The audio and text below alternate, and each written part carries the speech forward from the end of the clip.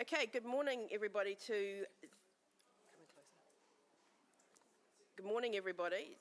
the room 2, which is the documentary category. Special thanks to Sony, the major sponsor of the 2024 Iris Awards, and the documentary category is proudly sponsored by Leica. The documentary category is for images that illustrate an actual event, life, an area of human interest, creating a strong visual narrative. Images that illustrate sporting events can be included in this category. Only single capture images will be accepted, whether presented as a single photograph or as a series. Post-production techniques applied must maintain the authenticity of the subject or scene as captured in the original. Adjustments to crop, rotate, selective dodge and burn, reduce noise, sharpen, adjust colour, black and white, and minor cleaning to remove sensor dust and chromatic aberration are permitted. All photographs entered must have been observed and must not have any element of the scene directed or created. If the photographer asks or directs someone to stand or sit in a particular location or pose, this would be considered created and should be entered in another category.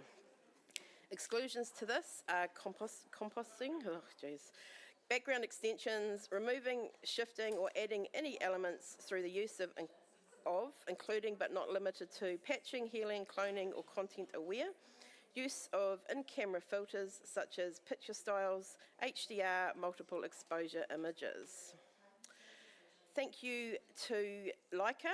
Leica is proud to support the New Zealand photography community once again, and their new studio-ready SL3 takes the art of storytelling to a whole new level. If you're keen to get a Leica in your hands and experience the renowned quality and craftsmanship of this iconic brand, chat to Dakota in the trade area. And Sony. Sony is a major sponsor of NZIPP for many years, and in 2021 became the major sponsor of the Iris Awards. So thank you so much to Sony for your ongoing support. Sony's mission is to create the future of entertainment with their innovative technology. They empower creators to express themselves in new ways. Visit Kevin, Mark, Renzo and Aaron at the Sony stand while you're here to check out the latest and greatest alpha cameras and lenses. Right, we're in documentary, guys. Let's do the run through.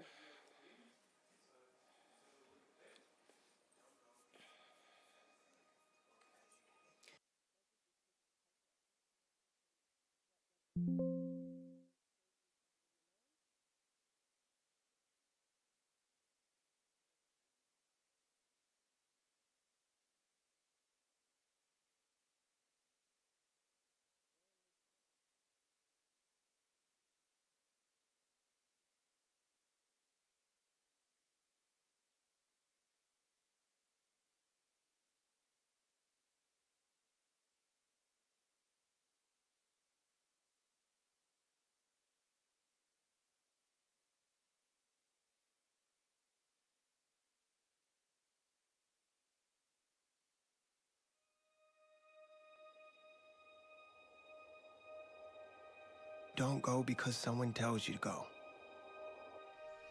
Don't go because everyone else is going. Don't go because it would make you look good, or because you can make it look good. Cities, mountains, streets, oceans, deserts, doesn't matter.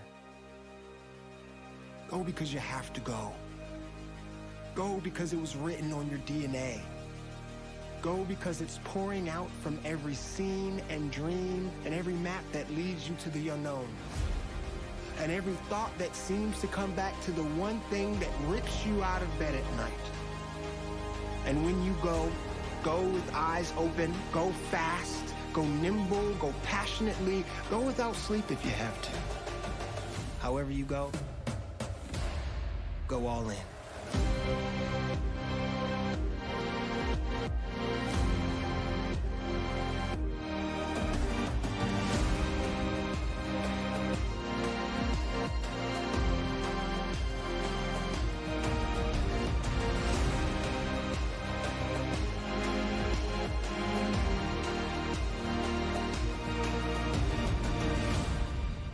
And if you don't like the rhythm, just change the beat.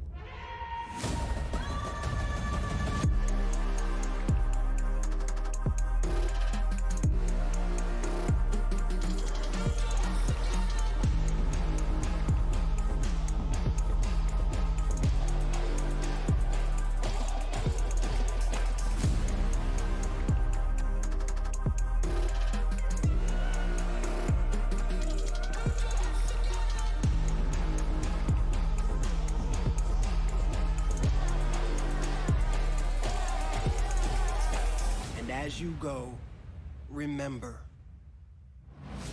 the world is waiting for your perspective.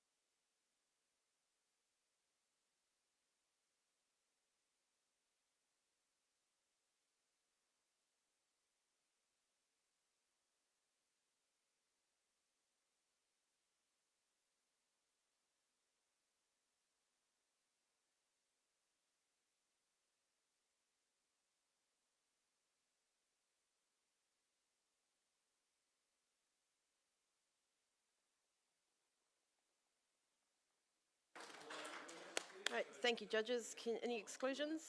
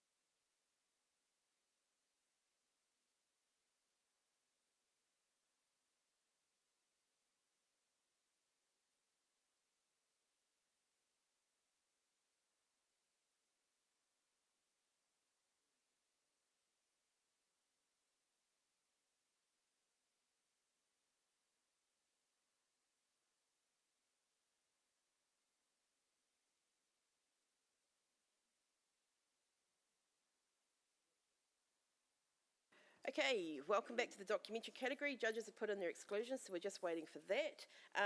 While we're waiting, we have got some judges to introduce. So today in the room, we have got Catherine Williams, Chris Anderson, Matt Palmer, Rebecca Kempton, Richard Wood, Tanya Niwa, Tony Carter, Tony Stewart, Tracy Scott, and Rachel Smith will join us a bit later on. I am your panel chair, Tracy Kennedy, and beside me today we have Simone Jackson. So we'll be running the room and we're about to get started. Can we have Richard Wood, Tanya Niwa, Matt Palmer, Rebecca Kempton and Tony Stewart to the chairs, please. Right. Good luck to everybody.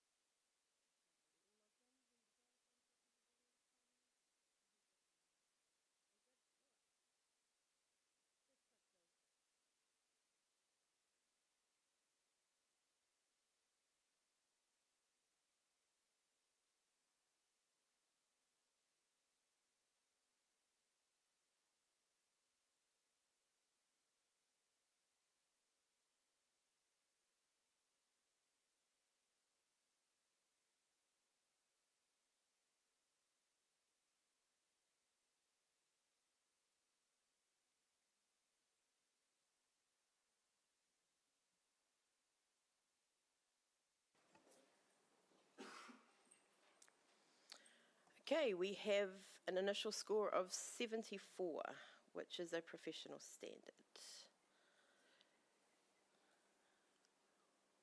All okay with that? Okay, can we have a comment from Tony Stewart, please? You got to just have to press it. Oh, sorry. I love the sense of isolation and squalor and a real sense of poverty that was there. In terms of something to improve, perhaps looking into the frame rather than looking out would have been something I would have encouraged. Thank you. Next image, please.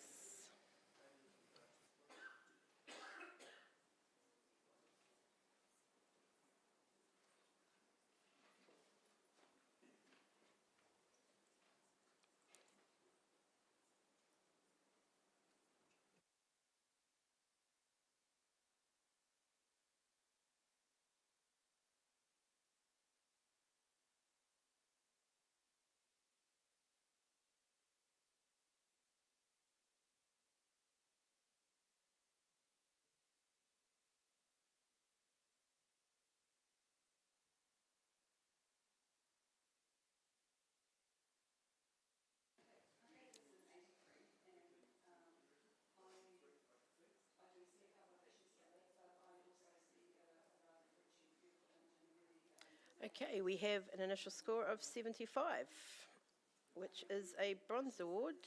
Is everybody happy with that? No, Rebecca, you've got a challenge.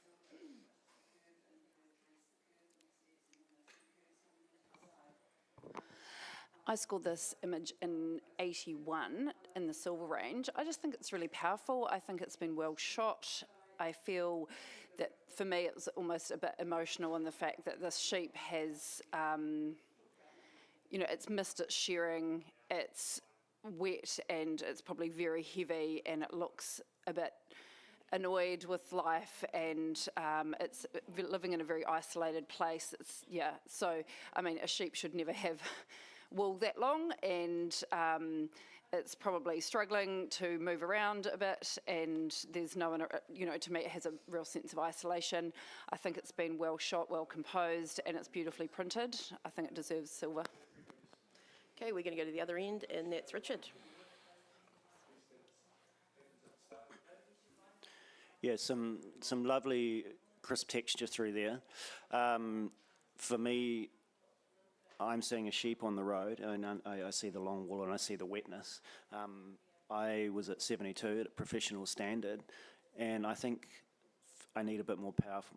The narrative needs to be more powerful, or take me much further than what you're describing for me there, Bex. And Tony Stewart.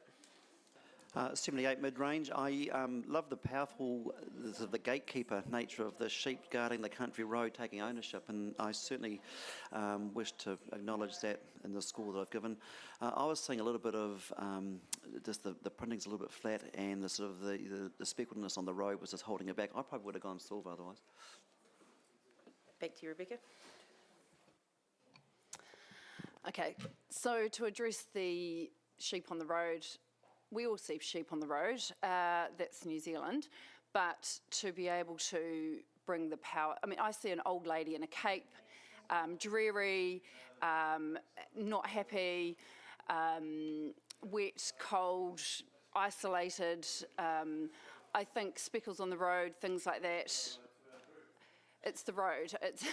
I mean, we're in the documentary section. I think that's totally fine. For me, it's the power of the story. I think it's the composition as well. I mean, how many sheep do we see on the road? But this is more, it's framed beautifully. It's got the verticals. It's got that lovely out of focus background. It's hill country. It's isolation. It's an old lady in a cape wondering where she's going next, heavy, waiting to be shorn. That's where I'm going with it. I think it deserves silver. Okay, judges, please rescore.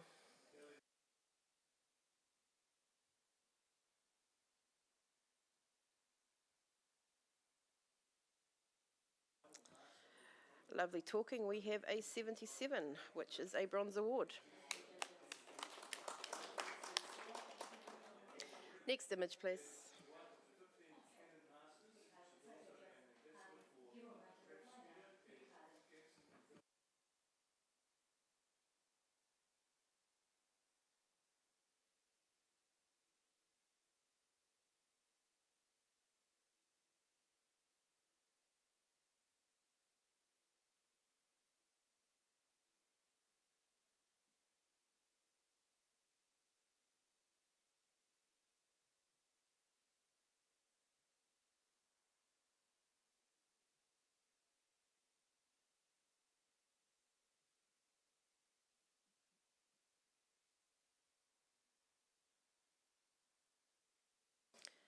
Okay, we have an initial score of 71, which is professional standard. All are good with that?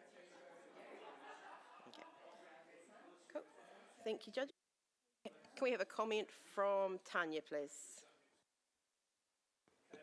Oh, the photographer's made a connection with the cow, and there's some quirkiness in there. It's quite joyous to look through the images. Yeah. Thank you. Next image, please. Next print, please.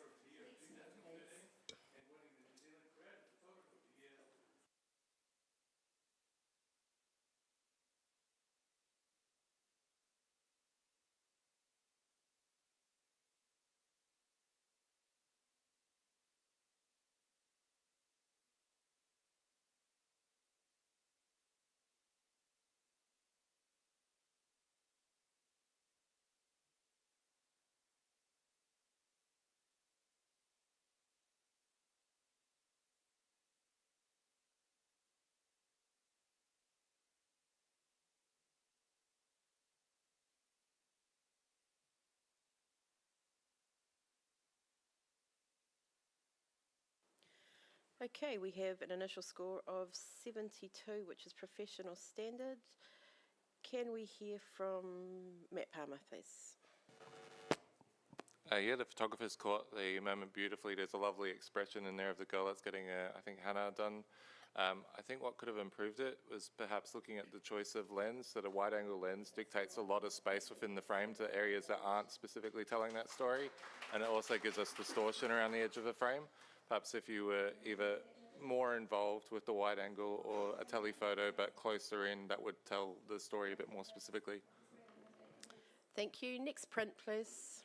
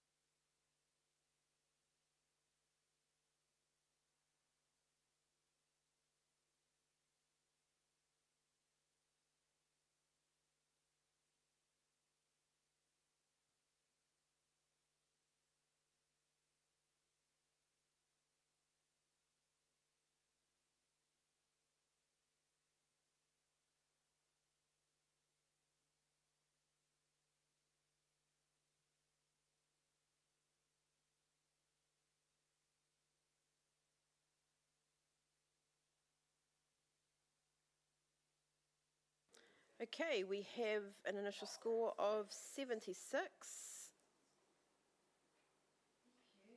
And Rebecca, you can challenge that.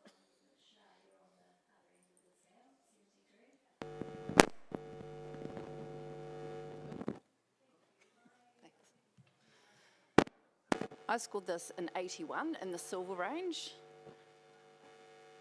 What an incredible moment.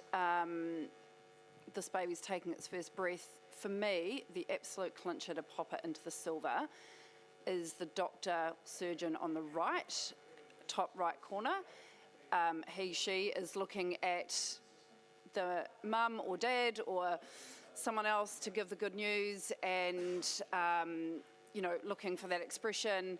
Their focus is not on the baby, it is on the person that gave birth to this beautiful child, and that really tipped it over the edge. I think there's just this beautiful moment that has been caught, and it is, for me, the decisive moment of that glance of that surgeon to the mother or father. It's beautiful. Okay, can we hear from Tony Stewart, please? 71, I think a perfectly competent capture by a professional doing a great job. I'm not sure I'm being presented with anything different to what I'd expect. There's not a learning from the image for me to see something beyond what would otherwise be normal. I'm finding that the tonality of the newborn perhaps a little bit dull, a little bit flat. So I'm listening. Okay, and Tanya, please.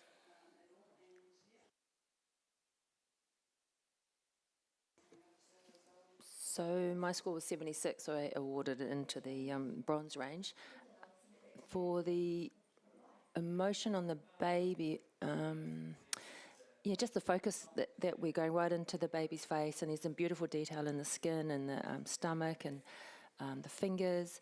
But thereafter, I was challenged to go any higher beyond that for similar reasons that Tony had said. Okay, back to you, Rebecca.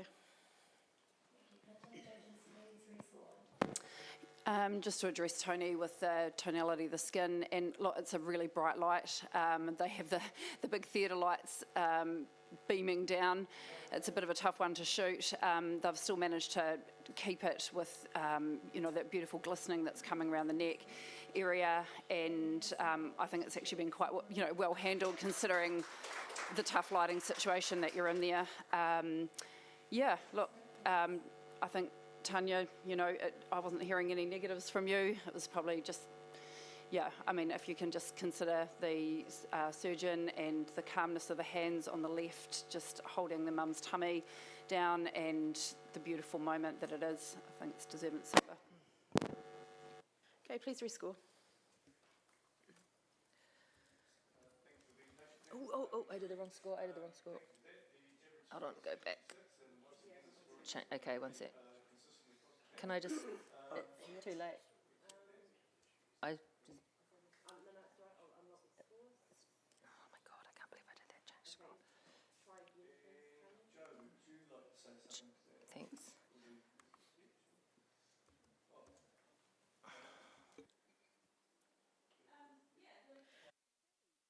Okay, we have a score of 80. Well done to the person.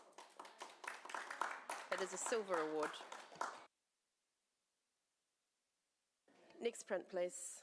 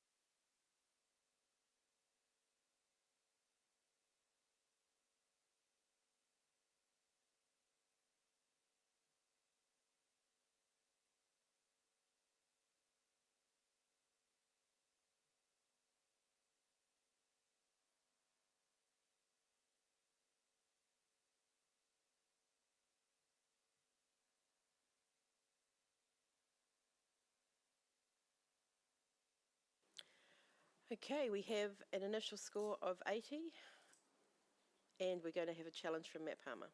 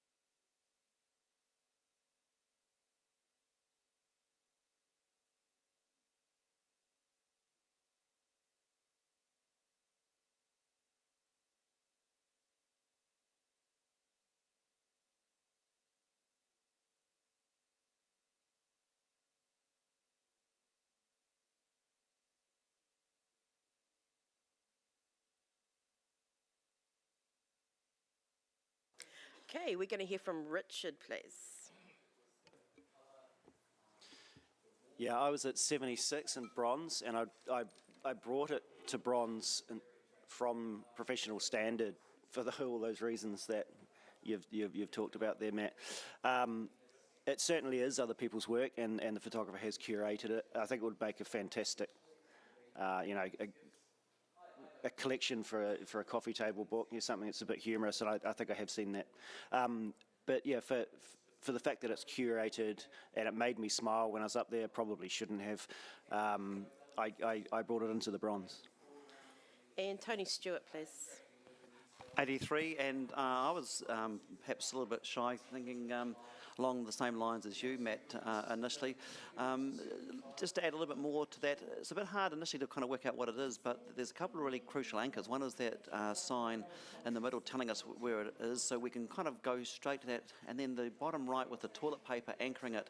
They're quite clever inclusions to as part of that creation process. And I think if there's everything sort of filthy and disgusting about public toilets and the kind of that space that's there, I think the photographers recognised that and wrapped it up as one. So I think it's actually worthy of recognition. I'll also come up. Right, back to you, Matt.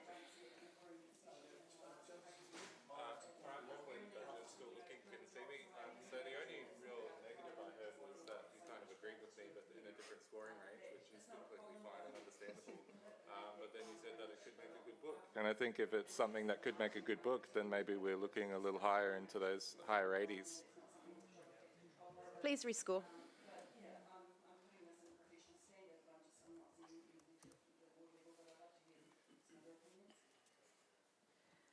Some talking and some movement, but 83 silver award. Well done. Can we have a blank screen, please? Blank screen, please. We're just going to fix that microphone.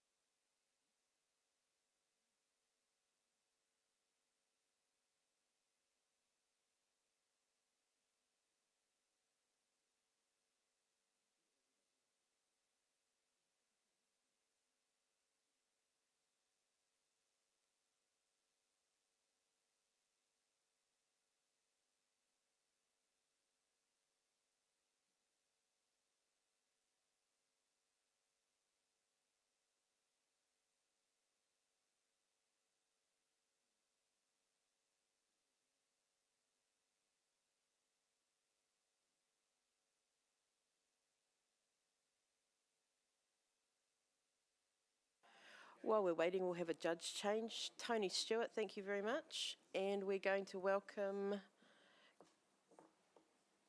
Chris Anderson to the panel.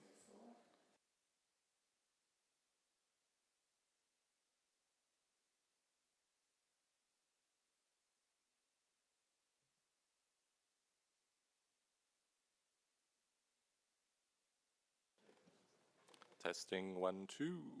Shall we move it around? Yeah, that's the thing. We move it to talk into it.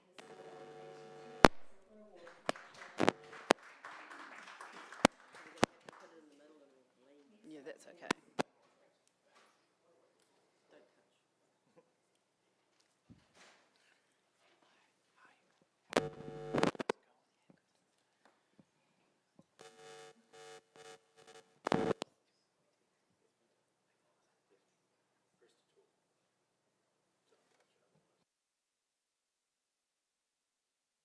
Okay, thank you guys.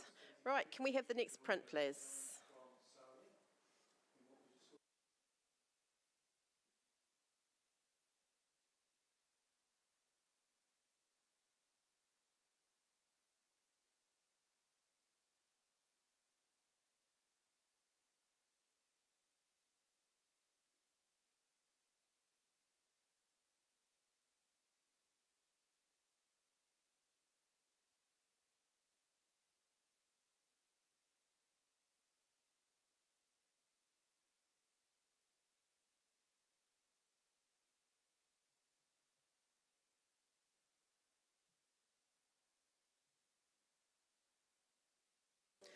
Okay, we have a score of 73, which is professional standard. Can I hear from Richard, please? I really enjoyed the play on repetitive shapes and the colour, you know, those doors reflected through the hat and the shoes of the individual. I think to take this further, a little bit more of a tale would be really good to give us some sort of essence of a storyline or a bit more content. Thank you. Can we have the next print, please?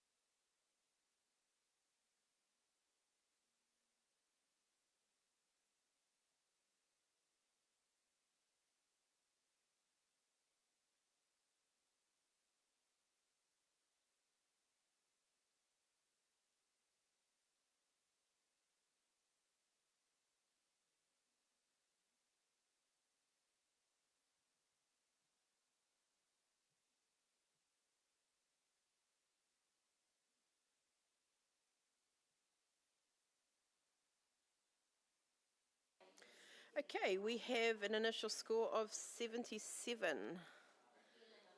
Richard, you want to challenge?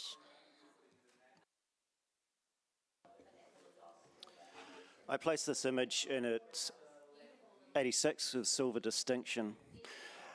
For me, the immediate reaction for me and tale being told here is the shift in society when we've all got our faces in our phones, whether we're standing still or moving down a somewhat could be a dangerous street. There's this complete, not overwhelming, but this complete being sucked into these devices. And then if you look closely in both those windows behind them, there's the faces of that sad reality. There's some sad faces watching on, almost people from the past. They almost look like saintly figures, looking down on these individuals in such a sad way of how, you know, what we're becoming. And my eyes go from the right to the centre, to the left, and up through those faces, round the top, and take me through a full circle of elements that tell the story for me. So I thought it was well deserving of being in that higher silver range. All right, Chris, you're up.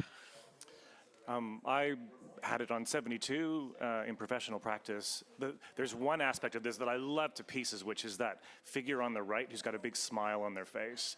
Like, to me, that's the main part of the story. You see a lot of pictures of people with their faces in their phones with that kind of emotionless face, and that person's like really excited. So that, for me, is the hero of this. And it's tucked away in the corner in a way where it's not celebrated the way it could be. So there's a couple of things that, for me, would have helped to bring it up. The vignetting is really strong, and that has the effect of making that central column above the central figure very bright, and that's where my eye goes. So I'd kind of be looking for, if the vignetting was not so dramatic in the corners, it would allow us to travel around the image a little bit more.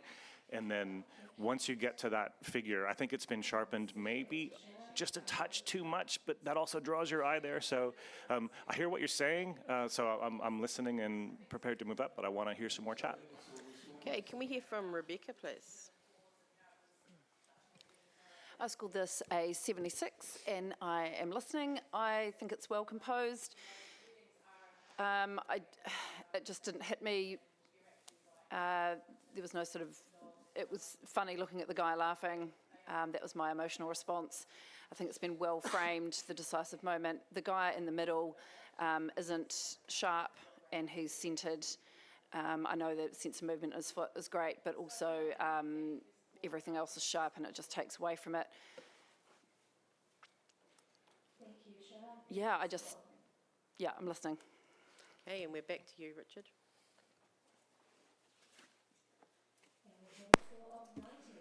I think he's sharp enough. It's funny what different people see in imagery. I didn't notice the big smile on the guy's face on the right, so for me it's not a major anchor for me personally for the image. And it's given me even more. He's clearly looking at a funny TikTok or something, and but that brings through my whole point of what's happening here, is everyone's outside but still distracted by these little devices that they've got. For me, the real anchor point, and this keeps going back to that really sad face that's looking down on the woman who's sitting on the ledge there. And then my eyes go to the next face, and that face is looking directly into the camera, almost questioning me on what I'm doing about this situation or in this world. So for me, it's questioning, and actually it gives myself a bit of self-thought. It's the image is asking me a question as well as telling me a story. My eyes, honestly, the vignette, I'm okay with it. My eyes keep going round in that circle. It's a clockwise motion. I go up through those faces, and then the movement of that man, that beautiful blur on that one foot, brings me through the image again, and I go round and round. And for me, it's telling me a really strong tale. Please rescore.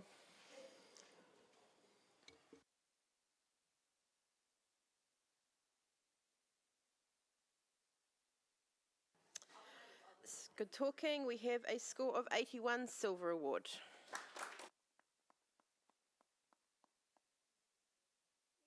Please.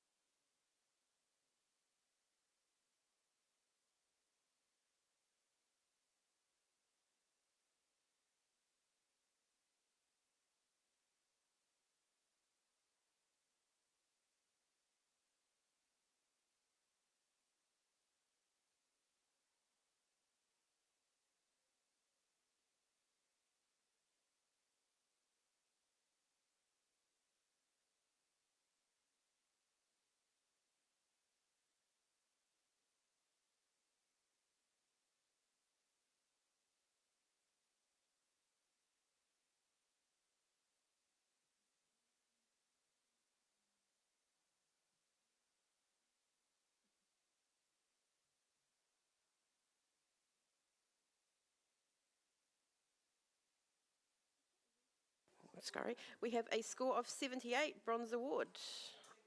All happy with that? Perfect. Thank you very much. Can we have a conversation from Matt, please? Yeah, I think this photograph raises some really interesting questions around being a voyeur and also being observed as the viewer as well. I like the contrast between the older fellow on the left that has his love in his camera and the other different kind of love, the proper one on the right. I think in terms of what would have improved it is the area of brightest contrast in the image is the stuff that's on the table there, and if that had been darkened down, it would have drawn your eye less to that area of the image. Thank you, Matt. Right, we're going to have a judge change. Can we please have Tracy Scott for Rebecca Kempton, Tony Carter for Matt Palmer, and Catherine Williams for Tanya Niwa, please.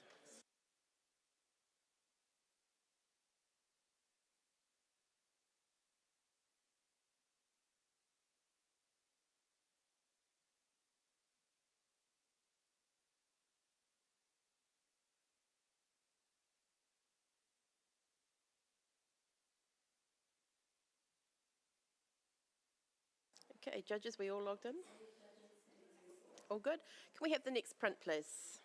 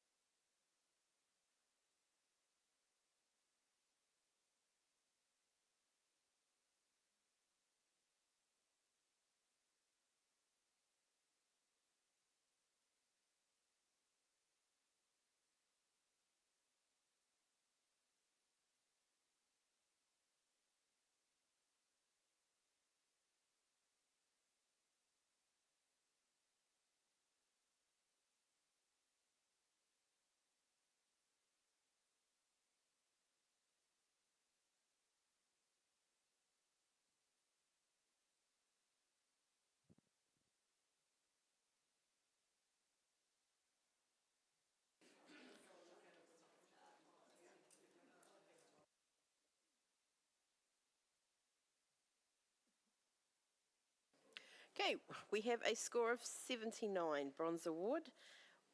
we are going to have to, because it is 79, Tracy, you want to review? Okay, challenge from Tracy.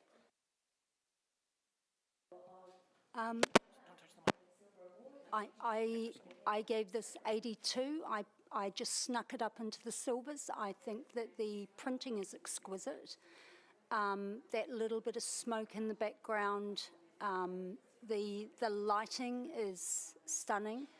Just all the fine details, and it tells a beautiful story about how what she's doing. She's a weaver. How they live. I've been to islands where this is literally what they live in. And I just think it's a very soft image. It doesn't yell at you, but I think it tells a beautiful story. And for me, it was deserving of a silver. And we're going to hear from Tony Carter. Yeah, I scored it 75. I see the beautiful, quality of the lady there.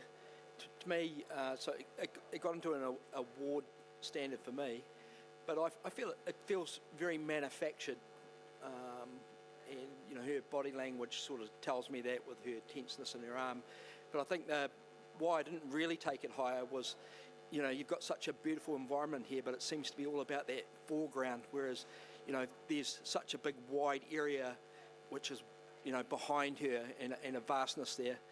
So it just feels like a bit of a missed opportunity with the centre focus on the clumsy composition. And Chris. So I was on 81, bit of support from me. When you think about how large the subject is in this image, she's only taking up a really small part of it, but even from a distance, she's dominating because of the darkness of her hair and her figure.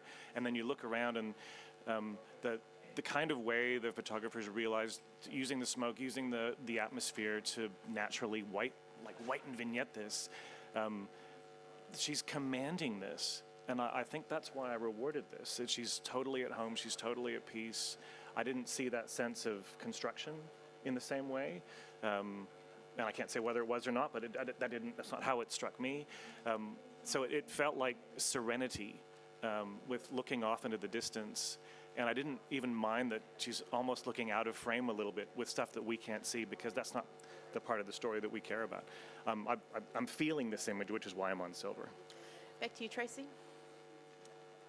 I'm a bit there with Chris. I'm feeling the atmosphere and that sense of quiet, peaceful. This is not a city or busy or bustling. This is dead quiet. The foreground doesn't bother me. It shows that it's not man-made looking. It doesn't look like it's some village that's been constructed for tourists. It actually looks quite authentic to me. And her skin tones and the clothes she's wearing and what the hut's made of and that baskets, everything just tones in so beautifully. Very peaceful, yeah. Just a quiet image, but I think it's very beautiful. Thank you. Rescore, please, judges.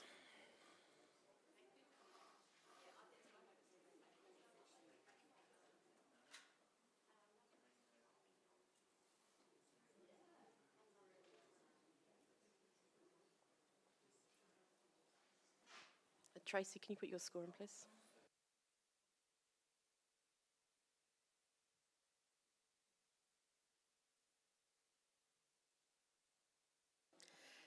Congratulations, we have an 80 Silver Award. Next print, please.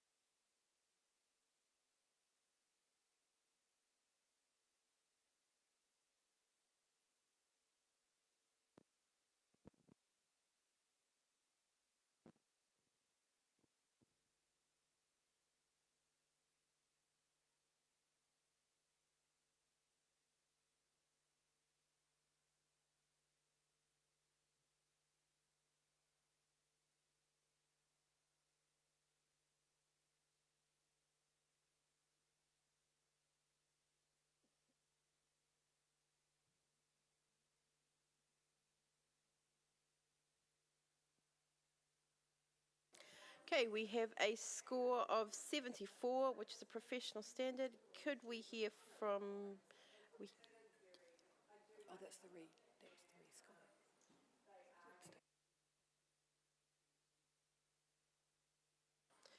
Happy, Tony Carter, please. Yep. The series idea is fantastic, but just remember when you've got a lot of energy in front of you like that to sort of pull out the focus on what you really want the audience to look at. At the moment, your eye sort of just tends to go around all the elements instead of seeing the real energy of what's really happening. Oh, thank you, Tony. And just apologies to the online viewers and people in the room. The feedback is unfortunately going to stay. There's a damaged cable and they can't change it until after the category is finished. So there may be some feedback, there may not be. We'll just have to play it by ear, sorry. Can we have the next print, please?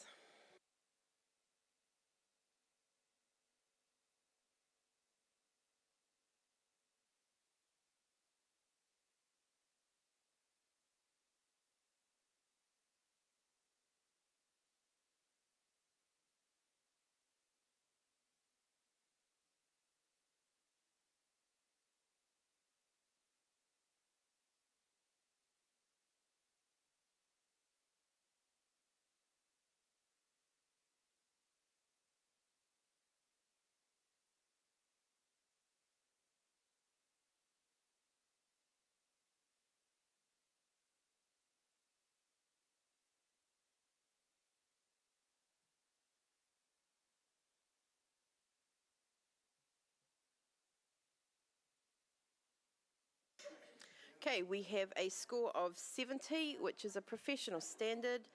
Can we hear from Chris Anderson, please? I had this on 71, so pretty close to the average. I think this is it's a good appreciation for a situation that's developed in front of the photographer.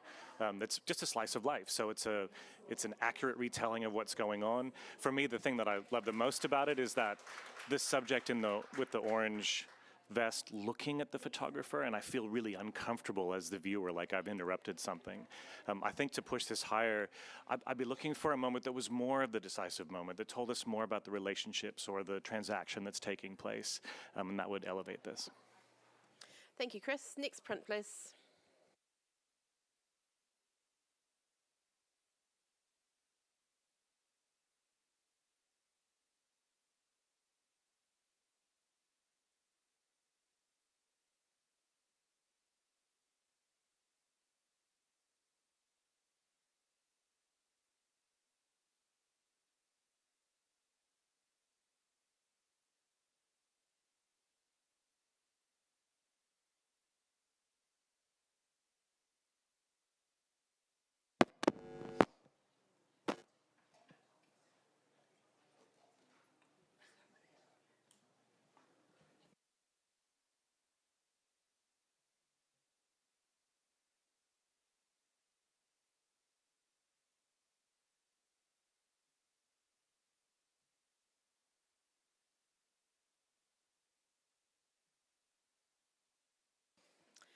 We have a score of 76.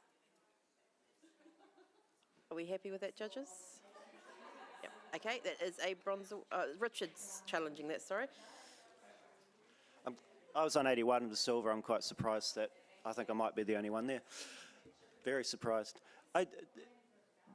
There's so much simple in this, but there's so much effectiveness in this. Such a simple, I think there's two colours the whole way through, such a beautiful soft effect. These really, it's simple because they're silhouettes, but yet there's so much expression in those silhouettes. That moment of glee for her, I especially loved. And if I was being asked to capture this moment, I'd be really happy if this was the result at the end of my work. And if this moment was mine, this is perfect for me. And I wanted to award that with the silver. Just so much in there, so much glee, the moment is perfect, yet everything is so simple and beautifully handled. I really love it. We're going to hear from Catherine, please. I gave this 73. Her expression is totally wonderful. The sort of warm monochrome of this, to me, is really dissected by that magenta flare spot, and my eye is going towards that flare spot rather than to the beautiful expression which I see in there. Also that silhouette, which is all about that separation, and then sort of seeing his foot descending into the tree in the distance. That's sort of another breakage in that for me. So although I could bring my 73 up into a bronze, I'm not into the silver range. And we're going to hear from Tony Carter. Yeah, I'm on 76. You loved it so much, Richard, but I thought you would have given it a high score the way you talked about it. I just feel probably like what Catherine has already alluded to. It's just everything she said, really. That's why I didn't really want to say any more. But I've given it a 76, so that's that's a bronze, and I think it sits comfortably there. One thing I guess I could say is in this category, documentary, we're looking at, we're not seeing anything from them besides their shapes against a landscape in the documentary category. Thank you, Richard. It is the documentary category, so I'm quite fine with that foot coming into the tree there, and I think there's plenty of separation there. The magenta catch of light that's coming through, I didn't actually notice it.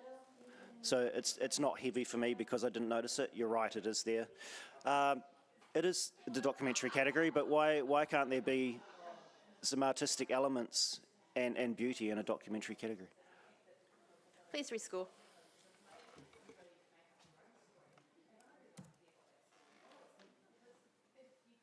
We have a 78, which is a bronze award. Thank you, judges. Next print, please.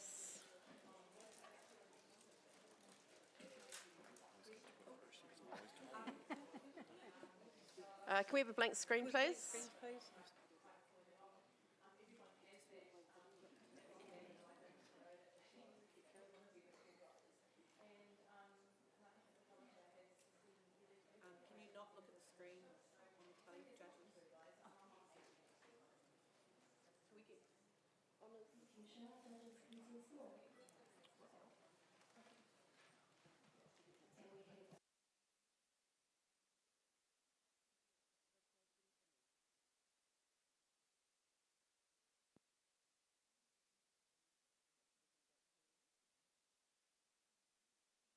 Okay, next print, please.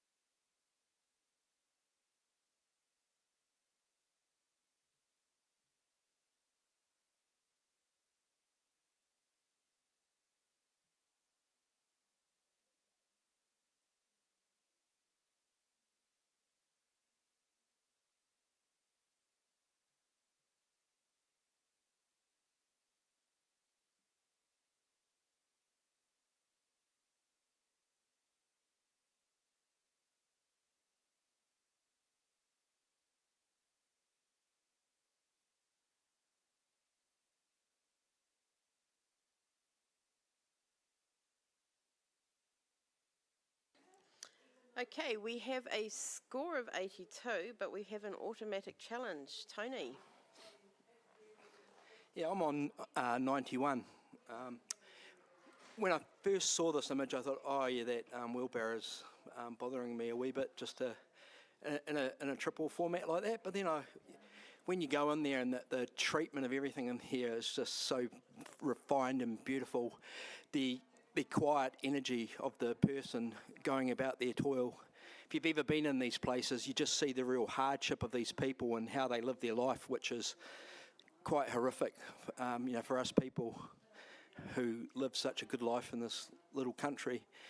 But the beautiful shapes, the beautiful treatment, and like I say, I think it's all about the quietness in this person's face. It's just got that, and the tonality. I think the finished quality of it's quite beautiful, and I rewarded it with a 91. Okay, let's hear from Chris, please. So I was kind of down the other end in bronze on 77, and a lot of the things you love about it, I love about it. I think it's beautifully printed. The color tones are amazing. The contrast between what the subject is wearing and the orange dirt, fantastic. And I think that's sort of where it stopped for me. So there's a story, I feel like there's 2 more frames that I want to see. I want to see that wheelbarrow even more full, and then she's got to take it off somewhere, or I just want more. Now, there's a thing that you said that's moved me, which is the stillness of her face and the lack of expression, and that might be the more. So perhaps that's the thing that says this is load number 6,000 of 10 billion, and this is her life. So I definitely want to hear some more. I'll be coming up to silver, but we'll see how we go higher than that. And Tracy, did you want to talk to that? I gave this 82. The colour palette is absolutely stunning. That's the first thing that attracted me to it. I really enjoyed the first image and the last image. I just didn't feel the middle image added anything to the story much for me. And I felt that the last image, she was just uncomfortably close to the top. Otherwise, I think I would have gone, but technically I was kind of, it just didn't quite take it to gold for me, but yeah, I'll listen. Catherine. I was on 83 and I'm going up to gold. For me, I agree with all the positive things that have been said here, but with Chris talking about additional frames, everything is in these 3, and that is the hardship, her diminutive body shadowed by the implements that she's surrounded, and then that central frame and her face. She is just lost within that world that overtakes and overshadows for more hours in a day than we would care to think about having to work. And then that third frame holds us back into the story, that's simply back and forth and back and forth, and you only need the 3 to show that. And, on top of that, the sublime quality that we're presented is bringing it up to gold for me. Okay, thank you, judges. Back to you, Tony.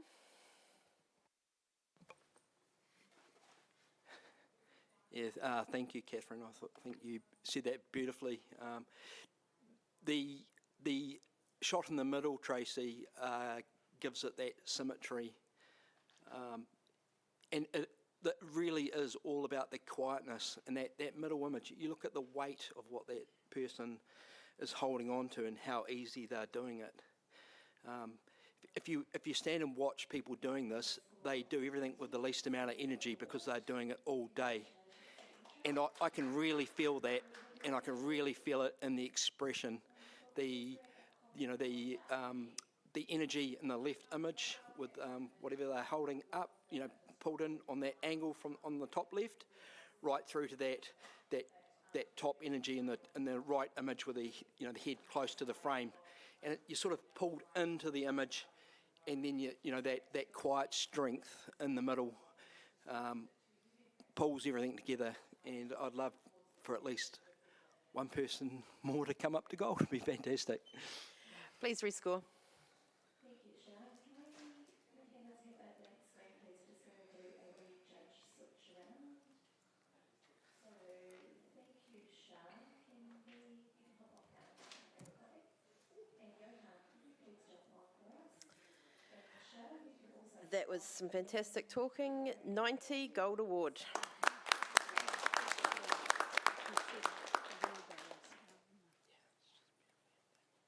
Can we have the next print, please?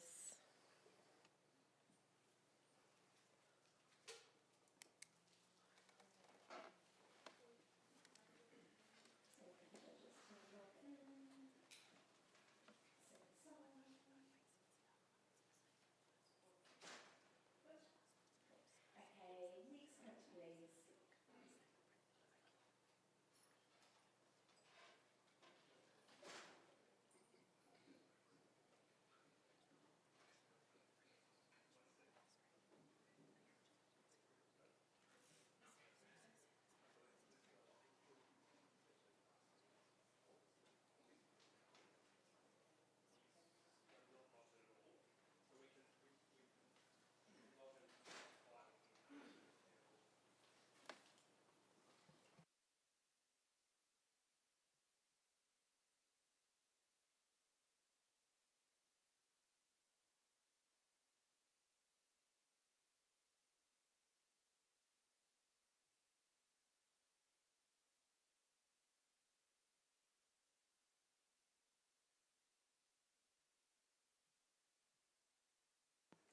Okay, we have a score of 77, which is a bronze award. Can we hear from Catherine for a comment, please? The immediate impact of this, as you stand back for the composition, is really quite beautiful, and the expression is beautiful as well. What sort of, I would love to have seen a little bit more richness through the printing, through the beautiful textures that have been captured, and the skin as well, and also just sort of in terms of understanding the tie between them, but congratulations. Thank you. Next print, please.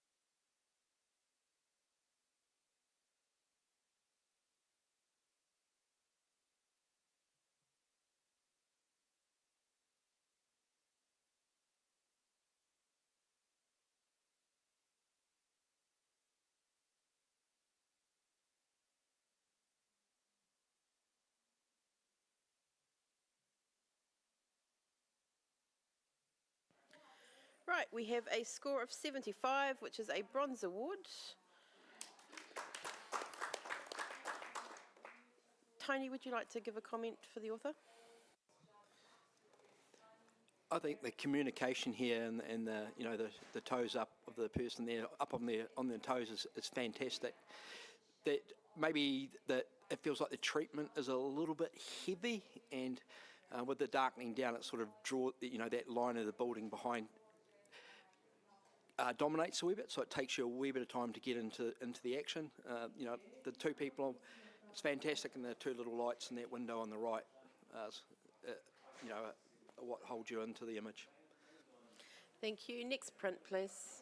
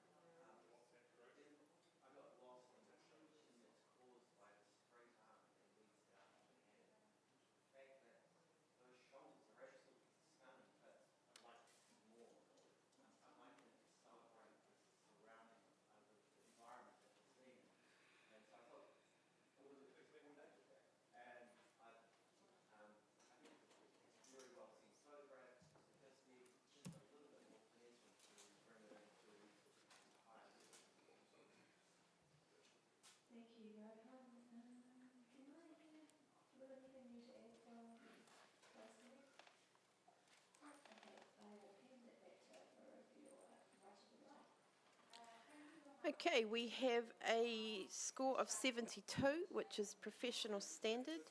Can we have a comment from Chris, please? I really appreciate that the photographer's taken what could be just a very typical event scene and done something artistic. Again, in this category, it's really nice to see people pushing the boundaries. I think perhaps looking for a technique that matches the subject in a way where they work together really, really well. So I'm not sure in this case if that long exposure and providing that drag accentuates this particular story. So I think this is definitely worth pursuing, pushing the boundaries like this. Thank you very much. Next print, please.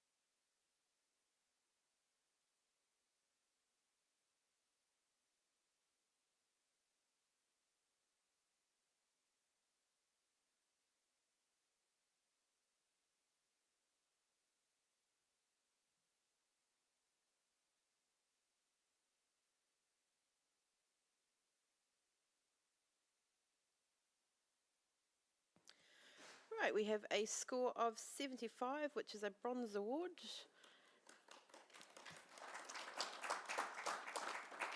And can we have a comment from Richard, please?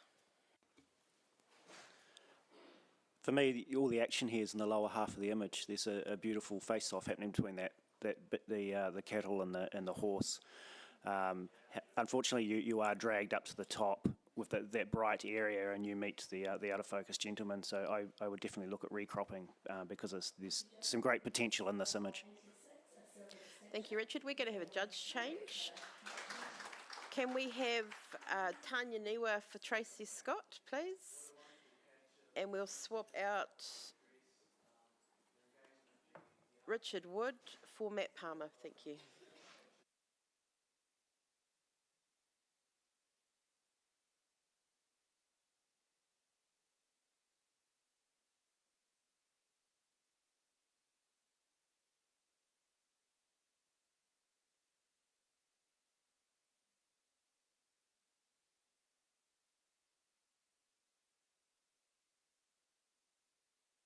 Right, may we have the next print, please?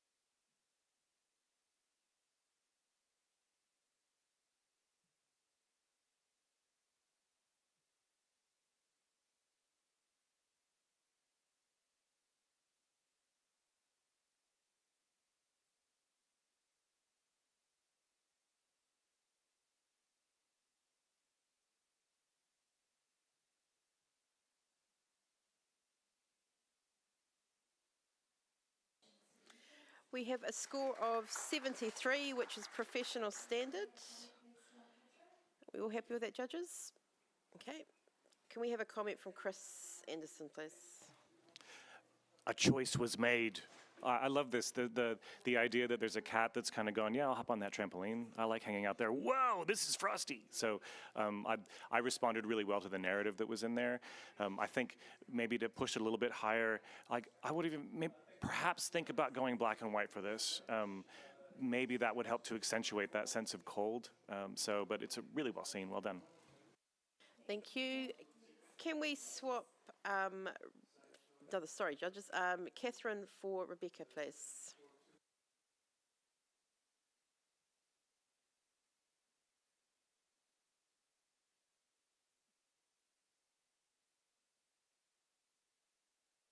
Right, next print, please.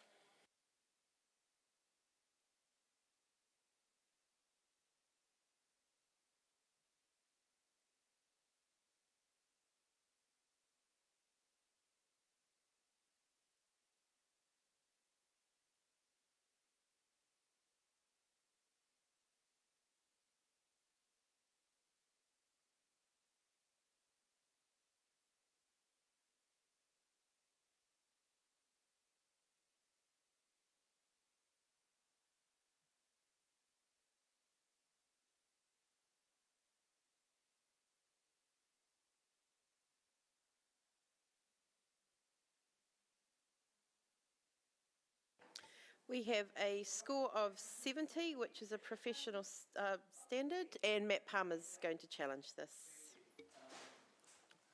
So I'm rewarding this on the basis of what's being seen in terms of the moment, and the girl, as she's photographing this lamp, she's got her legs crossed, and then you've got the sassiest pigeon in the world that's also kind of crossing its legs as if to counterpose. I think in terms of what could have improved it, which is not what you usually say on a challenge, but I'd say even possibly cropping the image in half and just keeping the bottom half, I might have been talking silver. But at the moment, I'm just in the bronze range. And I think the observation in this does deserve that reward because we are in a documentary category. We're telling stories, we're capturing moments. And as quirky as this is, it is a moment and it's been captured really well. Yeah, I'll leave it to your judges. I'm coming down to Tony Carter. Yeah, I'm on 66. I think, as you alluded to, Matt, the posing of the double set of legs is fantastic.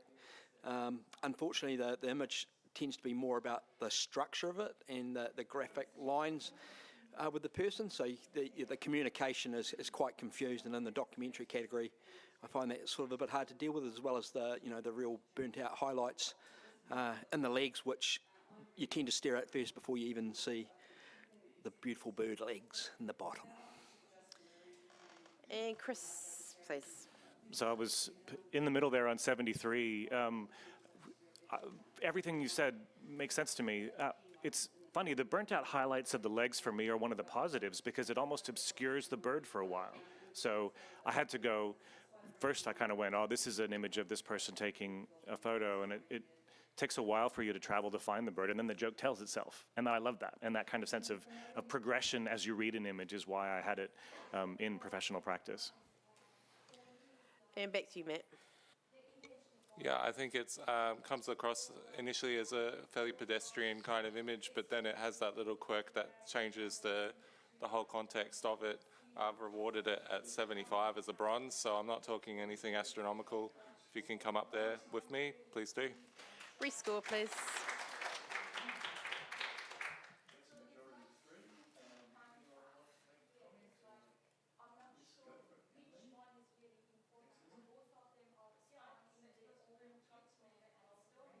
Matt, you need to put your score in again, please. And we have a score of 72, which is professional standard. Thank you. Next print, please.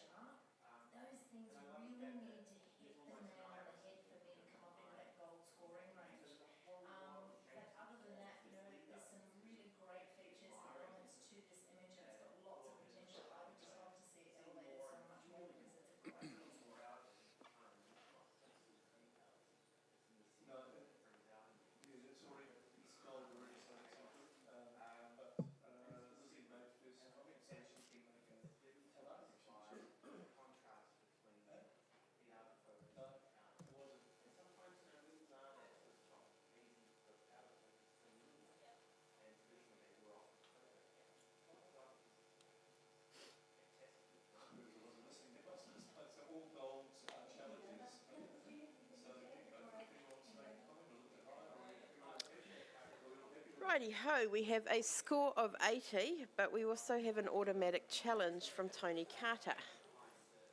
Yeah, I'm on 93. The quirk of this. I mean, that voyeuristic feel of the foreground and the people and how they're all faceless. That beautiful shape coming down in between them. What the hell's going on? And then your eye goes right up to the top to that aeroplane. It's just sitting there in such a weird position. Everything about this is quite weird. I like images that ask lots of questions but don't have answers, because then we can fill it in with ourselves. But I just think that the power of observation here shows a quirkiness to the photographer. This is quite different. It's quite timeless. You know, the fact that there's no real faces until you see that person sitting in there, and you just go, what the hell's going on here? I think the print quality is fantastic. The layering of the people, the layering of the land, and then that shape that the man's on, just coming down into the middle. Quirky as gold for me. And we're going down the other end to Matt Palmer. Yeah, to use a cliche, I saw what you did and I felt it felt into professional standard, which is where I scored it. I think what held me back is I appreciated the timing of capturing that plane in the scene, but I feel like the plane isn't actually telling part of the story unless I've missed the story. So if you can kind of explain that, I'd appreciate it. But I just kind of felt like it was a little bit of happenstance that was well captured. And we'll go to Tanya, please. Don't touch the microphone, that's right. I was sitting on 77. I really enjoyed the I guess the questions that arose from looking at this image, and for similar reasons that Tony, that you mentioned, that we don't have the answers, but there's lots of intrigue in the image. And yeah, the positioning of the plane, I thought that was really really cool. I just, like Matt, perhaps, yeah, I couldn't see it as a gold. I love the shapes as well, and I love that it's just so unusual. Just points for improvement would be where the burning in is on the hills. It's just a little bit uneven. That's the only. But other than that, totally unique. Back to you, Tony. Yeah, I guess with documentary, sometimes you can expect it to explain something to us. But if you look back through the history of street photography, and this is what it feels like to me, it feels like something that could have been taken 30 years ago, but we know you're not allowed to do that in the rules. And I just think that the power of quirk and interest and no answers, compositionally, I think it's fantastic. And just the scale of everything, the scale of the people in the foreground, and the balance of the person doing whatever they're doing there, and then your eye just goes up to that plane that's just about, it's just in the right point. And I just think it's beyond quirky, and it's very timeless, and it could be around for a long time, this image. And I wouldn't get sick of it. I think it's definitely a gold, and I'd love you guys to come up as much as you can. Thank you. Please rescore.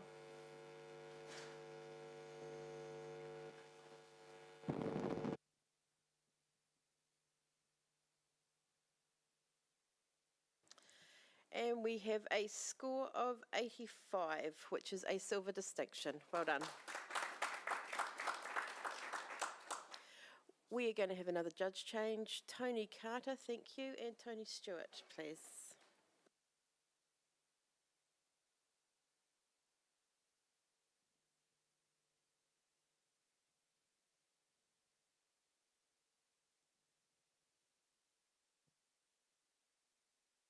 Next image, please.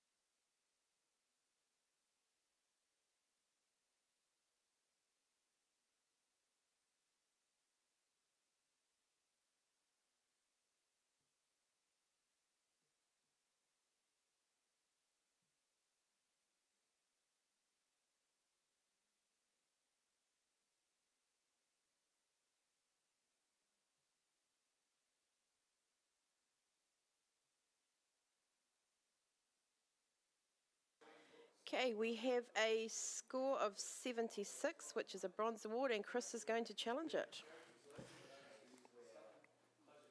It takes a little while to get into this image, and it looks like, they're really simple images. None of the individual images have a massive, massive impact because we're watching this scene unfold in front of us. And I know we're probably all assessing this going, does it need this many images? This is completely a story about the relationship between this animal and this animal's human. And it tells the story of what is probably an entire day's worth of preparation and fellowship, from the very first one where perhaps it's the start of the day to this medal being awarded. And to me, there's one image in this that is the kicker, and it's not the first or the last, it's the middle one, where there's this sense of closeness and relationship and familiarity and comfort with this animal just resting on the person. And that's what I'm really responding to in this. It feels very genuine and authentic, and that feeling of fellowship comes through strongly for me. And I find that quite emotional, and I'm on 82. I rewarded it with a silver, and I'd love to have a chat. Okay, I'm going to go to Tanya Niwa. She's at the other end. Yeah, sitting on 72 here, I feel like there's so much to look at, and some of the images with being further away, and then the second row, first left, and then, just the different levels of close-up and far away, they just kind of make it all quite busy, and it's quite hard to focus on and look for any emotion. I'm finding I'm struggling to find the emotion. I can totally see what's going on as far as there's a relationship there and some pride, but just not feeling the emotion. And just a little bit bright, that second image in the first image on the second row is just a little bit brighter than the others. Just too much going on, I think. Matt Palmer? Yeah, I think focusing on that connection, there's some really beautiful moments in there, but I felt like they were a little bit diluted by how many frames there were and a little bit of repetition in the posing between frames, so the calf's head raised in 2 of those frames. And also that the whole thing is moving towards that finale in the bottom right, and wow, this cow's the grand champion, but I don't get that same connection or celebration in those last frames. Like, I could just imagine her kneeling down, like embracing a cow or something, and that would have been the perfect image to set it all off, but unfortunately we don't get that, but I do enjoy the connection. Hey, and back to Chris. So it sounds like, for the most part, one of the things we're concerned about is the level of emotion that's being shown here. I'll get to that. I guess technically, there are some frames that are a little bit brighter, a little bit softer, but it's a day. We're capturing a day. That doesn't bother me particularly. I think it's funny, that lack of facial emotion for me is meaningful too. I mean, if you think about someone like, often you'll see people, handlers for animals, and they live on the farm, they're working, they're not necessarily full of emotion. So this could be flat, and it could be emotionless, except for that center frame where that connection comes in. So I think there's emotion and love and connection bubbling under the surface, that it takes that middle frame to push that forward to us. And there's such a sense of comfort. And you look at the subject, the human subject, they're reclining on the ground, and it's kind of an awkward pose. Like, a lot about this is awkward and quirky, and that's great, but none of that stops that connection from coming through. And still feel moved by it. I'm on 82. I'd love to see us at least move a couple of points up. Hey, please rescore.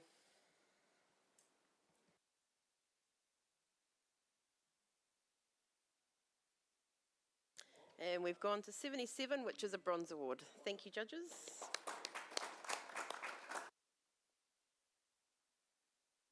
Next print, please.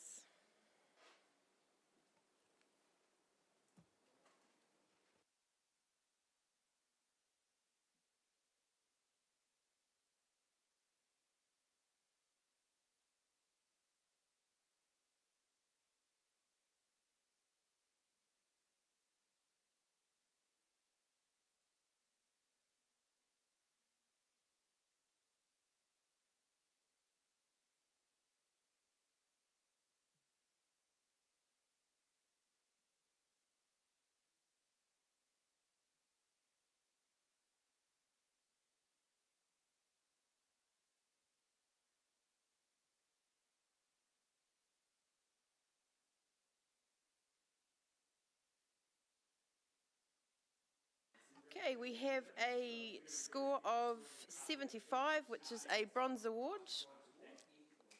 Can we... Tony, would you like to comment? I love the opportunity here of showing a little bit of hope in what is probably quite a desolate environment, so that this child is a star. He's wearing one and he's obviously got that wee sparkle in his eye, so I think it's a brilliant capture. Somewhere I'm guessing could be overseas, but of course the highlights in behind really do distract quite significantly, but I think the fact you're there under this cloth and capturing this was well seen. Thank you, judges. Can we have the next print, please?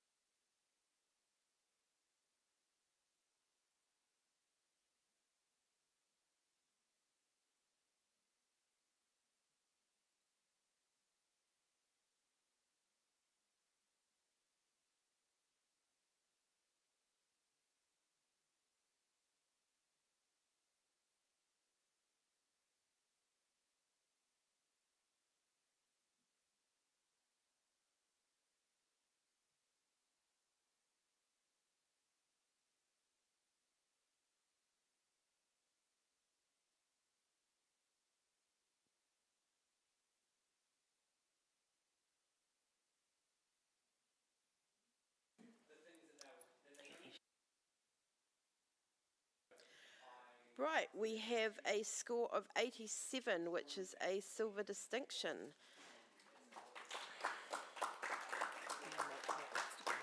Matt, would you like to comment?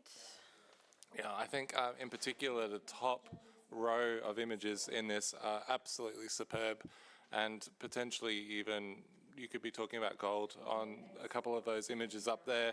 I think what would have pushed it into gold is the curation and sequencing of the images and ensuring it tells more of a story about this community. I feel like the middle row in particular doesn't really serve the rest of the images, but absolutely great level of photography here. Thank you. Next image, please.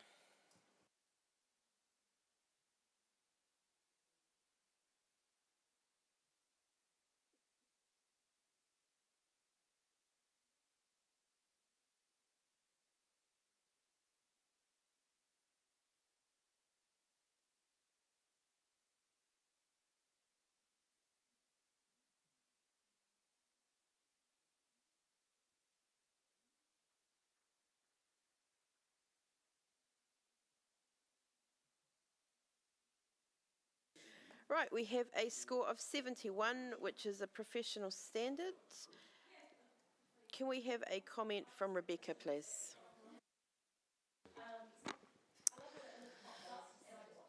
These events are incredible to photograph, and there is just so much going on. The star of the show is, I think, the horse's determination to have a go at this cattle beast, and the guy riding it, which is out of focus, unfortunately, and very bright going out to the top, but a bit too much tension up there at the top of the frame. But yeah, go back again and give it another go and try a different composition there, I think. Well done. Next print, please.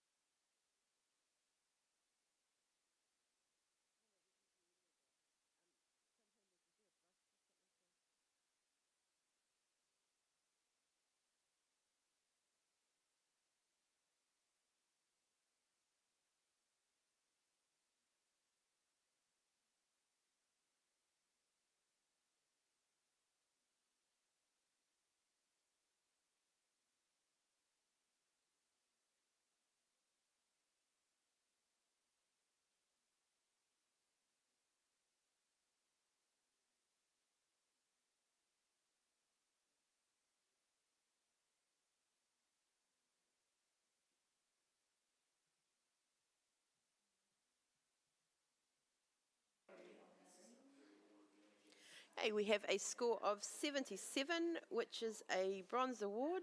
And Rebecca's got her hand up. Off you go. I scored this in the silver range at 80. It's very graphic and it's super sharp where it needs to be, and it's got a great feeling of power. And I think to go a little bit higher, it would have been 1 millisecond just to have that symmetry, but also the point of view that this photographer has. I'm not sure where they would have shot this from, potentially another plane, I'm not sure, but you're really face on, and I think it's brilliant. And how it's presented, it's beautifully cropped, and I think it's deserving of that next range up. We'll go down the other end. Chris Anderson. I was in professional practice for this, and you're right, they're in the perfect spot, like good planning, that's excellent. I was really distracted by the printing in this. So there's horizontal lines that work their way through all of that section of blue that I find distracting, and I feel like there's some magenta tones coming out of the clouds that probably are indicative of really pushing the saturation of this, and that's kind of what kept me down out of an award range. For all the things that you enjoyed, I did too, but to me I struggled with that. Okay, and Tony Stewart, can we have a comment from you? The only new thing to add to that is there's a fine balance in aviation between getting prop movement, which the aviator shooters love having the sort of the full blur, but of course you don't get sharpness with that. But that lower left plane isn't sharp, so it's kind of in that mid-range of aviation sort of photography for me. Thank you, and back to Rebecca, please. Yeah, I can appreciate the difficulty in trying to get everything bang on. I love the prop. I think for the reasons that you've maybe brought it down a little bit, I really enjoy the prop movement. I didn't notice the softness in that front left. The one that I can add in is the top left has got the silver reflection. It's a really harsh day. It's bright blue sky. It's white clouds.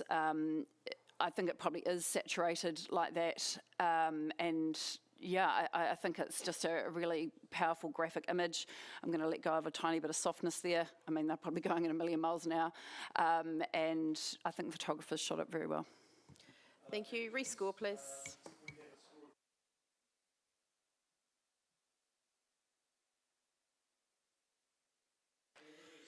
And we've stayed on 77, which is a bronze award. Thank you. Next print, please.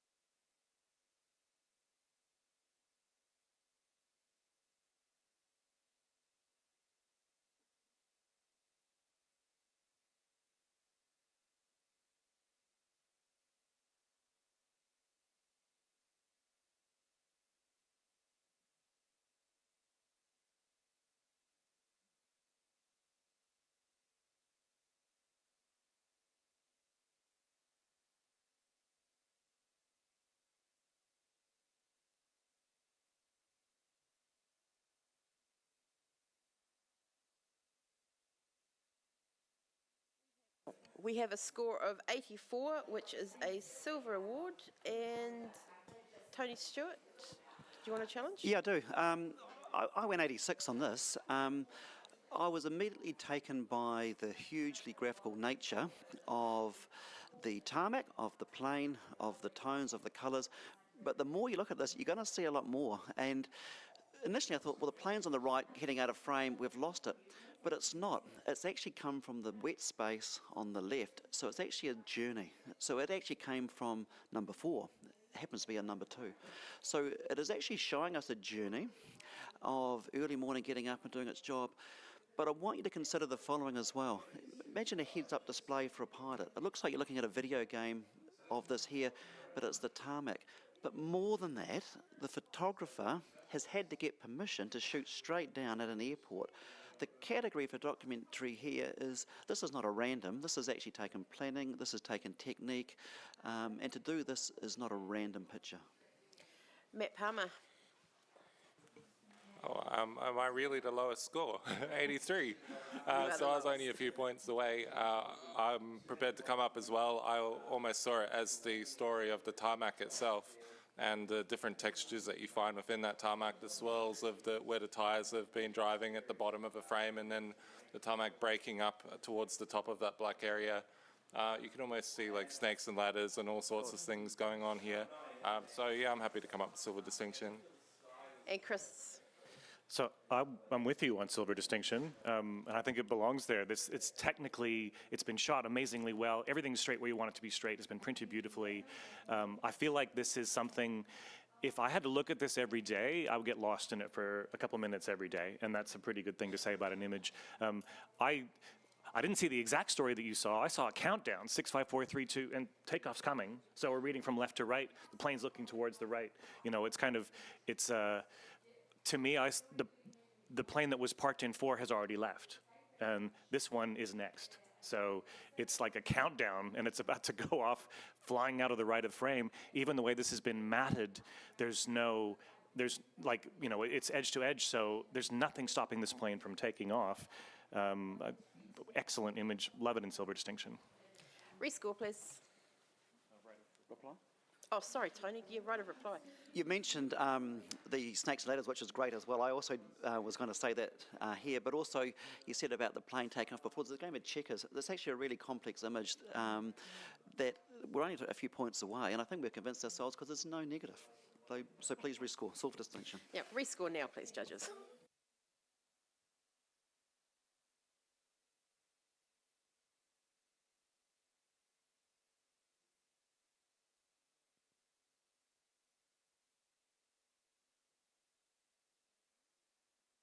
I was thinking about it, Tony.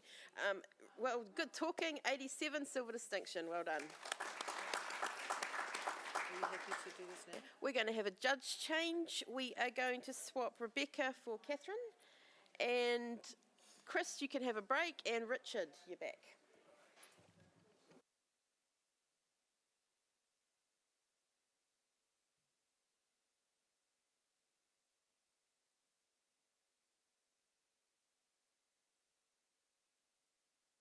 Right, we're all good to go. Next image, please.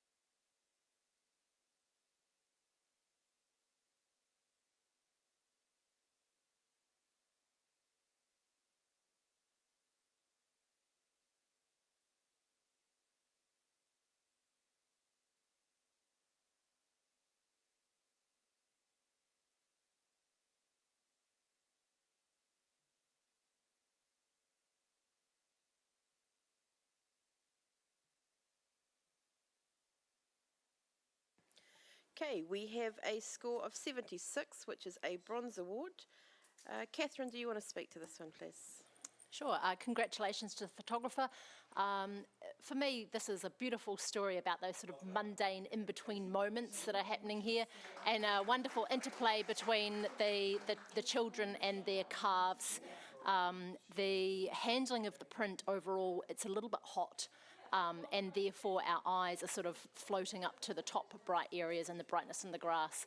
A little bit more gruntiness in the handling of this would have helped this. Thank you. Next print, please.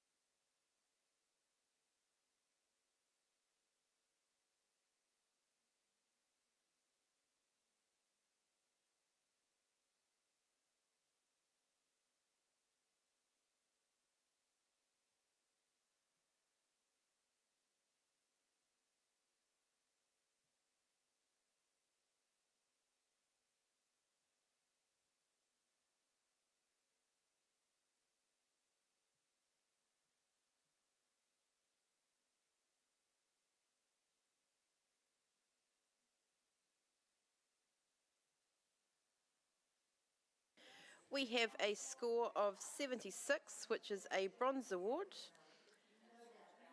Matt, would you like to talk to the print, please? Yeah, sure. Congratulations on the bronze. I saw it as really interesting how the photographer has positioned the cyclist, well, the motorcyclist face within the composition of artwork in the background there, and the juxtaposition between something that's very fashionable versus the everyday life of that area. I think what could have improved it was having something a little bit more legible in that doorway in the background. The darkness of that doorway does draw you into that space with it being central, and if there was something in there that really kept you, that would have lifted the score even higher. Thank you. Next print, please.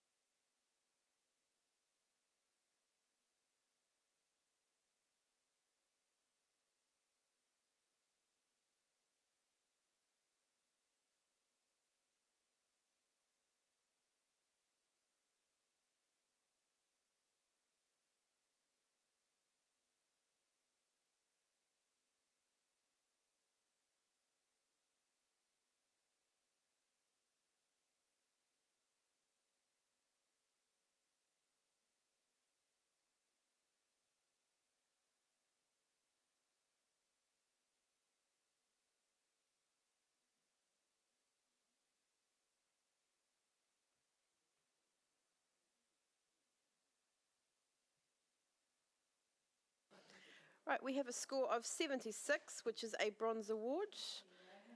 Can we have a comment from Tony, please? A highly graphical image here, and the high contrast is certainly what grips your eye. Initially, you've got that what appears to be a finger, whether it's a person or a statue pointing up to a wee bit of text in the top. It's quite intriguing. So there's quite a lot to kind of get your head round in here, which is making for a fascinating picture. Perhaps the highlight's a little bit too blown out, and the composition could be slid a little bit over just to improve.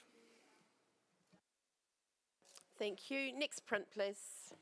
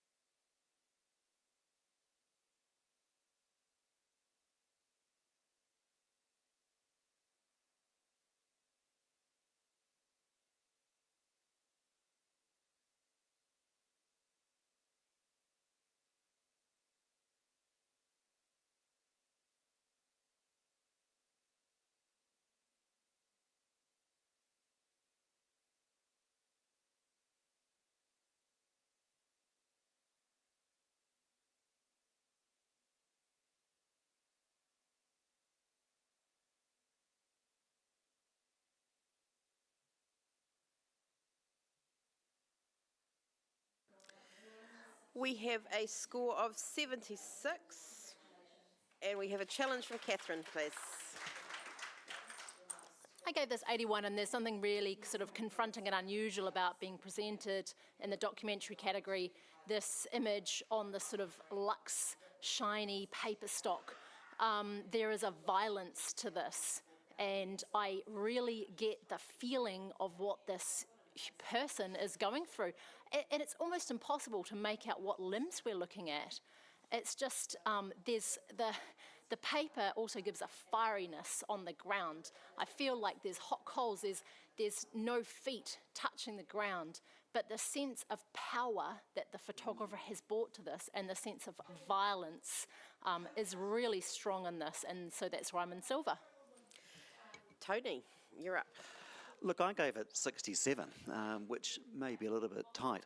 However, for an award image, I'd like to see the photographer exerting a little bit more control rather than letting some of the settings come through with almost random aspects. However, I like the fact that you're onto something, and I'll give credit here that there's a concept here which is more of blur. So you can imagine if this person's going to be knocked out, well, the whole thing's got blurry. Look, I could perhaps buy it from that point of view. Matt, you're in the middle.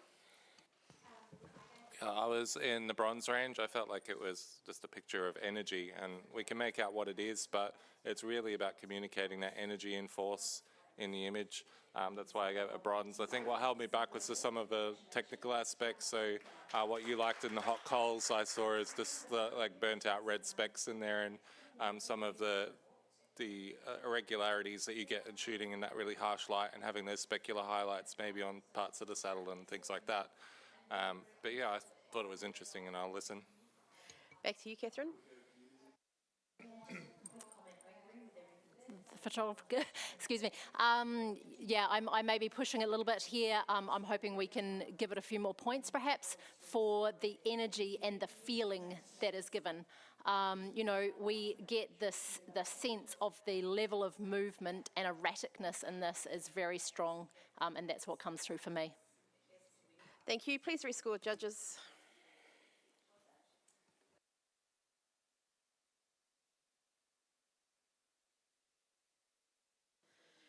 We have a score of 77, which is a bronze award. Thank you. Next print, please.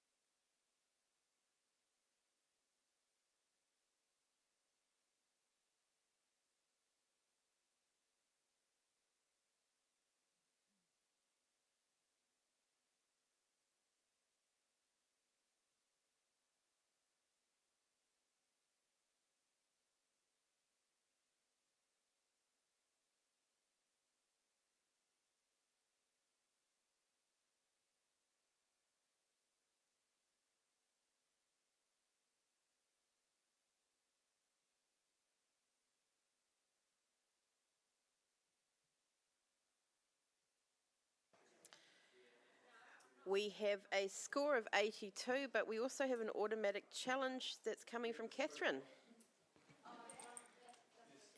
Yeah, I gave this 92. You know, we're presented with the story of someone who has attended multiple protests, and, you know, and then we have the divide. So the divide that's created in the middle through the choice of the presentation, the divide of the black and white and the colour, and then we have so many compositional elements that have been really well thought out to hold and pair the images together. As you look through the crowd scenes, we see a person with their hands up over their face.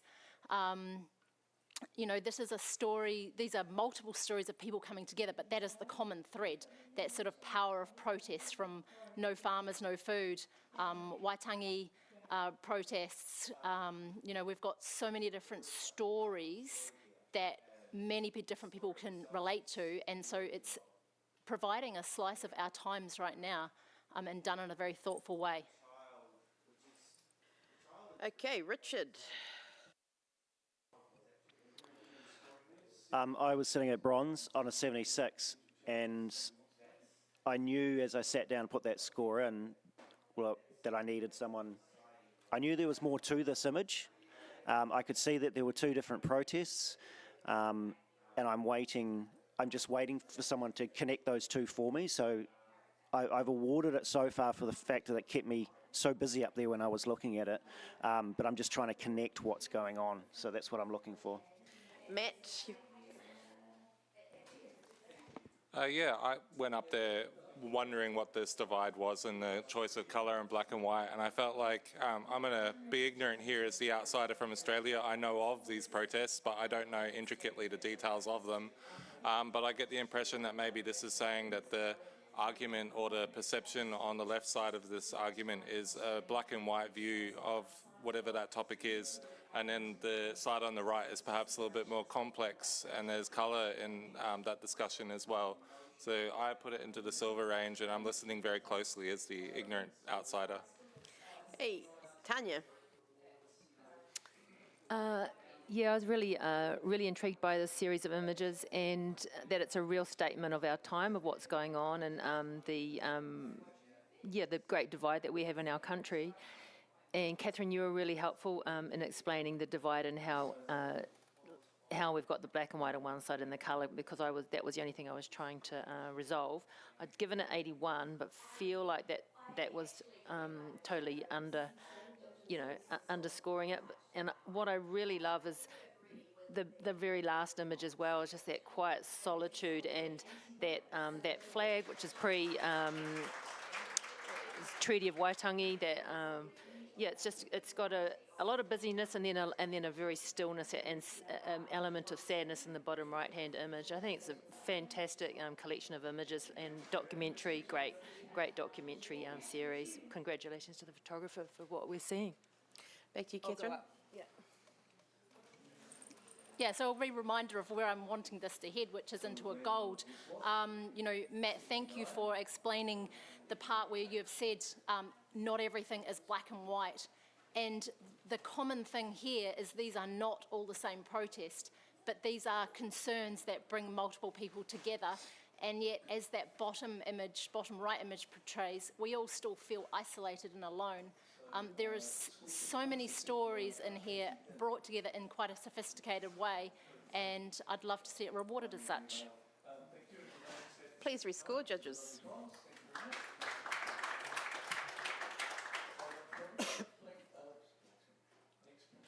Well, that was good talking. We have a score of 90, which is a gold award. Well done.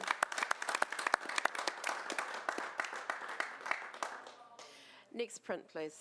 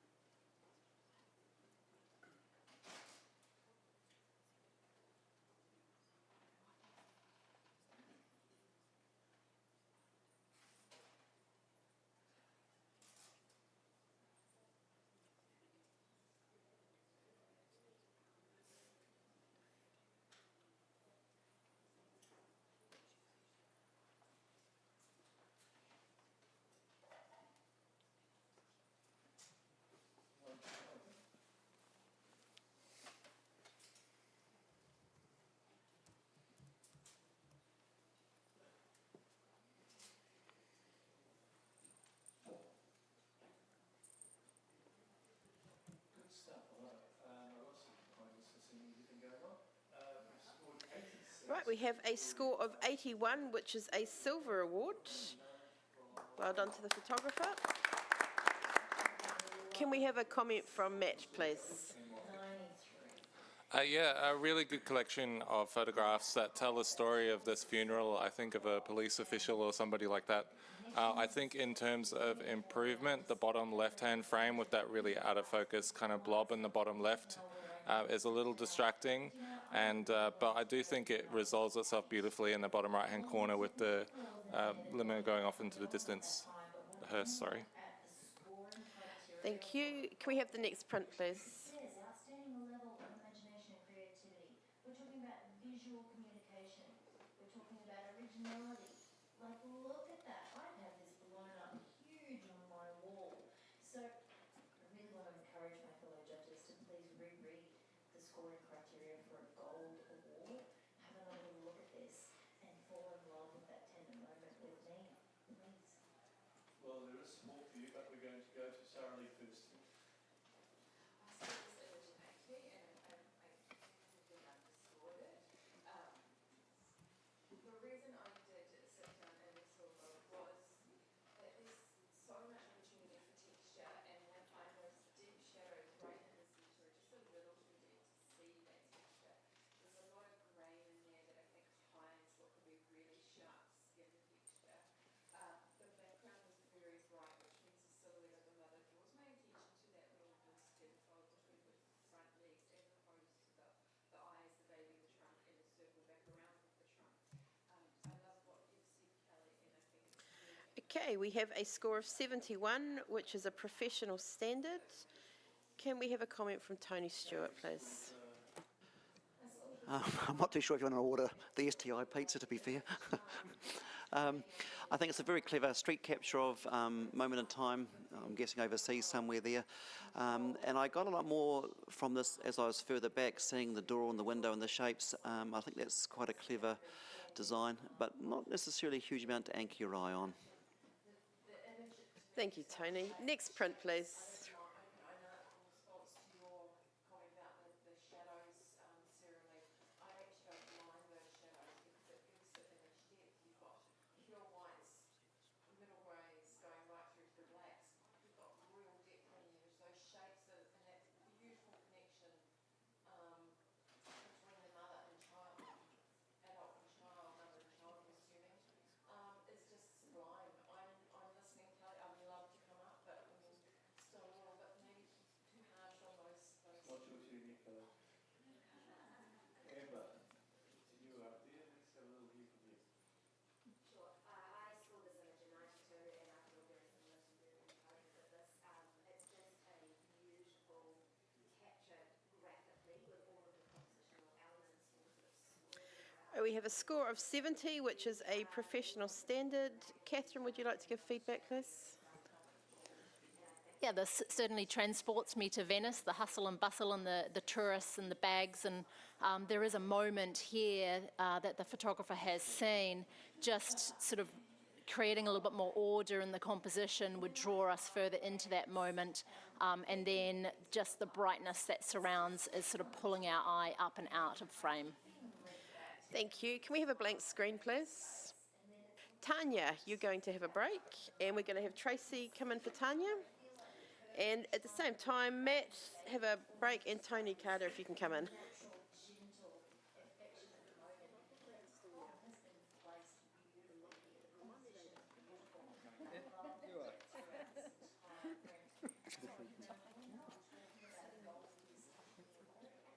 You guys going to be okay being so far apart?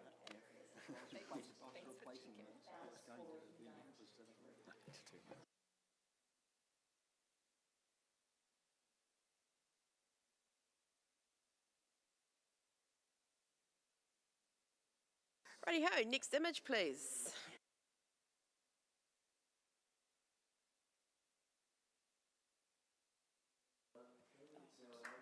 You want out?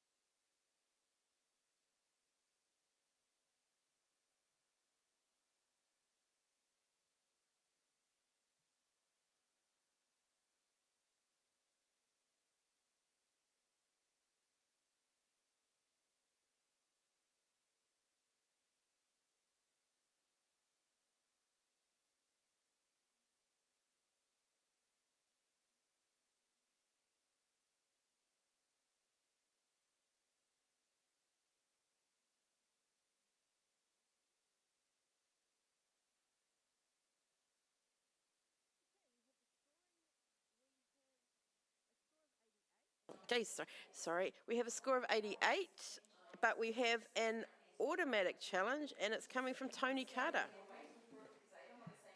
Yeah, I'm on 96. And I just hope that the photographer actually did the defacing.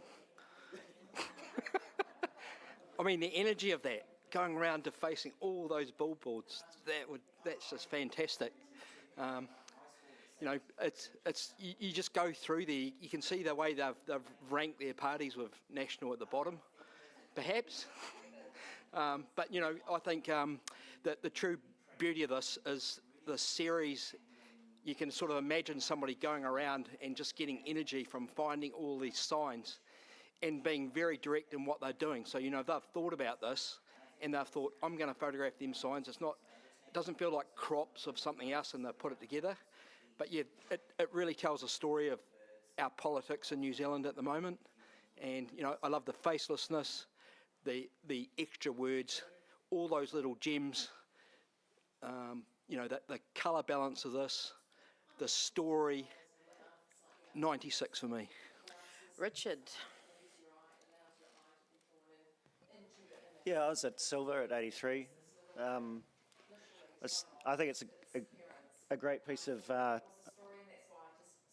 like decor art, I guess. This would be quite fun on the wall, and you could sit there looking at it for hours, giggling to yourself. I was certainly up there laughing in the background. I thought the other judges were a little bit serious, actually, but maybe it's my naughty sense of humour. A really entertaining piece, and clearly a lot of work's got into it. I'm going to come up probably more into the high silvers. I'm not sure about gold, but yeah, probably into the higher silvers. Catherine. I was in at 91 on this, and just in terms, I mean, this is New Zealand commentary, but this is actually worldwide commentary on politics in general. And there are some real anchoring pieces to this where I think there's some deeper thought and intellect in it. That all the same party, which is 3 across, 5 down, it is in the centre on purpose. Because, you know, it's telling us what to think. There's the national placed at the bottom in the blue, the anchor, the current anchor is at the base of this.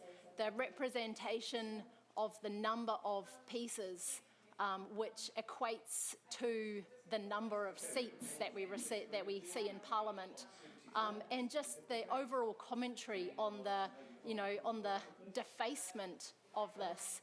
I think there's a lot more sophistication in it than just entertainment, and there's a lot of story here.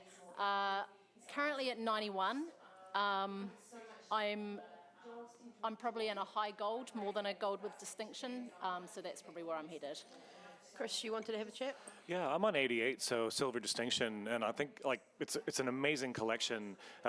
I know you're seeing mischief. I'm seeing anger, and it's to me this is angry. These faces have been scratched out, carved out. There's spray paint on them. You know, like there's a lot of anger, and it's not one-sided. It's everywhere. So I'm feeling a disconnection between the people whose photos these are and the people that they're representing. So to me, that comes through really strongly. And I'm just now starting to respond to this. Looks like when you're watching voting tallies come through and you see the graphs where they show how many blue seats, red seats, it looks like that. So that was really well seen, Catherine. I think I want to see a break in this. I want to see one cookie, one thing that unlocks more than that for me. Maybe there's one Labour one that doesn't look like it's been defaced. It's just above and to the right of all the same ones, and maybe that's the one, but that doesn't add to it. So I'm sort of on the fence of coming up into gold, and enjoying this conversation. Okay, Tracy, you wanted to have a chat too? I scored this 84, and I agree that somebody has gone out very deliberately and photographed these. What held me back a little bit was the fact that if they've gone out and so deliberately photographed them, there are 2 images or 3 images in there that aren't photographed the same as everything else. They're on random angles, which everything else is straight on. And that kind of took away that planning for me. I really enjoyed the fact that it doesn't matter who you vote for, somebody else is going to hate them. Like the division between every single one of them is fantastic, and that's a brilliant social comment. So I'm listening. Right, back to you, Tony. Yeah, I think the beauty of it is all the different angles and how your eye, there's just slight differences. If you go back to the history of photography, you can see people like Rushko, well, I think it did a book on, 27 gas stations or something, where when you put a whole lot of things together, what you actually do is you start to see little differences, and that's what you see here. I mean, as photographers, we're quite often, we photograph these shiny people with their stories, and, this is the aftermath of what people are really thinking, I think. When you start cutting people's heads off, and like Chris said, there's anger there. There's people upset. There's also humour. But I think it's a real, this is just a real social commentary on how people feel about politicians. The colour balance, I think, is exceptionally done. The print quality is beautiful. It's not something that I've seen before. They're not all graphically beautiful images, but it's storytells, and it's just spotting the little differences between them. And there's those little Easter eggs that you find every time you go in there. You think, oh, that one's, nothing's wrong with that, and then you go, oh, wait a minute, somebody's given them an Adolf Hitler moustache. So there you do laugh as well. I'm on 96. Come up and join me, guys, if you can. Please rescore, judges.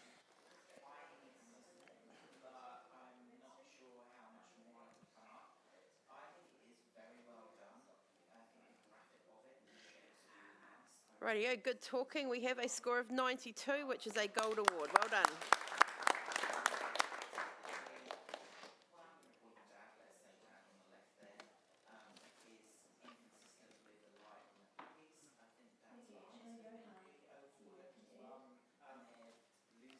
Next print, please.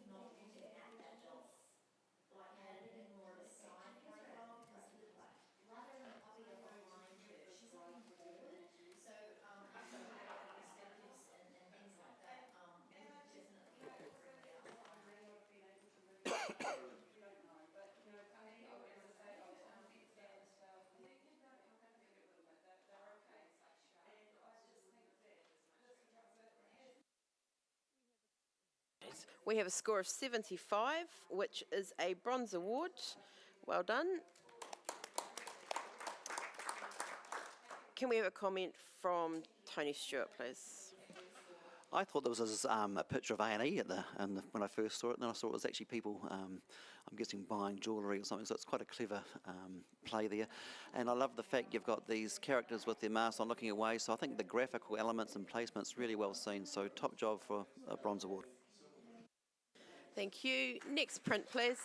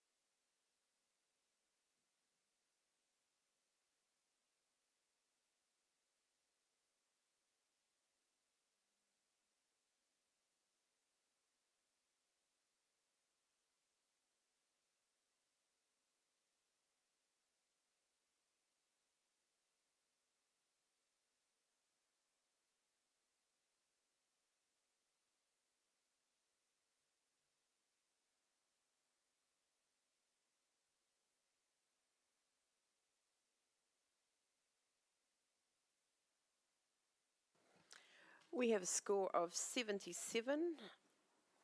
Tony Stewart, you can challenge that.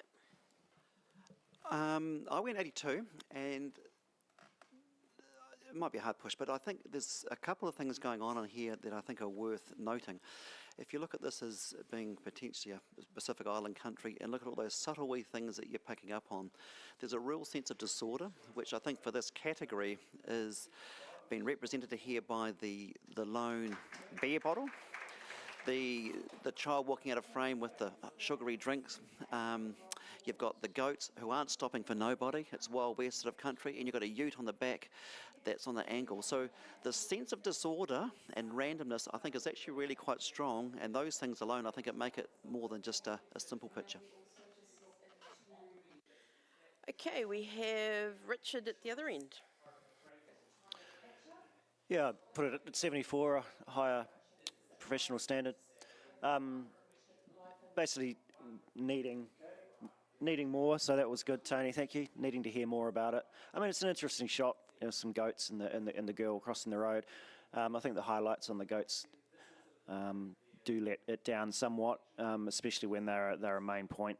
You know, they're a main anchor in this image, when everything else is controlled actually quite beautifully. I mean, even the sky.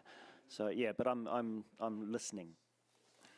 Okay, and Tony Carter. Yeah, I'm on 76. I'm not sure I could really come up to silver.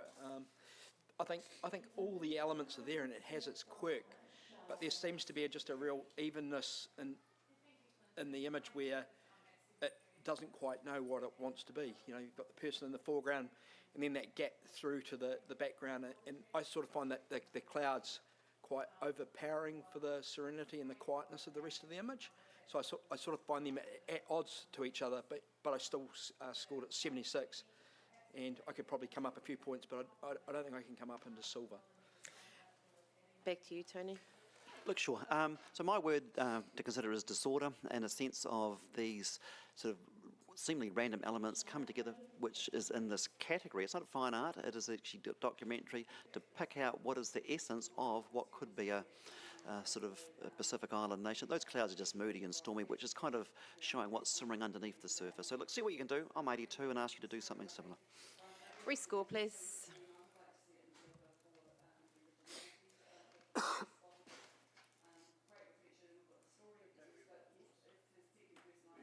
Right, we have a score of 79 bronze. So we now go into review. So judges, that is either 79 or 80. I'll just click the button and let it think about it for things. And please do. And we've gone 80, Silver Award. Well done. Next image, please.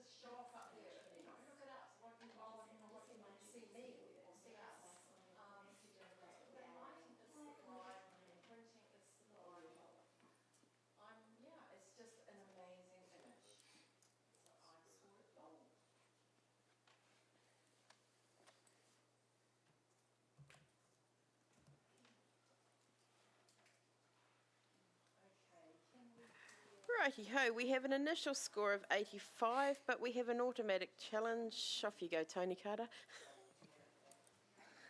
I'm on 92.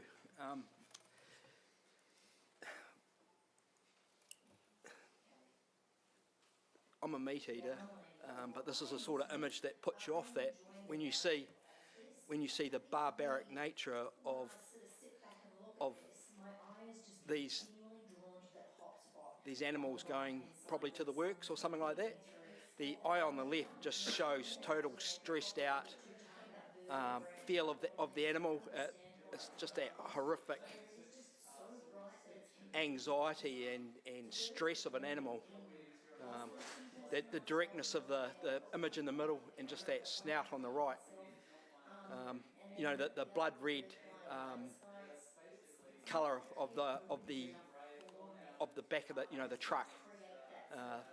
The sitting of the frame of these beasts, I think is perfect. The presentation's great, but to me it's all about the stress of those animals and how that's been portrayed and presented to us.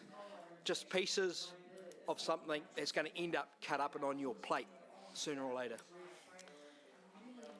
All right, we're going to the other end. Catherine.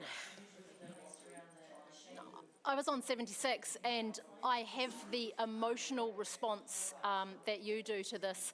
However, I think photographically, I feel let down by the quality that I'm being presented, and in particular through that middle gap where the light hitting is just on the bridge and I'm not really getting a look into there.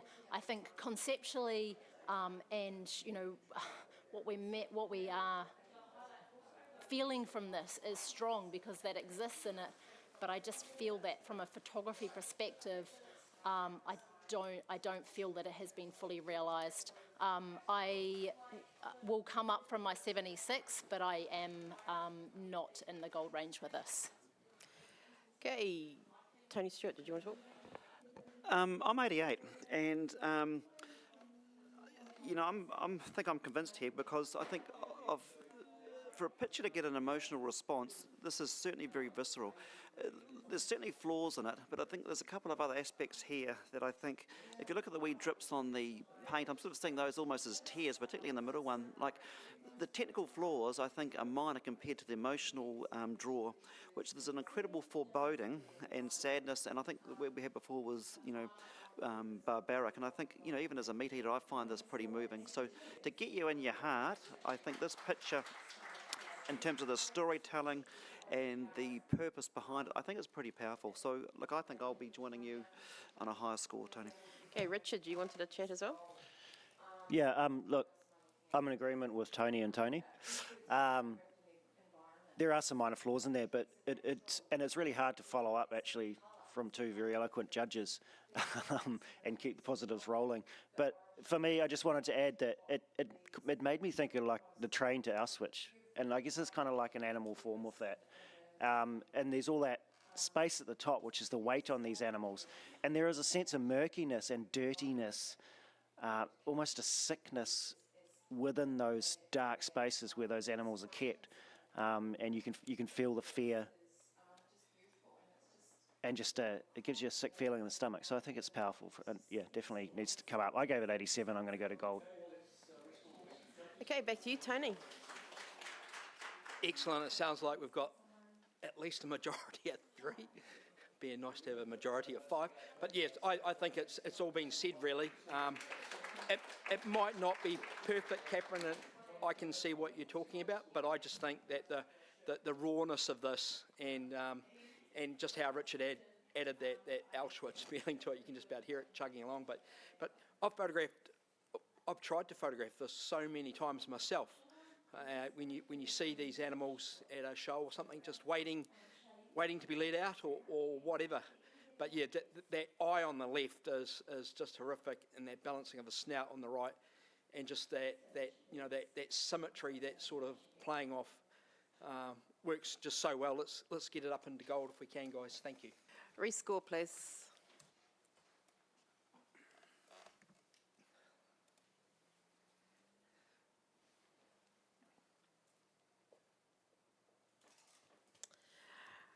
Well done, 91 gold award.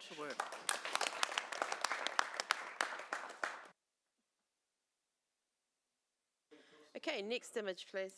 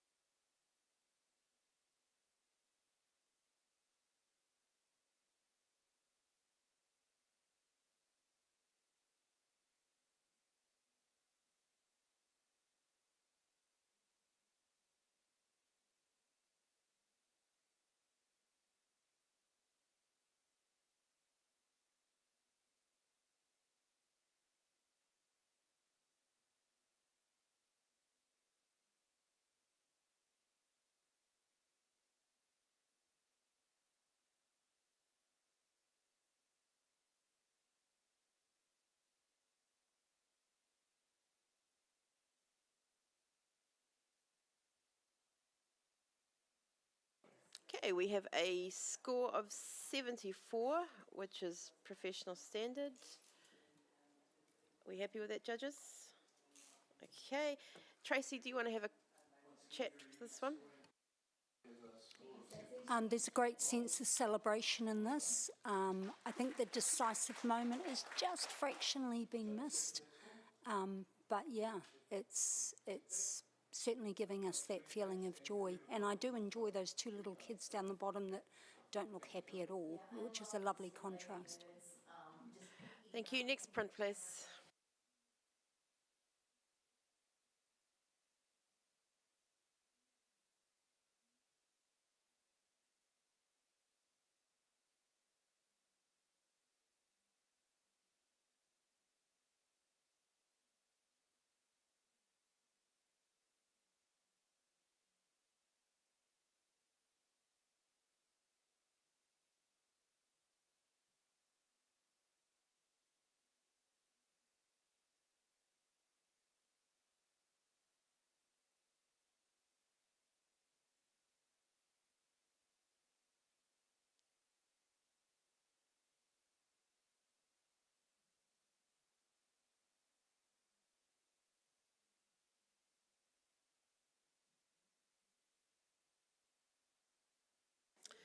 Right, we have a score of 73, which is professional standard. Are we happy with that, judges? Okay, thank you. Tracy, again, do you want to give a comment? Thanks. There's a lovely strong diagonal composition through this. I just felt that the cropping of the boys on the left was probably a bit too tight, and maybe, you know, some of the foreground wasn't necessarily needed in there to add to the story. Thank you. Next print, please.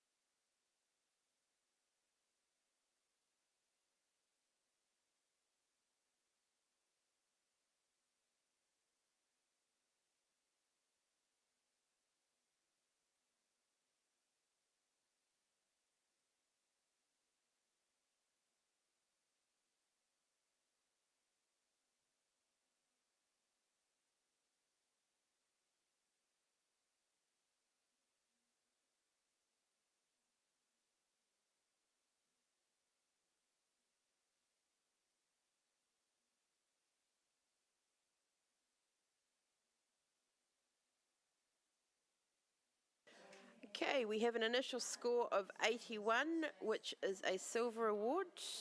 Are we happy with it, judges? Richard, you going to challenge? No, okay, you're happy. Right, congratulations. Richard, do you want to give a comment to the person, please?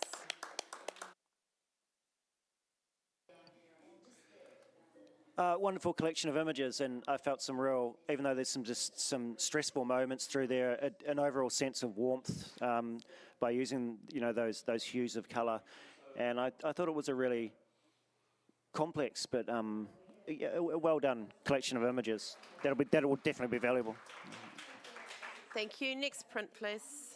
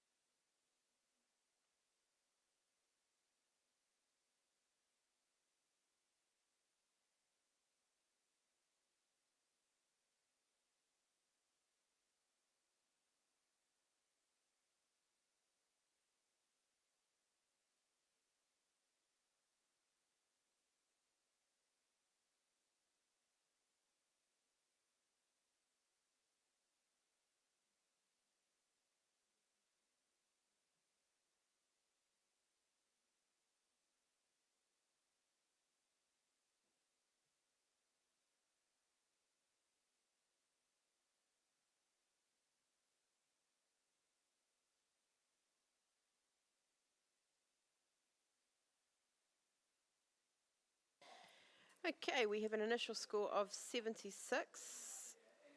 Tony Stewart. I went 84 because I'm reading a story in this that, if it just helps you explain, currently we have the Olympics. I'm not saying this story is from the Olympics, but it could be a sporting event. You've got a couple in bed, clearly at night, looking at a screen.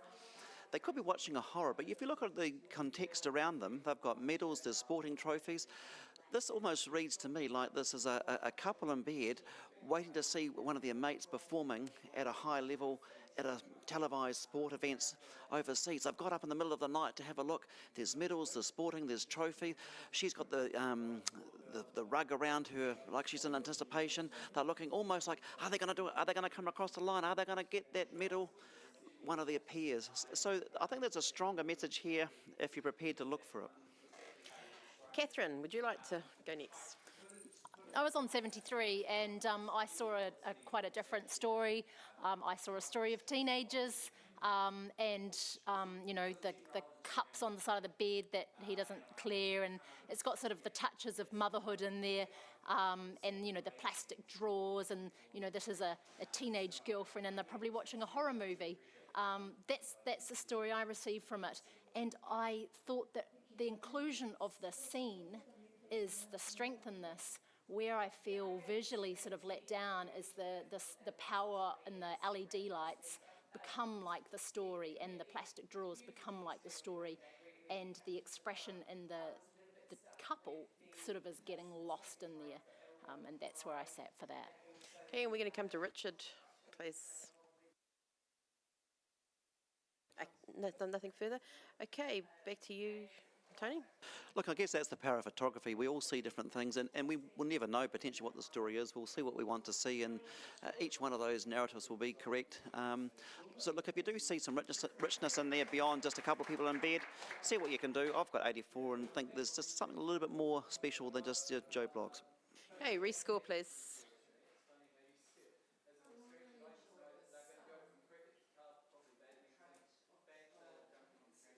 Hey, we've come up to 77 Bronze Award.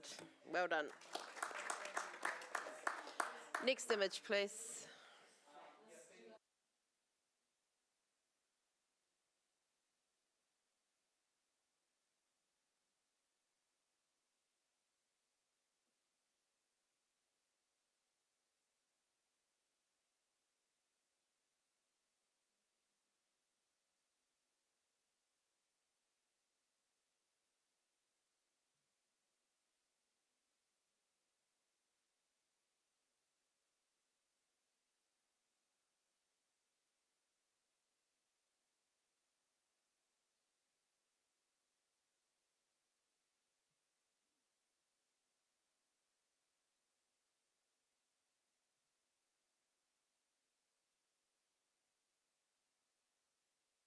Okay, we have a score of 72, which is professional standard.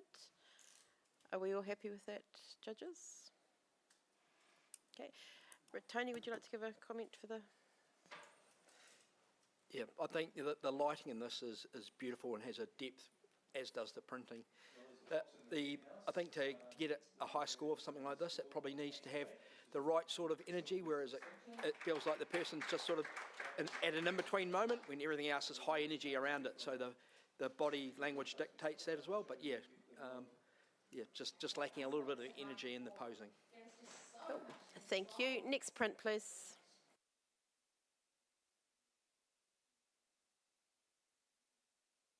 Next print, please.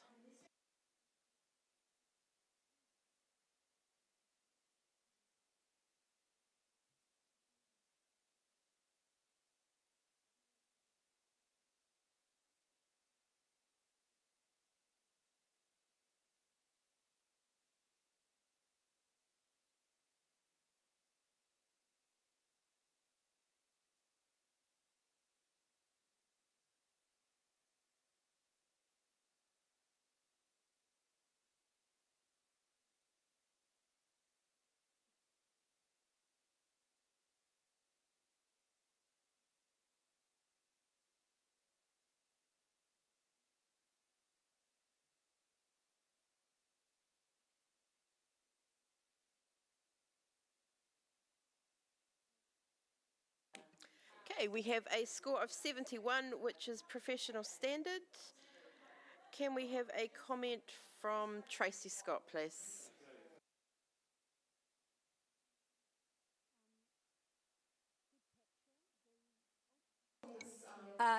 It's a good capture. I just found the crop at the top very tight and that black line on the top very distracting. Maybe a little more light in the shadows to bring it up. But with sports photographs, you have to spend a lot of time photographing to get just the right moment and a nice, good, clean background at the same time. So keep up the good work, keep trying. Thank you. Can we have a blank screen, please? They're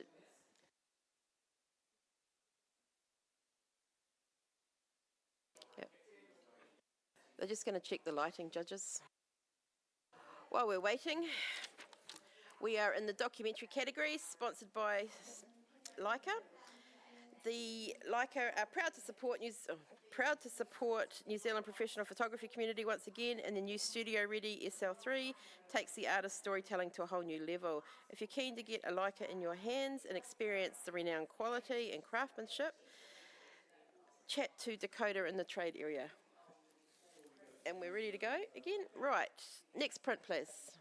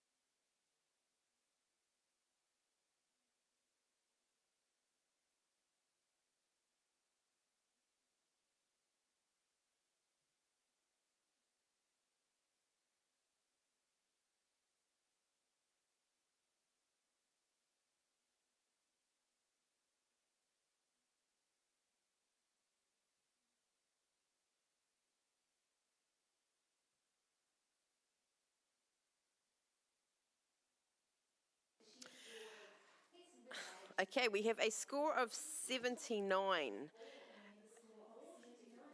Do we want to challenge that, Tracy? Why not? I've given this an 84, just in the silvers. This is a wall of love, and this isn't, I don't believe, an image by that one lady. If you look at the hearts, they're all written in different languages, and everybody has come along and given their message of love. And I think she's beautifully placed in there, working away on her little world of love. And yeah, I think it's beautifully printed and well framed, well seen, and I think deserving of a silver. Tony, you're down the other. Tony Stewart, you're down the other end. Yeah, look, I had 73, and I think I might have missed some of that, the finalities of that, I think, Tracy, because I was not able to discern some of the language in that. So I could definitely see that she was sort of quite literally spreading the love and painting the hearts. I first found it a little bit muddy, and without knowing her exact purpose, I was probably expecting a little bit more from her to sort of to see that. Like, for someone who's got love, I'm not seeing that in her, but I guess the purpose of her doing it is the painting. So look, I'm listening, and I'm certainly able to take that on board. Okay, Catherine, you're in the middle there. I was on 78, and I probably felt a bit like Tony, just with regards to looking for more emotion. I think the scene's wonderful, but as an overall story, I'm relatively comfortable in a bronze for myself. Okay, back to you, Tracy. Just in response to that, the story's not about her, it's about the little messages in the hearts and the other people and what they bring to it. She's just supplying maybe a canvas for them to express themselves. Anyway. Thank you. Rescore, please.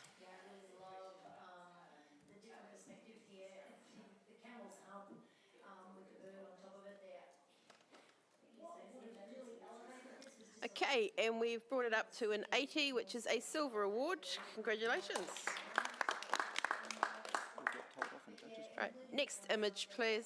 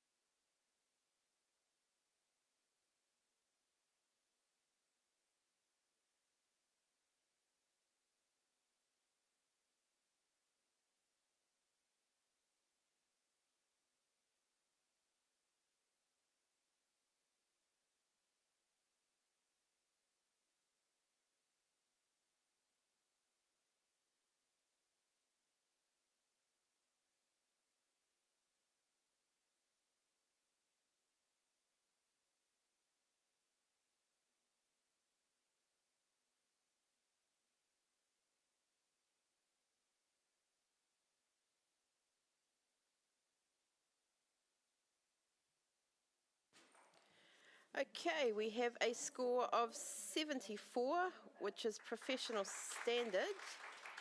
Tracy wants to challenge that one.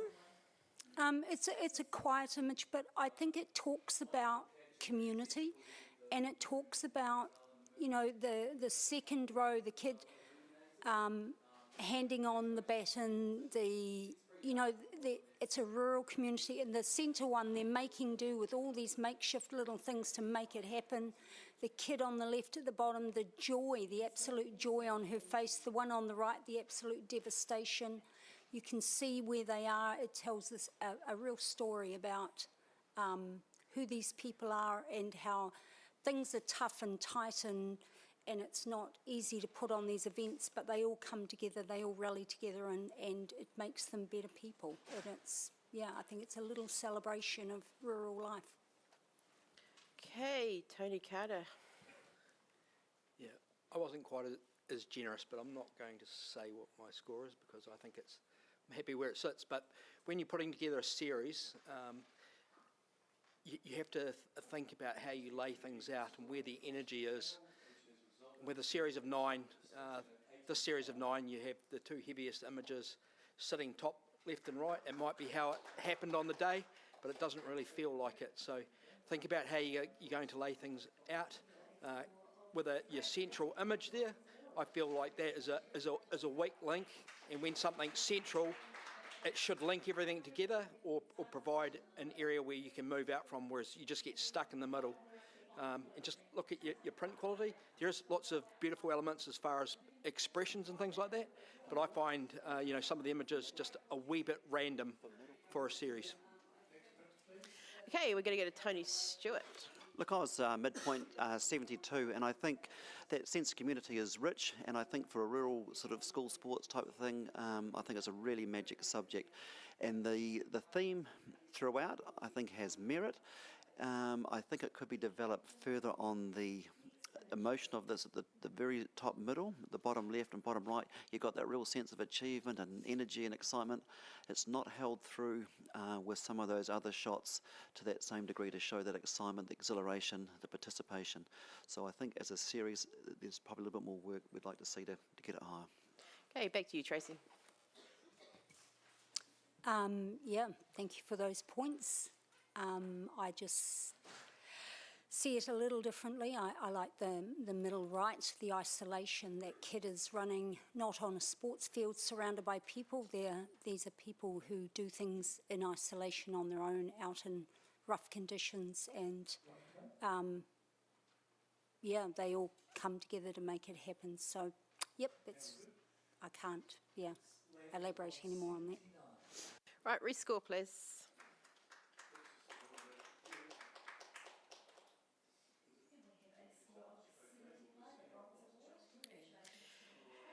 Congratulations. It is a score of 75, which is a bronze award. Well done. Next image, please. Okay, judges, this is a special one. Can you all just put in a score of 0?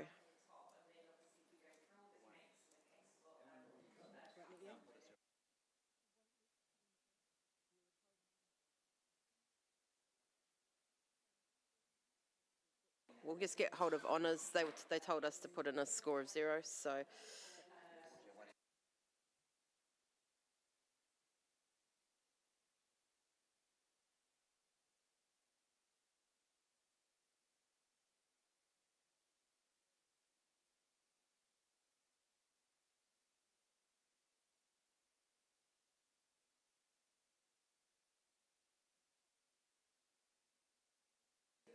Okay, while we're. Put 50 in. That would-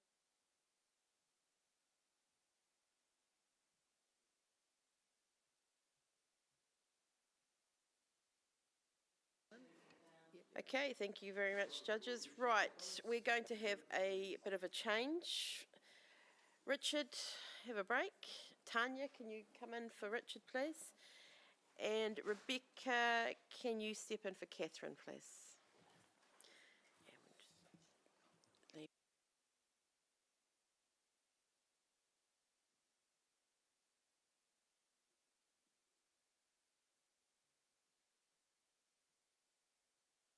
Okay, judges, are you all in? Everybody's got a thumbs up. Perfect. Next image, please.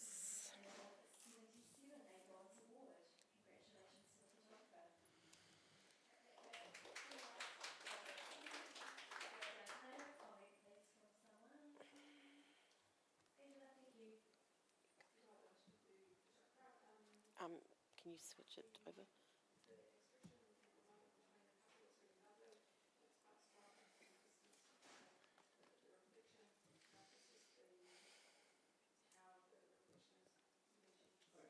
Okay, we have a silver award at 82. Ms. Shirley May Jarrett. Your score, please. I scored this an 86, so I just fixed it and it's very silver distinction. So it's 11 o'clock. Sitting back here, it's Okay. such a powerful graphic. It's so compelling. I love the little innocent shy sweet dog and his big shadow. The shadow.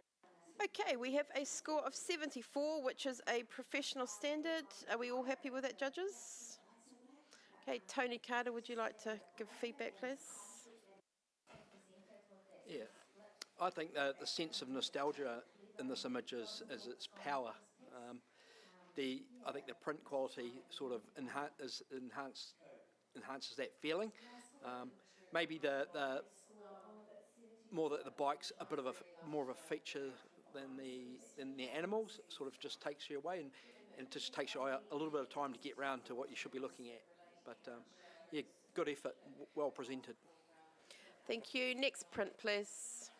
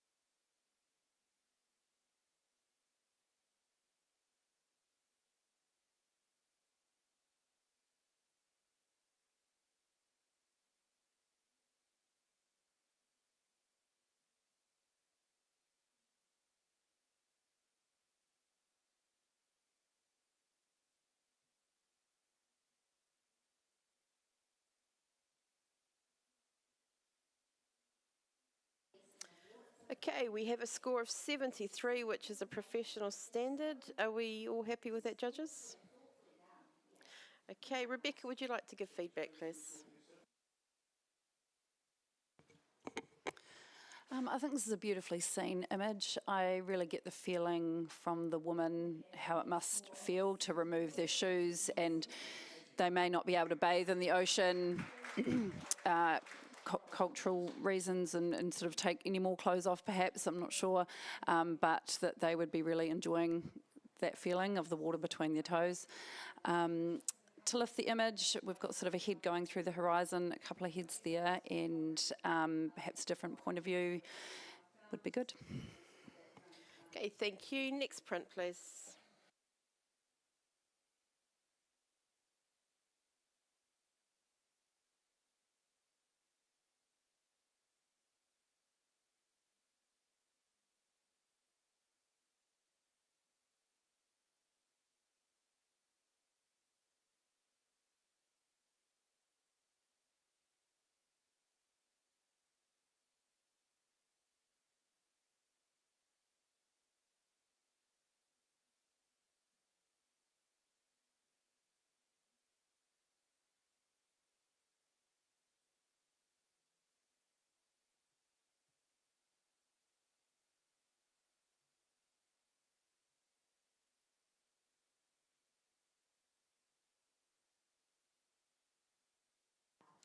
Okay, we have a score of 75, which is a bronze award.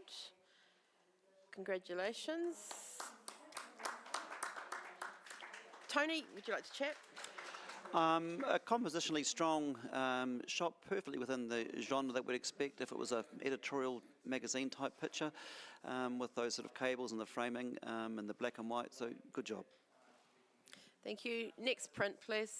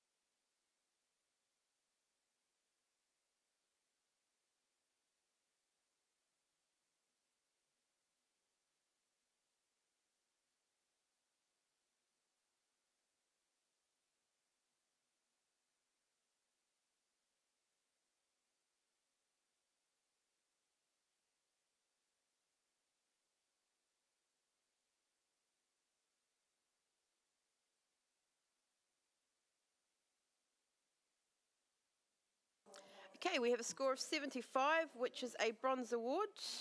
And Tracy, you can challenge this. I gave this 80. I snuck it into a silver.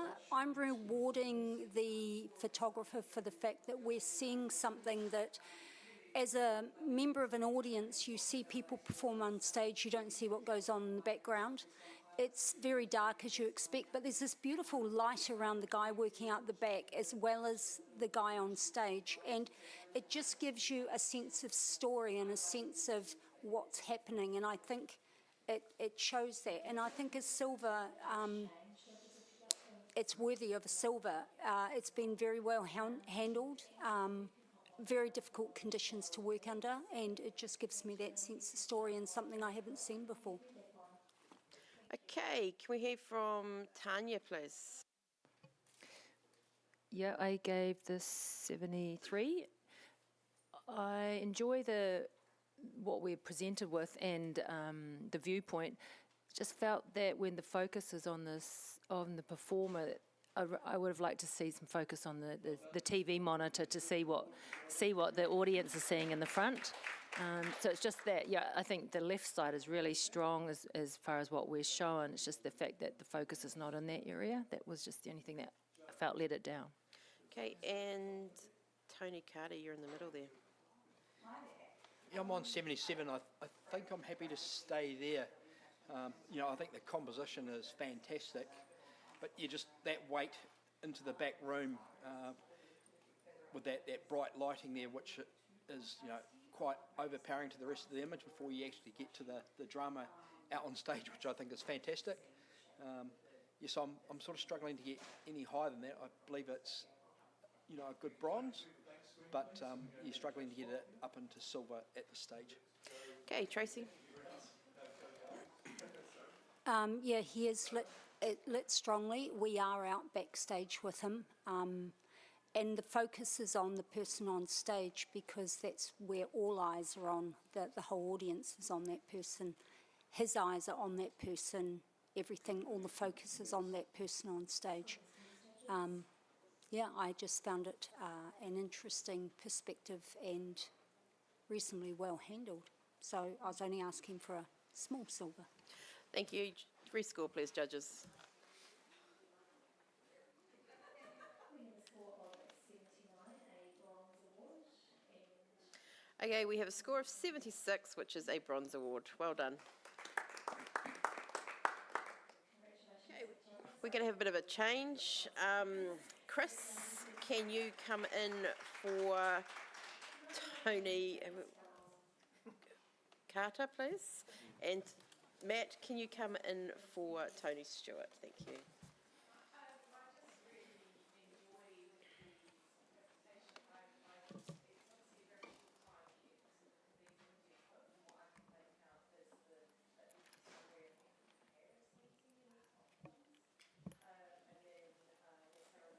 Okay, can we have the next image, please? and we've remained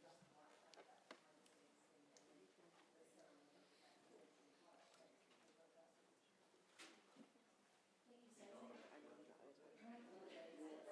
79, a bronze award. Congratulations. Next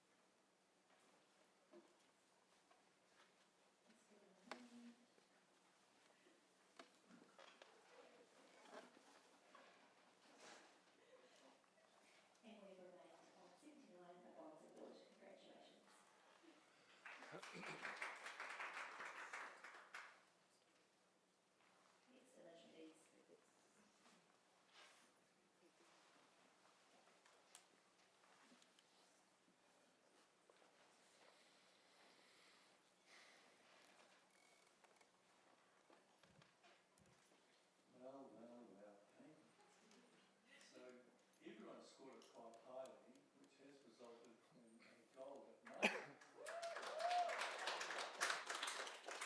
Okay, we have a score of 75, which is a bronze award. Congratulations. Rebecca, would you like to give feedback, please? What a lovely story about friendship or sisterhood. Connection, it's quiet, and sleepovers and exhaustion and all of those lovely things. I just felt that it didn't sort of flow, perhaps how it was shot with the sort of quite close, quite far away, quite close, the angles. So perhaps, yeah, just maybe work on that. Thank you. Next image. Next image, please.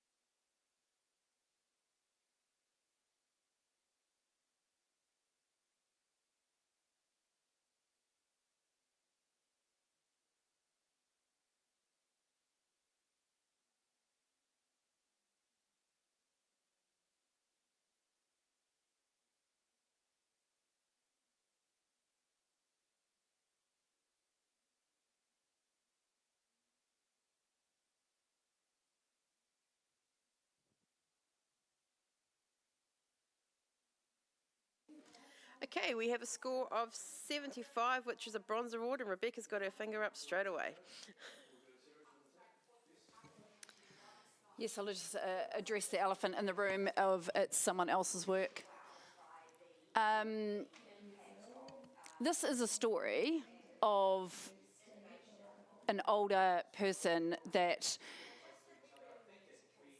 it's their diary, it's their life, it is everything that they do in their day. It is a record. It will always be there forevermore. It is a way that perhaps the older generation, I know this because my father-in-law does this, is recording those moments and those things, and it gives them a sense of purpose. You get up in the morning and perhaps they've written these things in advance. Some of them have been added in. It could be that, for me it's an emotional response because the writing itself's in capitals, that... Yeah, I'm just trying to get my words right. I scored this an 84 into silver. I think it is a beautiful reflection of a pensioner. It's their life, it's their day, it's their record, it's how they live, it's their joy, it's their sadness, it's their mundane, went to the bank, got $100 out, groceries were $49.28 or whatever it was. It's so important for people that are on the pension and budgeting and, thinking about what they're getting up for tomorrow, what's important to them. It's been shot on an old mat, which again brings it into the context of, it could have been a family rug that's been in the family for a million years, and that kind of thing. So it gives an age and a feeling. For all of those reasons, I'm rewarding it 84. Cool, thank you. We're going to hear from Chris, thanks. So I was on 72 in professional practice. Pretty much for what you said, I think this is a well-captured photograph of someone else's work. And I guess and all those things that you said about how it made you feel, that made me feel that way too. But it's captioned for us to feel that way. So I guess what I want to see is, I want to see more choices that the photographer made in order to strengthen this image and draw us in. And I feel like there's one choice, which is the rug that's in the background. And it's not definitive enough for me to pull it up. So I'm sitting in professional practice, and so far that's where I am, but I hope we talk about this some more. Tracy. I scored this 75, and I might have been a bit low. The photographer has made a really definite choice. If you look at the very last entry, it says the weather, but nothing more. Did the person pass away? Is this their last entry? They never wrote anything they did that day. This is the last thing they ever wrote in their diary. Could be a very poignant choice of... I didn't go in silver because, it is a photograph of an entry, but it does tell a very poignant story. And, I wonder whether that last entry is the most poignant. Okay, right, we're going to go back to Rebecca, thank you. Oh, you're a bit of a tough audience here. I agree, Tracy. I think there has been choices. I also think you can shoot at different focal points, and you can have this out of focus and that out of focus. They have made the decision to have that laying flat. It could have been found, it could have been, observed on the floor next to their bed and photographed, and it's flat and everything's in focus because everything in that diary is important to that person. It's important to the family that read that one day. And I think that, we don't often see this, and it's a sign of the age, it's a sign of the person, what they're doing. There is an amazing story there, and I think it's been, I think it's more in the words. Yeah, so love to see you come up a few more points. Okay, rescore please.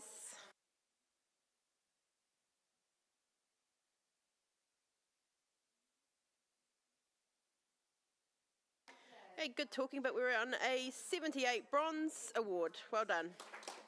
Can we have a blank screen, please? Rebecca, you can have a break. And Rachel, can you step in for that, please? Okay, and just a reminder to everybody who's around, We've got the Ian Poole Memorial Award. This award is in memory of Ian Poole for our top judge this year as voted by the audience. You can vote in at the table in the foyer. Cool. Are we all logged in? Cool. Can we have the next print, please?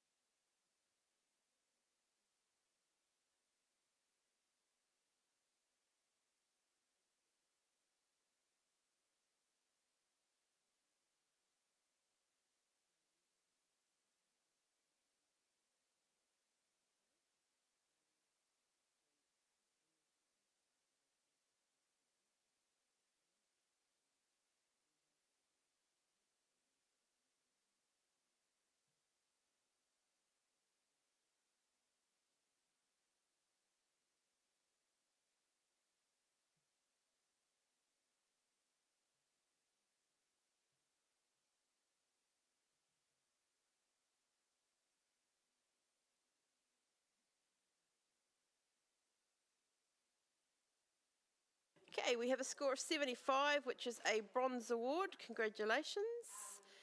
Can we have Chris speak to this, please? So I was pretty much right on the average. I think this is a good retelling of this day, and I've got a couple favorite pictures in here. The bottom right one of these dudes just watching, you know, kind of the armchair sportsman watching everything go by is like my favorite because they're just watching and probably yapping to each other about stuff. I think if you wanted to improve this, I feel like there are probably too many images in here. Like you could tell this story more concisely with fewer, and that would let us appreciate each image a little bit more, but well done. Thank you. Can we have the next image, please? You click your button.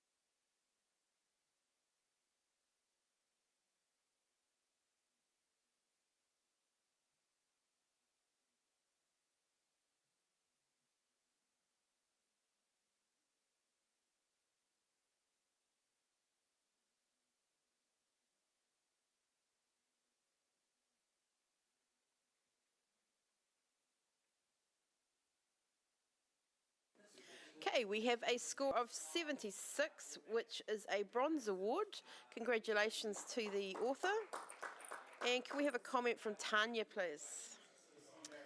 Yeah, really interesting slice of life, the unglamorous home life and everything being about the dog. What could have brought it up for me is some of the burning in, what looks like burning in on some of the items of washing, were just a little bit heavy. And just the cat right behind the lady's arm. Other than that, it's a cool moment captured, and including the number of the house in it as well was well done. Thank you. Can we have a blank screen, please? Chris, thank you very much for the moment. And Richard, can you pop in, please? While we're waiting for that, the New Zealand Iris Awards are sponsored by Sony. They've been supporting NZIPP for many years. Thank you, Sony, for your ongoing support. Right, next print, please.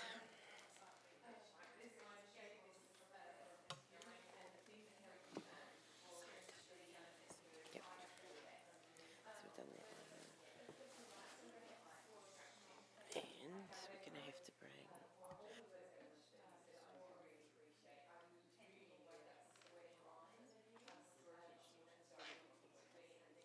Thanks, Holly. Can we have the next one,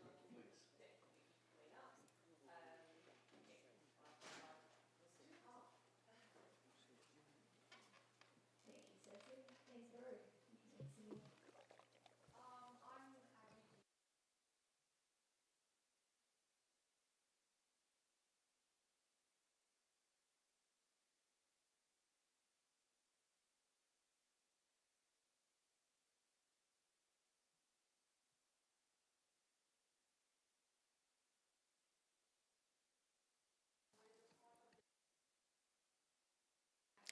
Okay, we have a score of 75, which is a bronze award.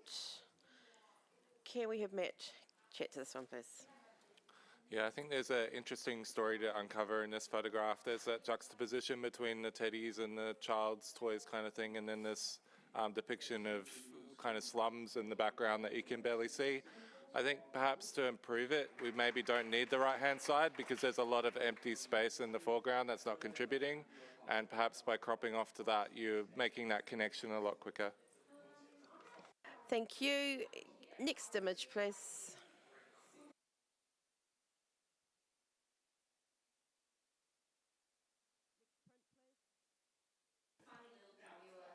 So, you got it.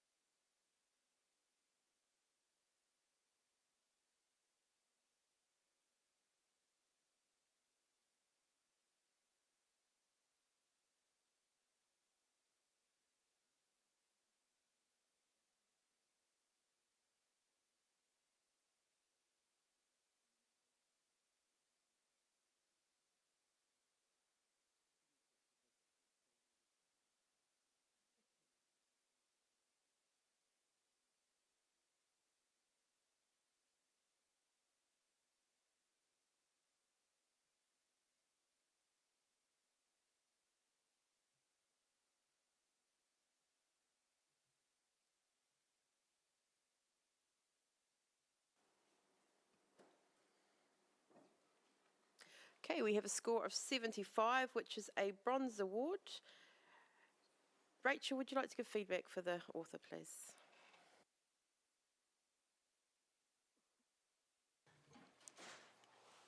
Yeah, I really enjoyed the image. I shouldn't say that, enjoy word. I think for me, I was looking for some sort of a cookie in the crowd, something to engage me for longer with the interaction between the performers and the audience. Thank you. Can we have a blank screen, please? Matt, thank you very much. And Tony Stewart, can you pop in, please?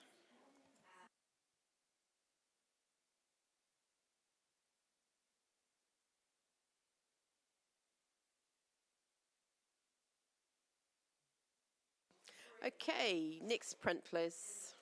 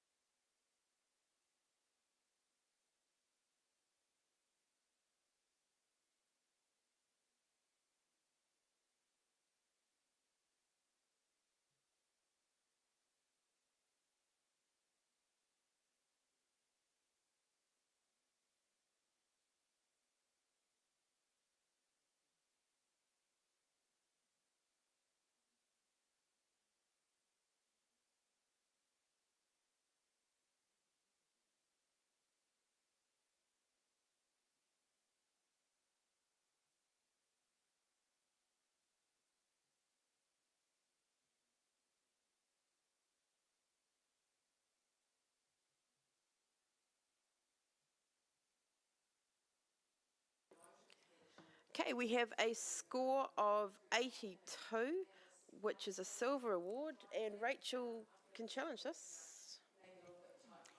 Yeah, I put this into silver distinction at 88. I'm really enjoying the full spectrum of story, of the sense of place, the first image telling us that there's a performance that's going to be held, a Midsummer's Night Dream, and then taking us through the different parts of putting on a performance. So it's actually creating that sense of us watching the play right from advertising to rehearsal, right through until the very finish, and then that last image is absolutely the end. The poster's no longer there. It's all over. Everyone's gone home. I found that really engaging story, and I thought Silver Distinction was really apt. Okay, can we hear from Tracy at the other end, please? I scored the 76. I saw the story of the billboard going up at the beginning and taken down at the end.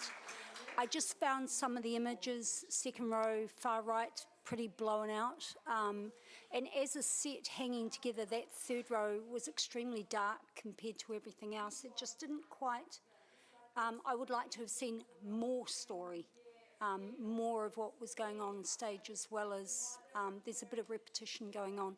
So I sat it in a high bronze, but I would like to have seen more technical skill as well to take it higher. Okay, Richard. Yeah, I was at the lower end, and I'm coming up. I was at, I mean, it's just, I've put it at a 78. It's very strong bronze, but I will come up into the silvers and join some more of you. But I just want to address the highlighted areas in some of these images. This is a very raw and behind the scenes look given to us in black and white, and it's not about the stage, which this play in particular is all about imagination and colour.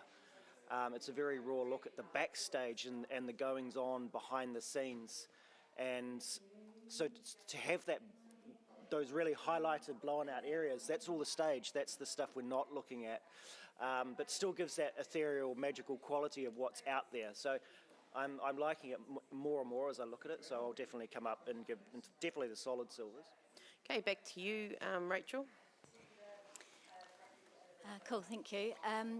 Thanks for addressing the highlights, Richard. Tracy, with regards to that as a set with that third row being quite dark, I think that that's actually adding to the impending closure of the story. It's holding me into everything else that's going on. It makes me look a little bit harder, which means that I get more time to read into it.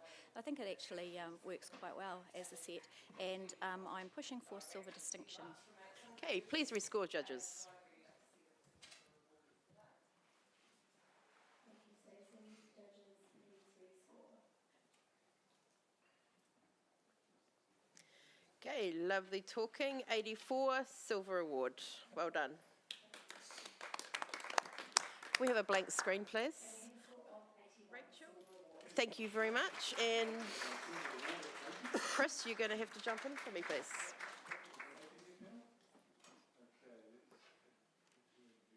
Okay, next image, please. You can go across to the other side next. Yep.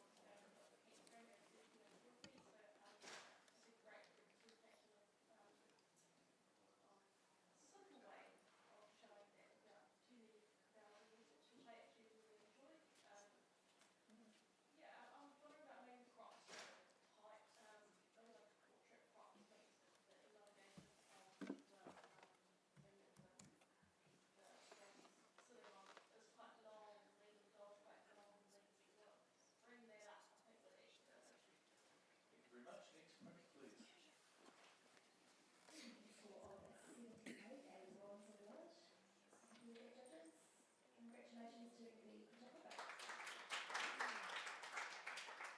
Can I have a comment, please, from someone?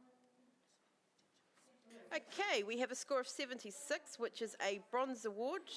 Congratulations. Tony Stewart, do you want to have a chat? Look, a clever colour interplay here, and the wonkiness of the sign and the spelling equality, it's sort of all quite quirky and fits together. So look, a brilliant capture, brilliantly seen. Lovely, thank you. Next image, please.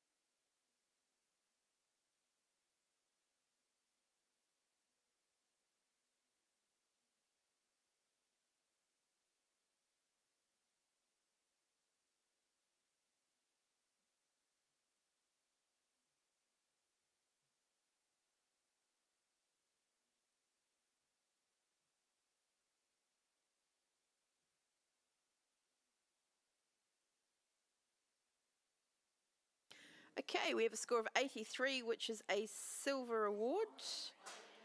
Are we happy with that, judges? Okay, lovely. Oh no, who's got their hand up? Chris, you can do that too. Excellent. I'm on 86. I'm in silver distinction.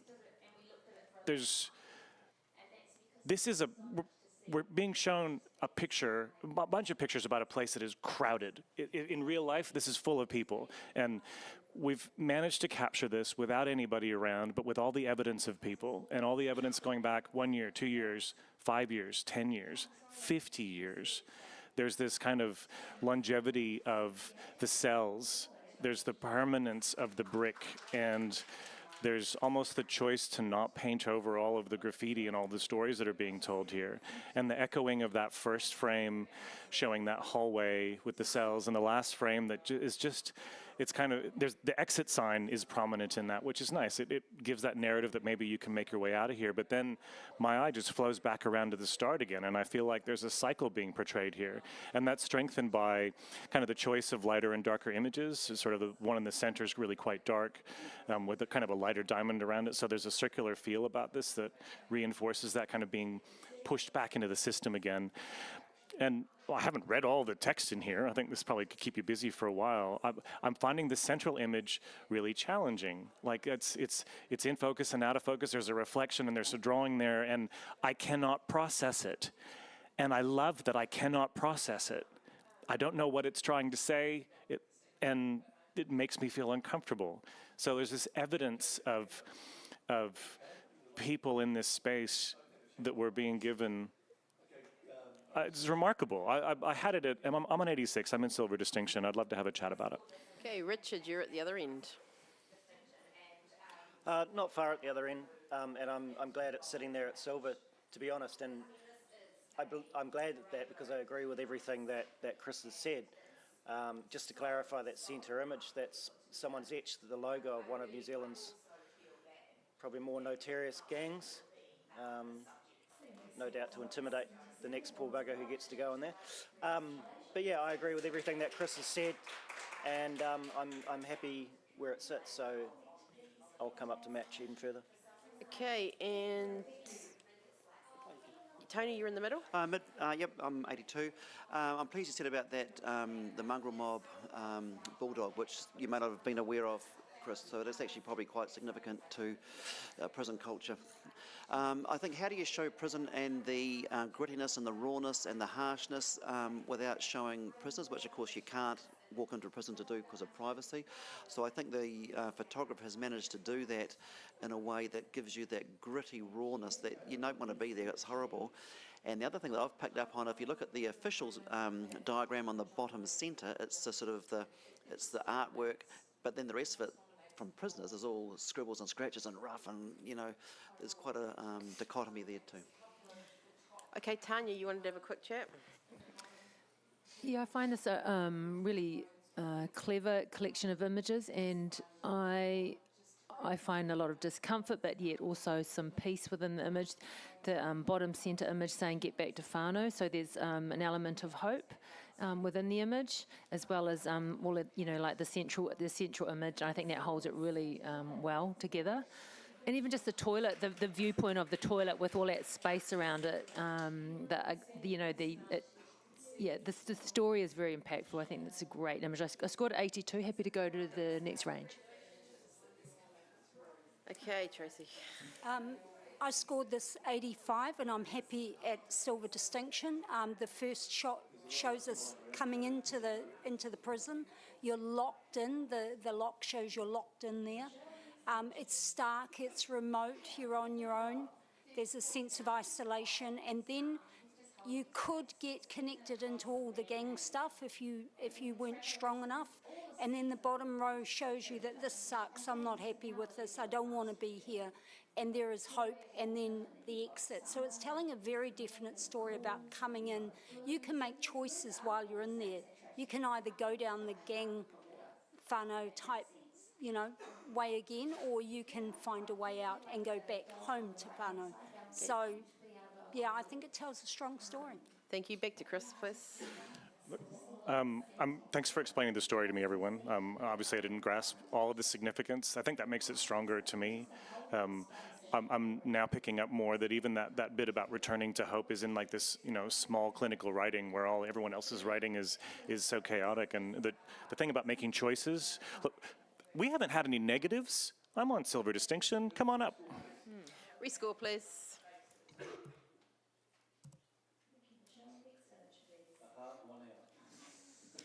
Good talking, 85, silver distinction.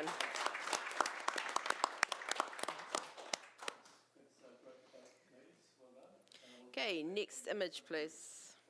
Sorry, blank swing. Next image, please.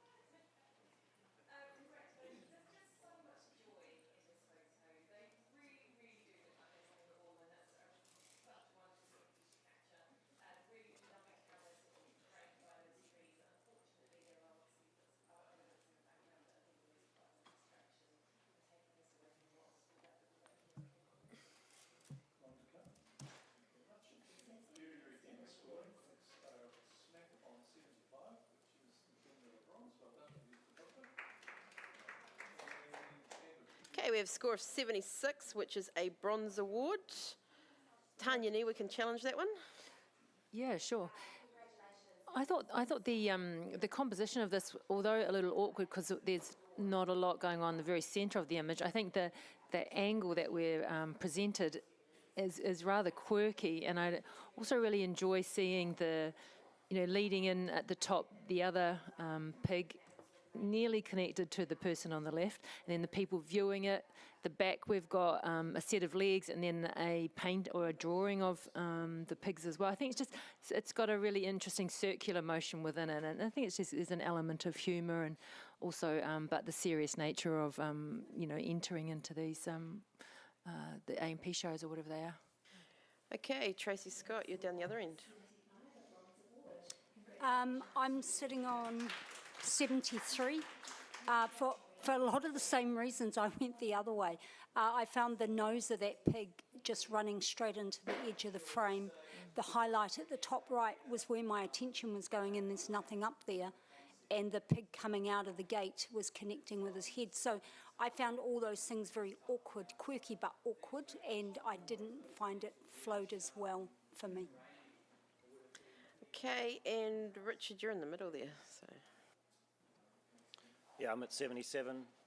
I think that I agree with the quirkiness, and I think the angle, that awkward angle, reflects the awkward angle that a gentleman's taking to, I'm guessing maybe he's trying to sex that pig, decide whether it's a girl or a boy, and then the boy's coming through in the background saying, no, I'm over here. There's a bit of a tail here, and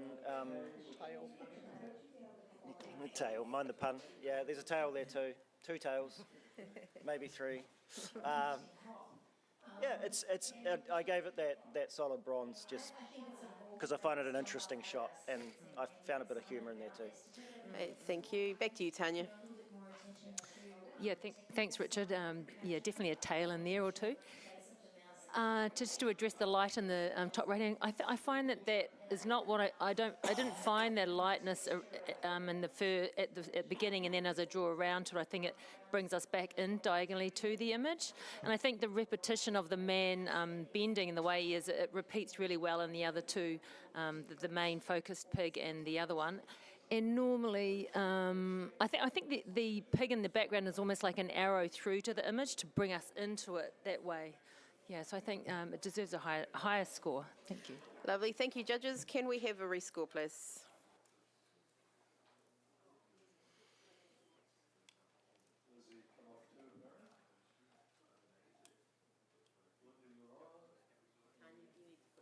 Oh, yep, sorry.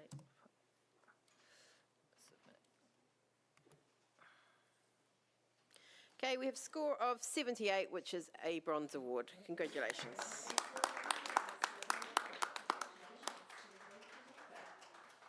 Okay, next print, please.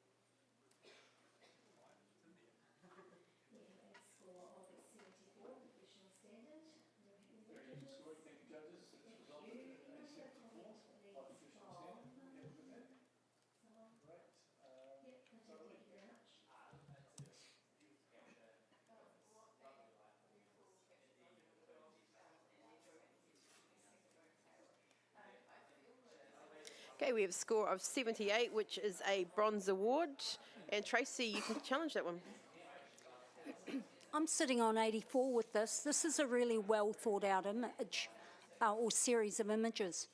You're starting with the first one, you can see the swimmer has jumped in, and on the last one you can see the flippers leaving, departing.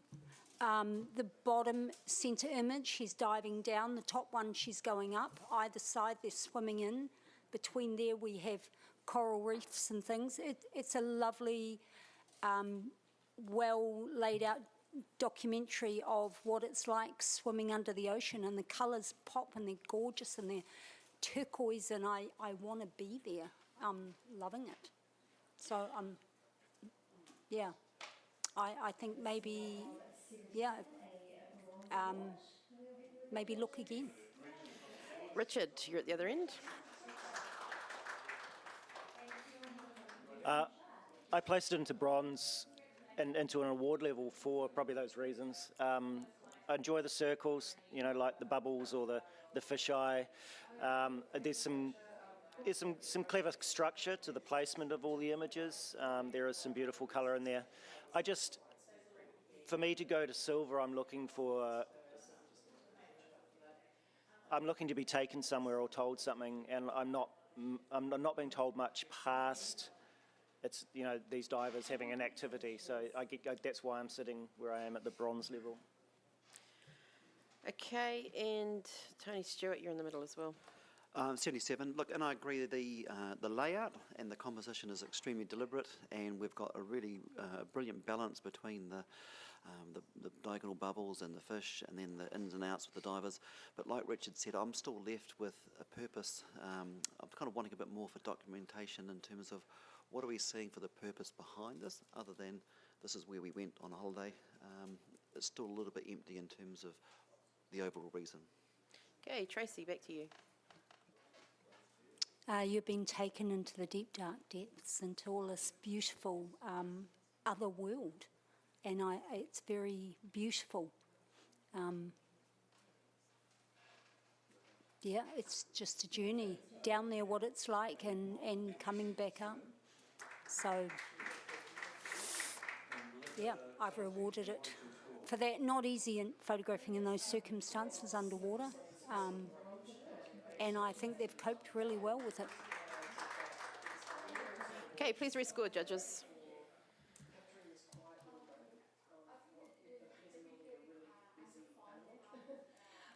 Tracy, you need to put your score back in. Okay, we have a score of 79, which is a automatic review. So judges, please pick either, hang on, I'll click the button, either 79 or 80, please.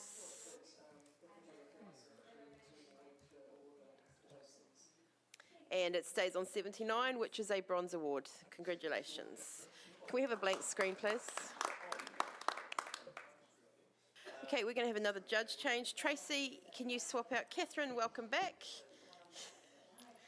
And can we also swap out Chris for Tony Carter, please?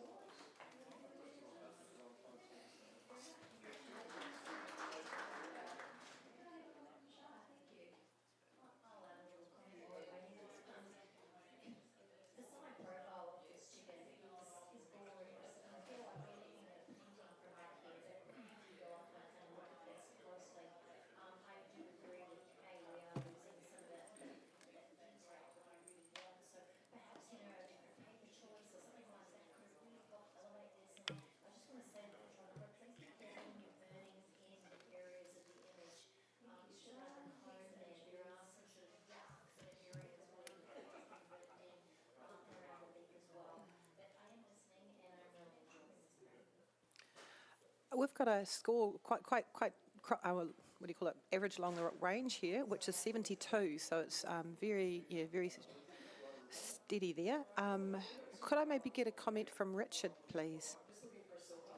I really enjoyed how innovative this is. It's it's original. I think we need more of a tail and something to connect to through those view holes to bring this up. But the idea's got great potential. Thank you, Richard. Could we have the next print, please?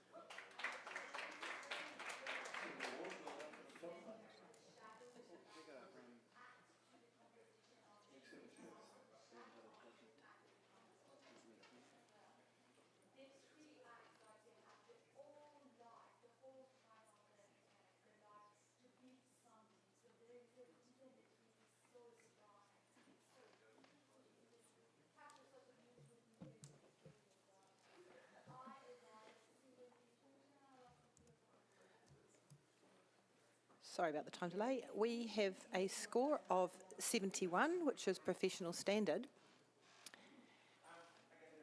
And are the judges happy with that? Yep, brilliant, thank you. Tony Carter, you enjoyed that? Yeah, the print quality of this is beautiful, and the placement of the people, I think, is perfect as well. I guess the problem areas that I think are probably the foreshortening of the arm over the person in the wheelchair's face. So that's, and then you're sort of directed into a direction where she's looking, but you're not really getting any connection happening. But yeah, beautiful print quality. Thank you so much, Tony. Could we please have the next print?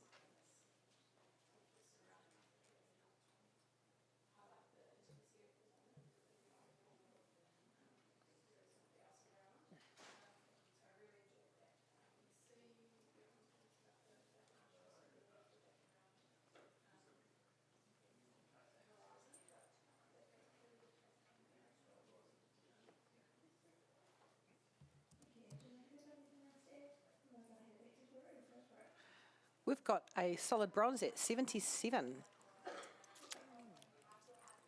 And I think that, yeah, okay, that is definitely a bronze award.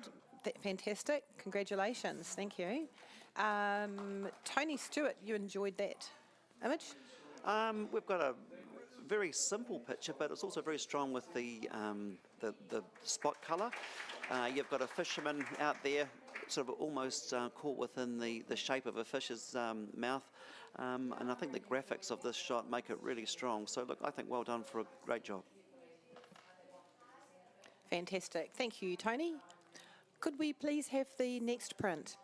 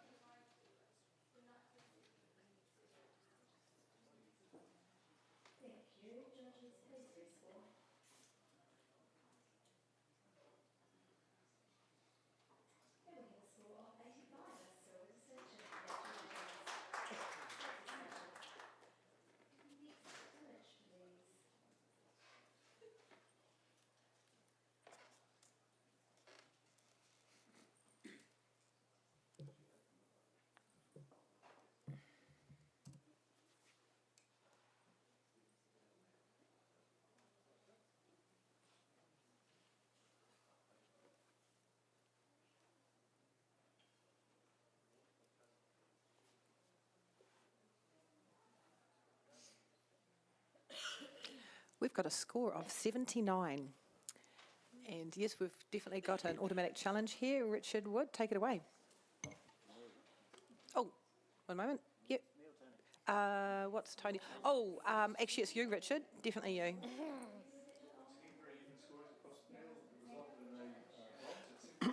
I put this at a silver distinction. I know what you're going to pick on first, and it's probably the highlights in the background, but we've got to remember this is a documentary category, and photographer isn't really able to control such extreme light like that. But I think that those areas are actually giving him separation from what's quite a busy scene. I'm really entertained by it. This guy's wearing almost nothing apart from his Venom, which is a cage fighting brand. It's a combat brand. Wearing his fighting knickers down this cafe street, carrying this, you know, with all his tattoos and artwork and bad boy, just bad boy everything. But he's carrying this huge teddy bear, possibly taking it home to a child or a girlfriend, and it's someone that just doesn't give a shit. And it just that whole two-sided story to this, and his character and the soft side against this, with this also this hard exterior. And I mean, I'm entertained by it, but clearly these guys sitting outside having a meal or a drink are quite entertained by it too. I think it's just a really cool moment captured, and I think it's very valuable of a silver distinction. It's very good, very good. Thank you, Richard. Tony, could we hear from you, please? Tony Stewart? Yeah, look, I'm on 72 professional standard because in my mind as a street photography capture, I'm left thinking, I still don't know what's going on here because to me it's happened, we've missed it. I thought it could be a stag do, yet the people at the tables seem disengaged. The lady's looking bored off the side, the guy with the cigarette's not engaged, one guy's laughing, the rest of them talking to themselves. They're not actually that concerned by this guy. So where our attention should be with the central character, take his tattoos out of it, he's not actually part of what they are engaged with. So I kind of feel there's a disjoint, and same with the people in the taxi behind. It's a random collection of people without having a unity that I expect to see for the strength that you're proposing. Thank you, Tony. Hey, Catherine, you're middle of the road there. How did you score? Sorry, we can't actually hear what you're saying. Yeah, sorry, Catherine, it's very noisy in here. You were roughly in the middle, so could we hear from you? Yes. Oh, okay. Actually, I should probably go next. I scored an 82. Okay. So I'm in support. Brilliant. She's not. Okay. Go for it, Tony. Okay, thank you. Yeah, I'm on 82, and I'm definitely coming up And I was quite happy when Richard took the challenge, because then I thought, I can sit here and I can figure out how high I'm going to go. Tony, with the lack of connection with the people, I think that's the beauty of this. In a street scene where, you know, somebody walks past us on like that and it's just another day wherever they are. I find the people are connected through their body language, maybe not the expression, but everything in this is joined together. If you look at the lines of the people at the table, the composition with the bottom right, with the weightedness to there, right through to the shadows and lines that lead to the teddy bear and this quirky guy. The highlights don't bother me at all because they've been handled, and it is how it is on that day. I'm going to come up to 88. I think this is exceptional. I think the print quality is beautiful for this type of work, and this is chaotic, but there's a visual harmony happening, and I think it's worthy of a good, solid silverwood distinction. Thank you, Tony. And back to you, Tony Stewart. Right of reply, yeah. Oh, Richard, I'm so sorry. I've been up and had a look again, Tony Stewart. And, you know, this guy's just walked past them, so some of them have worked it out and having a giggle. Some of them are going, what the hell just happened? And there's this moment where they're all trying to work out what the heck just walked past them. The woman's actually quite aghast if you have a look at her face. And you know, a cage fighting dude wearing his undies walks around the corner. You don't, if you're going to laugh, you don't do it till he's gone past. So, yeah, there's a lot of tail in here, and it's making me smile and giggle, and I think it's got a lot of value. So, please come up and join me at a silver distinction. Thank you, Richard. Our judges, could you rescore, please?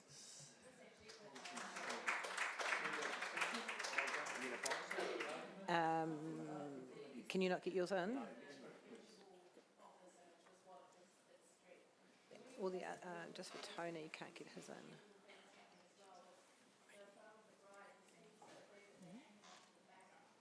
What have I done here? Don't you just press the bottom one? That one? Because you're the challenger, but I'm not the challenger. He's marked as the challenger.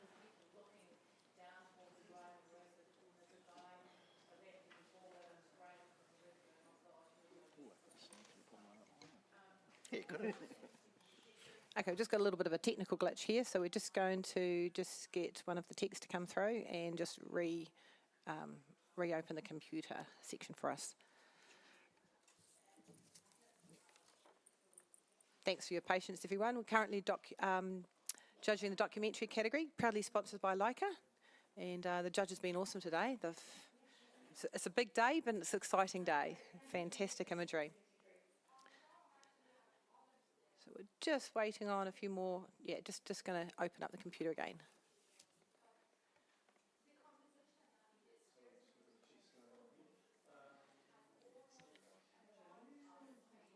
So everybody, everyone who's in the audience, make sure you go and check out the trade area when you can to see all the amazing products that our trade partners have on offer as well. So don't forget to head out there at the end of the category that you're viewing, or when you've got a bit of spare time. Would be absolutely brilliant. So yeah, definitely check them out. They've done this amazing, amazing stuff out there that I'd love to get my hands on as well.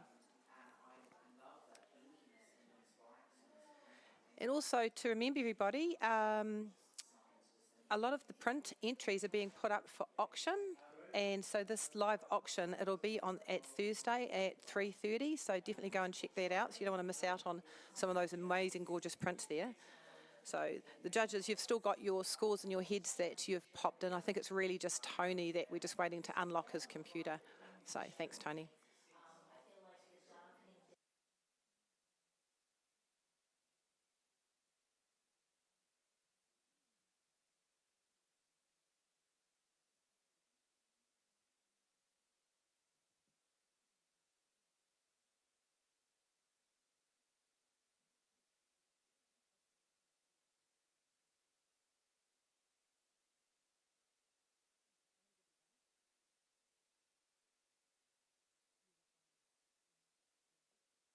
I'm just going to... Oh.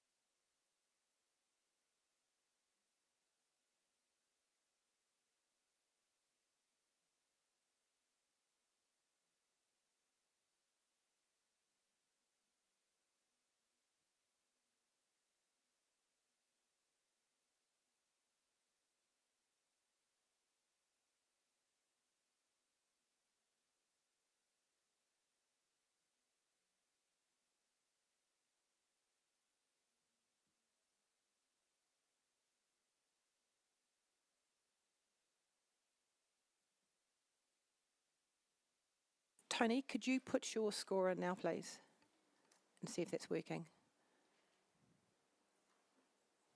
No, it's still not working. Okay.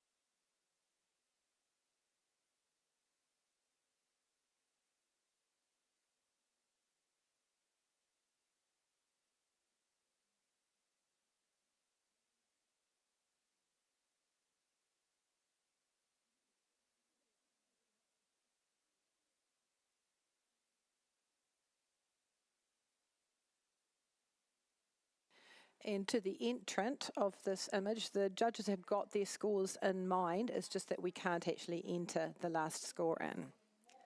So, yeah, the scores won't change. The judges have those scores in, except for one.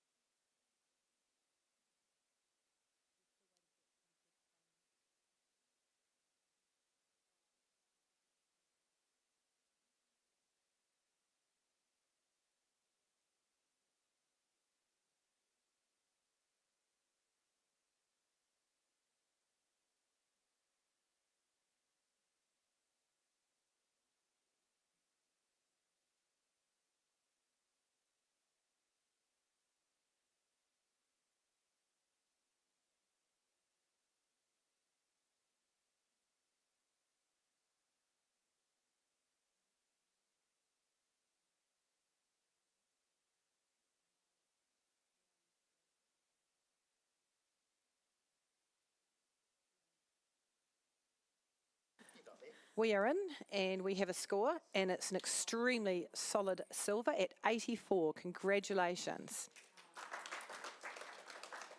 And thank you so much for your patience to everybody, especially to the entrant. We're just going to have a blank screen now. This is the final of the print entries. Now we're going to be just doing a changeover. We would like the judges to they actually have to clear they're going to have a break for 5-10 minutes? It'd be about a 5 to 10 minute break, please. And yeah, don't go too far, but we'll be doing that shortly. One moment. So to everybody online, we're just going to do a quick change around. So we're just going to be about a 5-10 minute break. So you can go make yourself a cup of coffee or a cup of tea, or if you've done well, you maybe have a bubbles or a beer. And we'll be back shortly.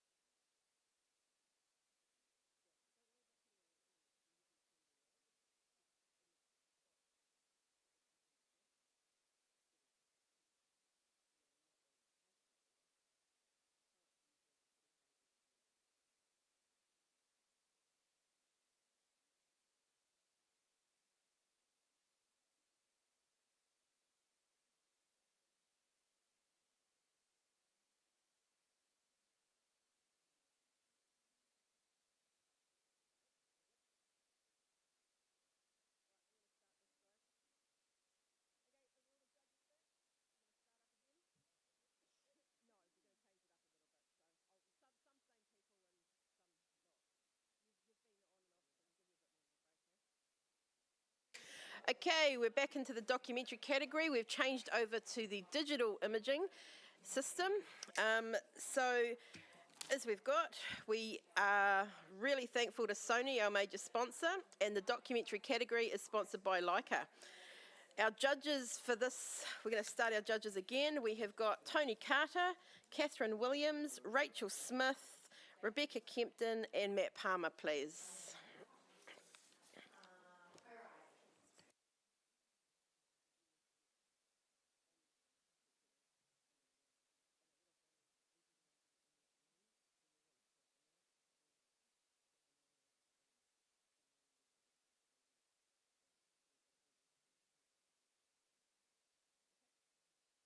Right, next image, please.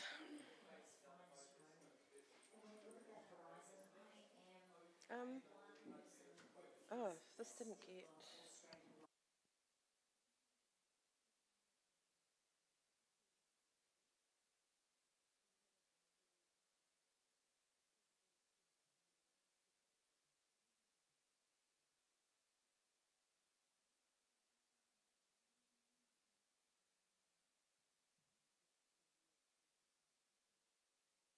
Yeah, sorry, judges, you should be able to enter now.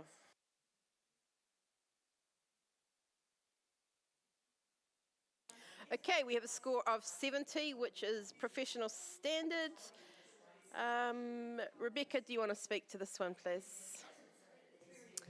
Oh, it was so much fun running in the rain and or hose or whatever. Highlights are just a little bit hot, and it would have been great to see, I don't know, something a little bit more crazy, eyes open or something like that, and perhaps a slightly different crop on the composition. Cool, thank you. Next image, please.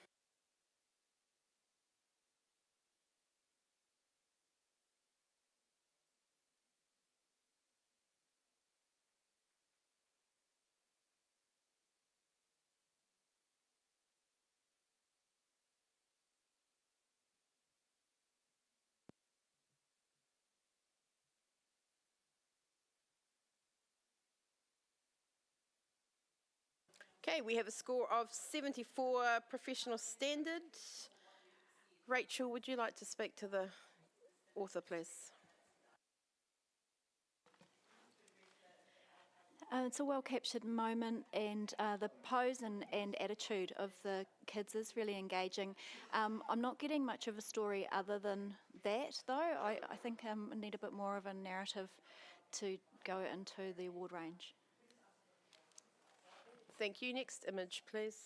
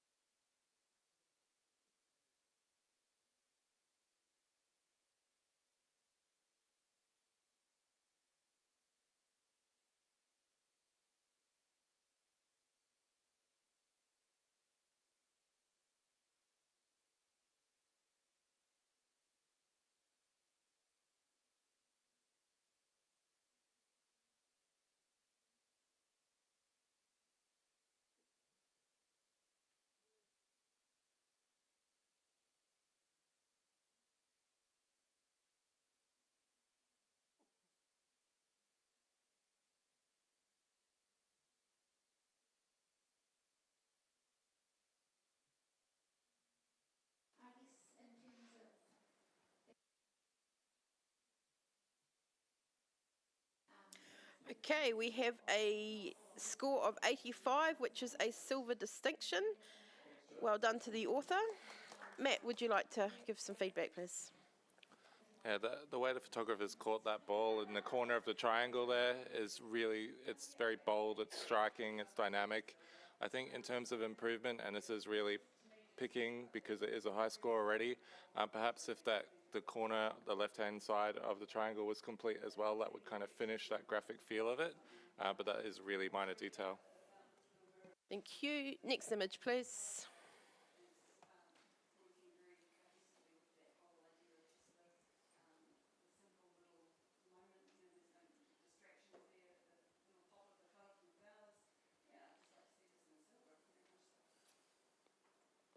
Thank you, Catherine. Shah, you're on the other end of the scale.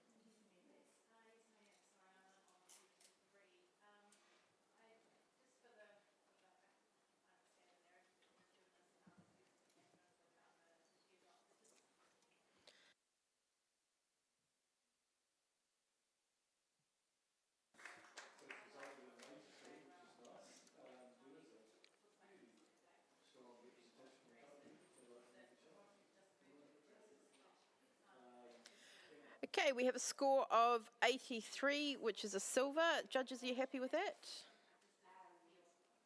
Okay. Matt, would you like to speak to that one? Thanks.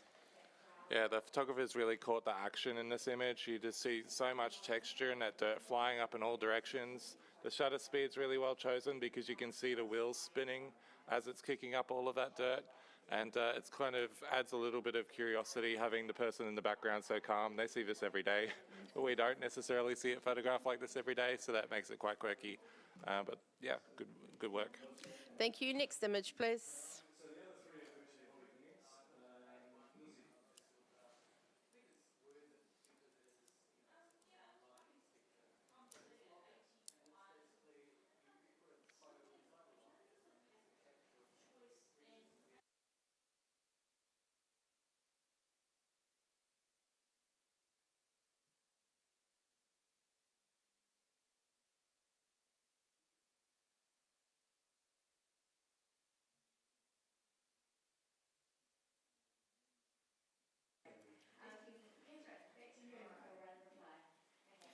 Okay, we have a score of 76, which is a bronze award, and Matt can challenge that one. Yeah, I scored this just into the silver range. I did that because it just feels so theatrical. It's like this is the stage and everything else around it is frozen just for this one moment, the serve and the anticipation of that. The tonality of it is really beautiful with that the warm clay court juxtaposed with the coolness of the shadows around the edge of the frame with the crowd there. You just feel like this quietness as you're just waiting for that moment to strike. You've got the ball suspended in the air as well, and the ball is lit by the light that's coming through that shard of light. So that's standing out really nicely against the clay court, and it's not interfering with any of the advertising boards or anything like that. So I just put it just into the silver range for all of those factors. Okay, Tony Carter. Yeah, I'm on 76. I did see what you... Oh, sorry, no, I'm not 72, sorry. I was cheating, I was looking at Catherine's score. Yeah, I see sort of sitting, maybe I could probably come up into bronze, but I probably struggle to get any further than that.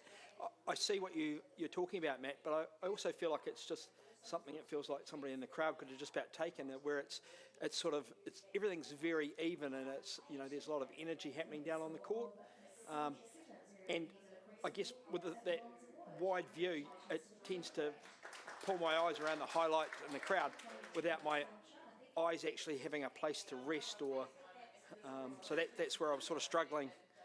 But I will listen a bit harder to what others have to say as well, I think. Okay, and we're going to hear from Rachel, please. So I scored this 77 in bronze. I think that the image itself is, the highlights are really well handled, even though there are a few elements that are quite distracting, but there's a heaviness to the blacks in the image that sort of, I feel like I'm getting sucked into them more than into the actual serve, and sort of struggling with that. Back to you, Matt. Yeah, I agree with everything that you've all said, so it kind of just comes down to where we all place it, but I just think there's atmosphere in terms of the perspective. I feel like it's very immersive. You are part of the crowd, but unlike being actually there, you're actually seeing the moment frozen, which you can't do when you're there in person, so I think that's what the photographer is bringing to it. It's a bit that experience of being in the crowd, but frozen in time and the quietness of that moment. Thank you. Rescore, please.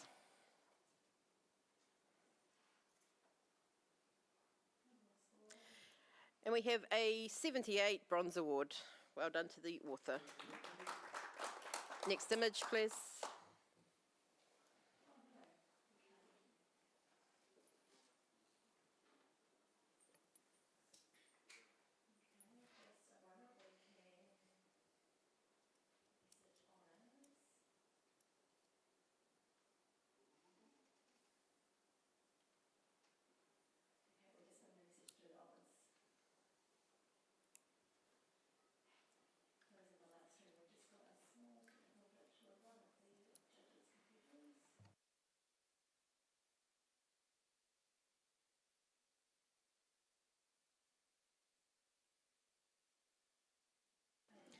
Okay, we have a score of 72, which is professional standard. Rachel, would you like to give... Rebecca, did you want to give feedback? Okay. I think the strength in this image is actually the bottom one, and that in itself tells a gorgeous story of this little girl, and the composition is beautiful. I just think that, yeah, one is stronger than two in this situation. Thank you. Next image, please.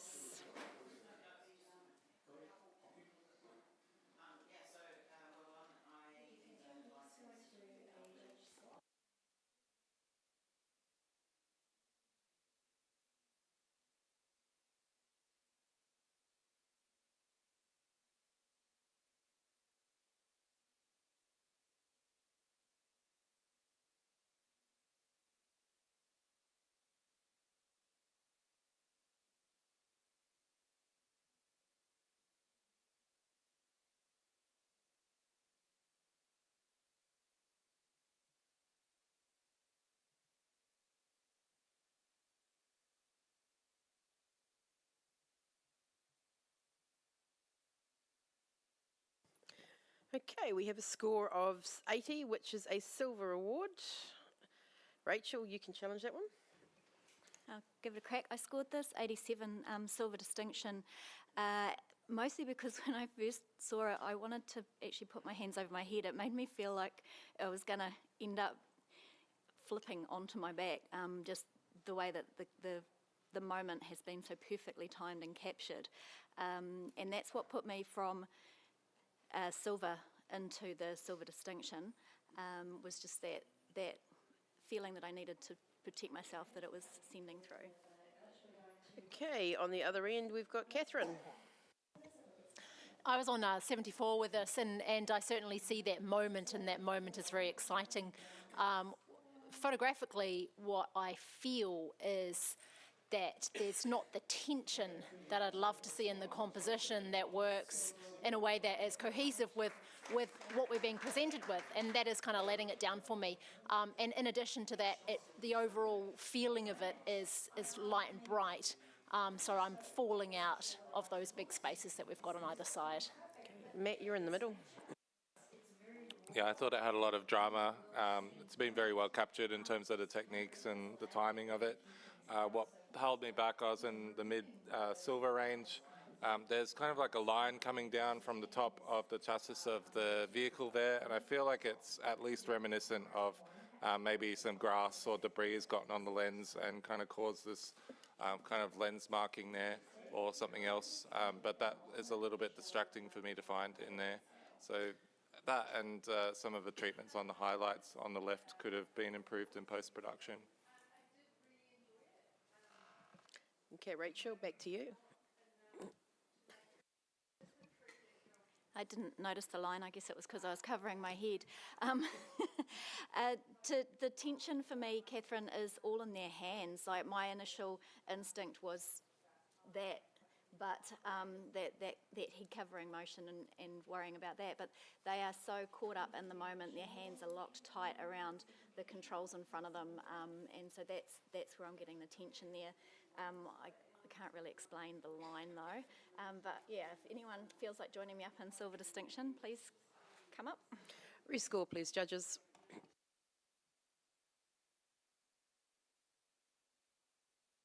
Okay, we've moved to 82 silver award. Well done to the author.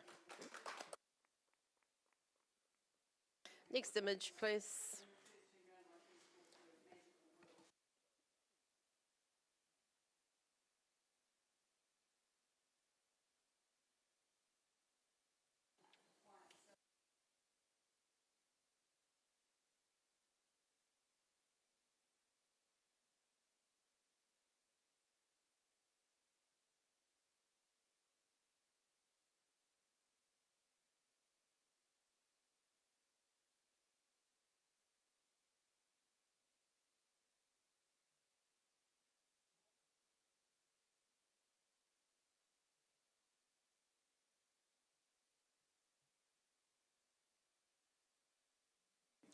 Okay. Oh. We have a score of 77, which is a bronze award. And Matt, you can challenge that. Actually, Rachel, you've got the highest score. You can challenge. Okay. I've scored this 84, solid silver. I still am not quite sure exactly what is being captured in the light. I'd love it if someone could explain more to me around that. I'd be regretting not going higher. But what pushed me into the solid silvers was I felt like the part of light that's coming through towards the back of the head on the right-hand side, it sort of felt like threatening, like a hand with a gun in it or something. There was just something there that made me wonder what's really going on, and I felt like there was a reward for that. Okay, Catherine, you're at the other end. Yeah, I was on 72 with this, and I am interested to hear more discussion on this because my initial response to the visual impact was relatively strong, but it's very unclear as to what we're looking at. And I guess I saw like this sort of eye or some sort of hypnotic state from this, but I just felt that it was too hard to read as from a documentary perspective, and that's where I sat, but I'm certainly prepared to listen to what is said. Okay, Matt, you wanted to chat. Yeah, I scored this into the silver range. I see it as an image that's been shot within the context of documentary, but it's actually the photographer creating something brand new and telling their own story, which might be completely disconnected from what it is they're photographing. So when I look at this, I could see like spirits moving towards light, or like a zombie horde going after, this bright beacon in the distance where there's life, or any kinds of different interpretations. So I'm seeing it less as a literal documentary image and more as something that's quite interpretive and created within the conditions of documentary, but telling its own story, and one that leaves you to create your own ideas about it. Okay, back to you, Rachel. Thanks, Matt. I think that's actually really brilliant. The aberration of light, or whatever the photographer has done to capture it, and just reminding us about the restrictiveness of this category and bringing something new to it. We're getting different stories, and so I think that in itself is making us think more about what we're seeing or why we're seeing it, which is asking us questions, and that's really powerful. Okay, rescore please, judges.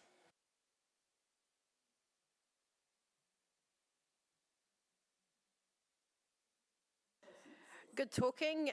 However, we're on a 79 bronze, so we know that's an automatic review. So judges, either 79 or 80, please.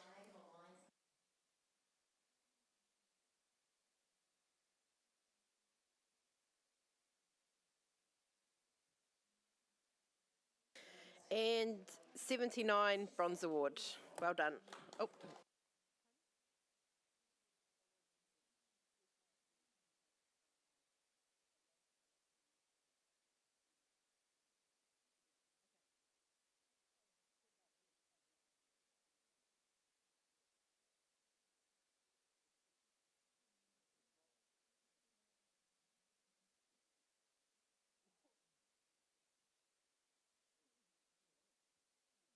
Okay, well, while we're waiting for honours, let's hear from our judges. Who are we going to pick on?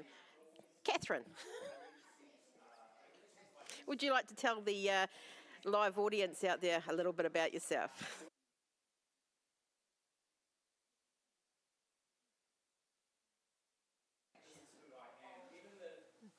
Do you want to hear about me, or do you want to hear me talk about someone else? From you, Catherine. Rebecca Kempton is a...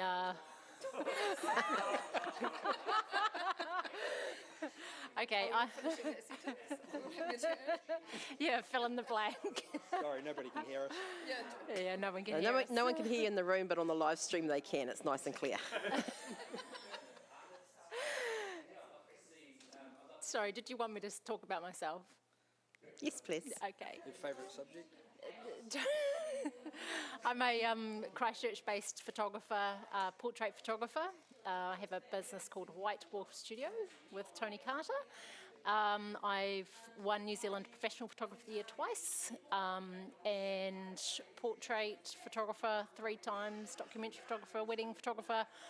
And I love the Iris Awards, I love being part of all of this, I love getting excited about images, and I'm super happy to be here. Lovely. What about Matt Palmer? Let's hear about you. Yeah, hello. So I guess in the same vein, I've been very lucky to win Australian Photographer of the Year at one point, and I've also won several Documentary Photographer of the Year titles, so I guess that's why I'm sitting around here. I'll give myself a plug. I've got a book in pre-sale, Icelandic Echoes. If you like rusty old buildings in Iceland, then look it up. But I won't give you a URL, you can find it. Yeah, that's about me. Lovely. Who have we got down there? Let's go to Tony Carter. No? Okay, Rebecca, give us a... So Tony Carter is a New Zealand Photographer of the Year a number of times, an absolute legend, and amazing judge trainer as well. And anyway, does anyone want to hear about me? How long will it take? How long have you got? I'm Rebecca Kempton. I'm a Greytown in the Wairarapa-based photographer, commercial and portrait, and I have a Master of Photography distinction, 1 bar, and have been finalist in documentary and landscape categories a number of times. I absolutely love this week. I've been staying away from anyone that's been ill around me because this week means so much to me, and seeing all my fellow amazing NZIPP crew and being able to sit on the panel and reward others for their beautiful work. Lovely, and we've got Rachel there too, so... I'm based in Palmerston North and sometimes in Auckland, and I do actually do quite a bit of work, even though it looks like I go on holiday all the time on my social media. I specialise in printing, and I have a business called Rahira Creative. Really enjoy being part of the NZIPP team. I'm current Vice President of the NZIPP board, and also wrangle all the sponsors, so all of the sponsors that we've got to thank for supporting these amazing events. I get the pleasure of working with, which I think is actually quite cool. Thank you. Now we all know we're in the documentary category. We are sponsored by Leica, and Leica are proud to be supporting the New Zealand professional photography community once again with their new Studio Ready SL3, which takes the art of storytelling to a whole new level. If you're keen to get a Leica in your hands and experience the renowned quality and craftsmanship of this iconic brand, chat to Dakota in the trade area. We've also got the Ian Poole Award for judges. The award is in memory of Ian Poole for our top judge this year, as voted by the audience. So in the foyer, there is a box that you can put all your votes into. So if you've loved the feedback of a judge, get in there and get them voted for. And we're still waiting.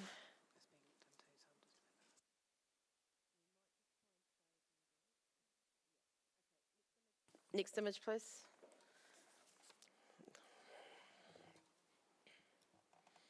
Simone. You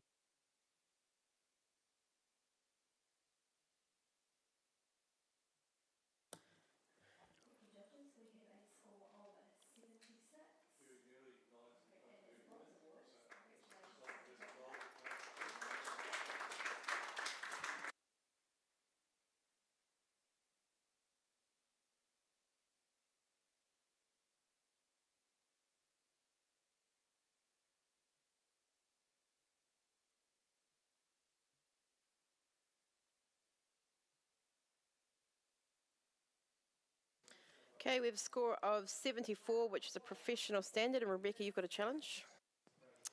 Yeah, I popped this in to the bronze range at 78. Standing back and looking at it, it's, for me, it gives me an emotive response, a feeling of harsh sun, long shadows, harsh environment. These guys have got all this gear on. It must be so hot. It must be really difficult to be climbing, walking / with walking poles and across the sand where you sort of take a few steps forward and fall a bit and keep going. Look, you know, if there was a bit more detail in the faces and a bit more communication there coming forward, you know, would have definitely gone higher. But for me, it's an environment thing. It's been shot low, so the people have come above the horizon, so it's been thought about carefully. And I think for that, I'm rewarding it in the bronze range. Okay, Matt, you're at the other end. Yeah, I was in the professional range for a lot of those reasons. I'll just point out that it appears to be glacial walking, so they've got spikes on their shoes as well. And but it can still definitely be hot on a glacier, especially when you're kitted up like that. I think what held me back from going into that bronze range was just the contrast and the treatment of the blacks. It came off very flat because of that backlighting, whereas if they're in post-production, they enrich those blacks a little bit.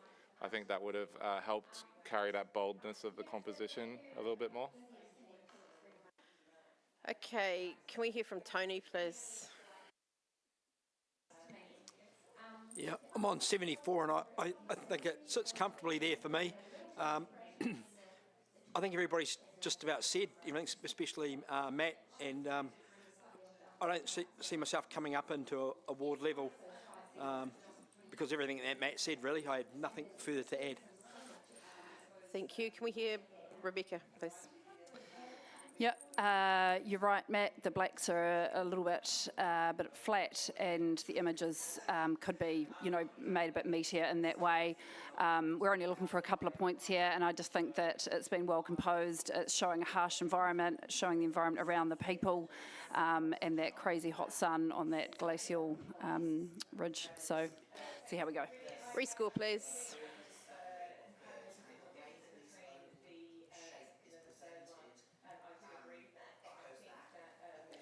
Okay, we've reached 75, which is a bronze award. Well done to the author. Next print, or next image, please.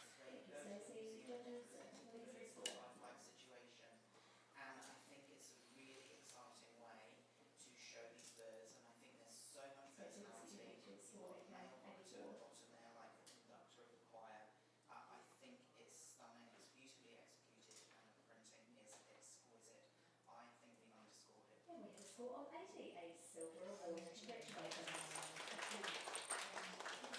Next image, please. A museum capture. These are freaking birds. This is chaotic. Vast, all of those things that you just said. Okay, we have a score of 71, which is a professional standard. Can we have feedback for the author from Catherine, please? Yeah, I think there's a great expression here from the central subject. I really want to understand what is happening here, and that sort of we're losing a context of it. And then in addition, that very sort of centralised composition isn't really adding anything to it. So some further understanding would help this image. Thank you. Next image, please.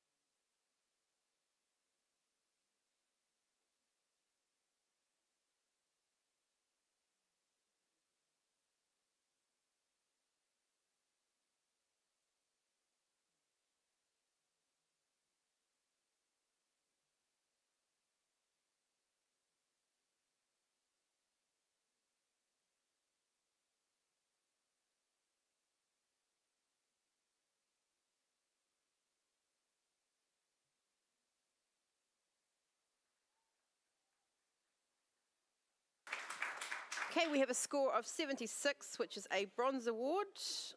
Are we all happy with that, judges? Thank you. Rachel, Matt, do you want to put your finger up? Yeah, I think what really makes this image work is that quiet please on the little sign in the background and everyone cheering, and there's so much expression in all of the faces. I think what really would have topped it off is seeing the ball dropping into the hole or part of that. They've got the hole, I think, in the foreground or maybe a bunker, but we're kind of obscured from that thing that they're celebrating. Lovely, thank you very much. Next image, please.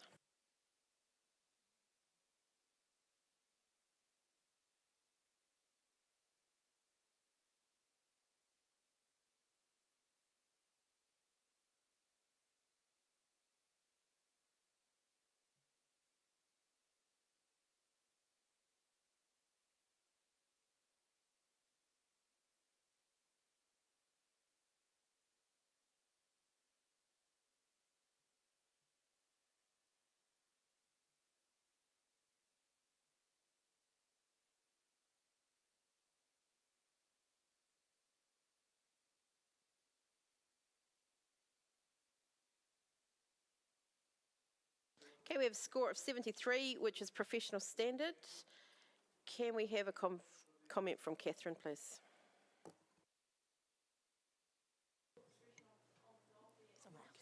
Someone else. Oh, I can. Okay, sorry. Tony?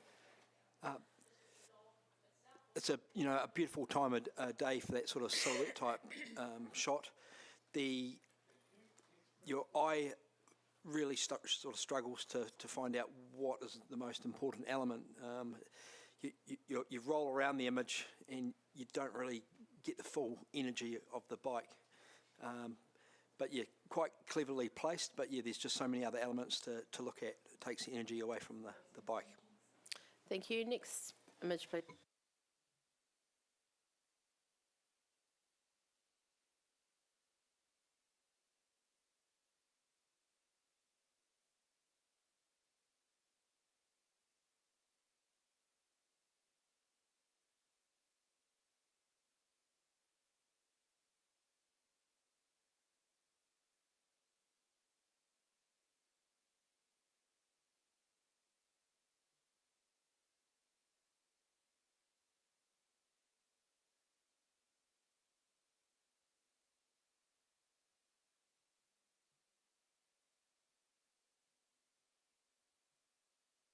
Right, we have a score of 77, which is a bronze award. You're all pretty similar.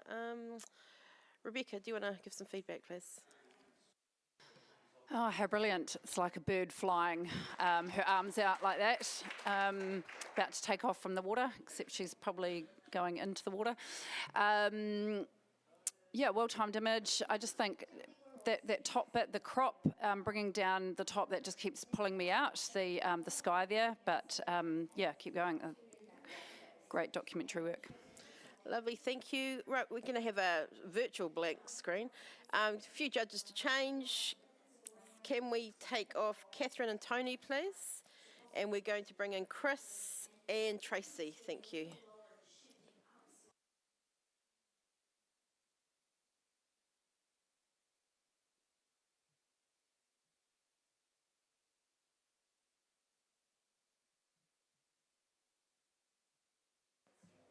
Okay, image, please.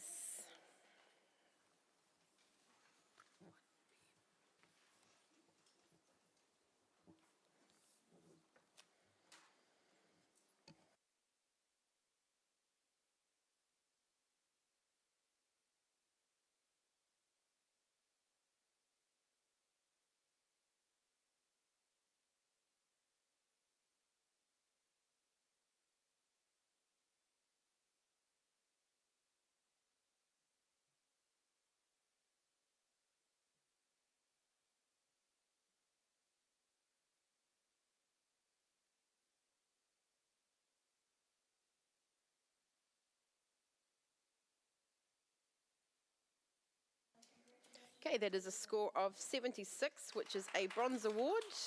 Well done. Matt, would you like to give feedback, please? I think it's an interesting image. The photographers use the construct of the playground or whatever it is well to create this kind of cubed shape. And then there's this feeling of disassociation, which is really kind of interesting and contrary to the surrounds. But I feel like there's nothing more to go on that story. You kind of get to that point and stop. Thank you. Next image, please.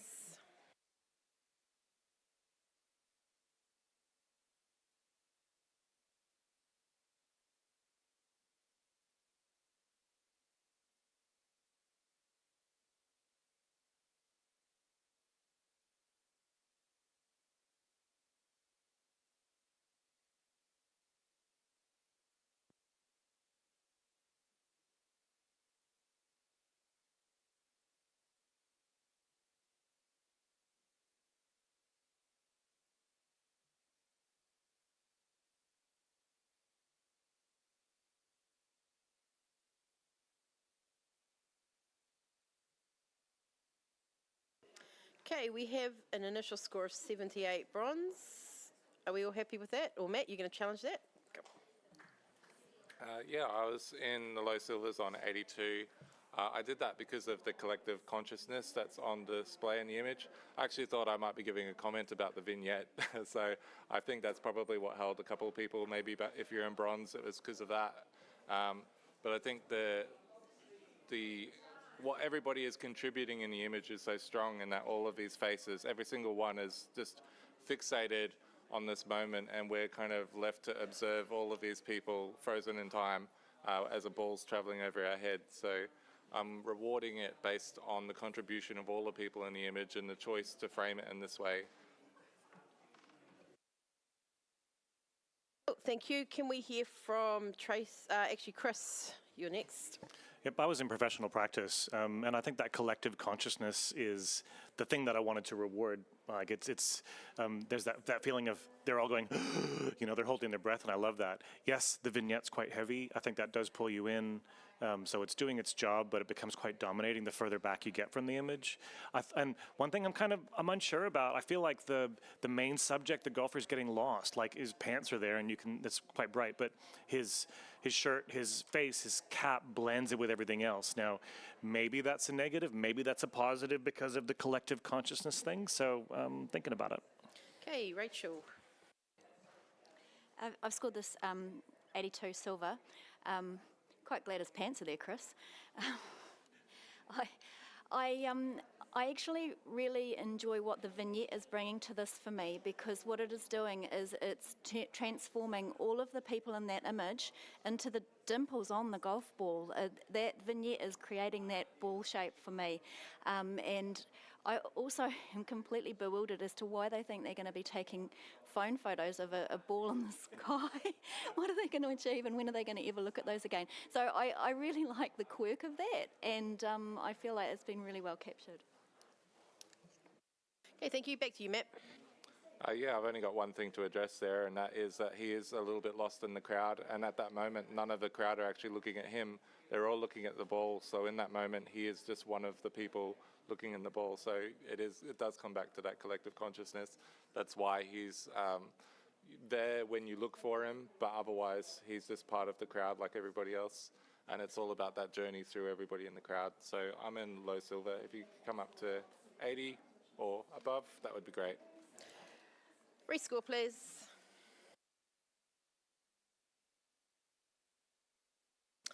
Good talking. 80 silver award. Well done. Next image, please.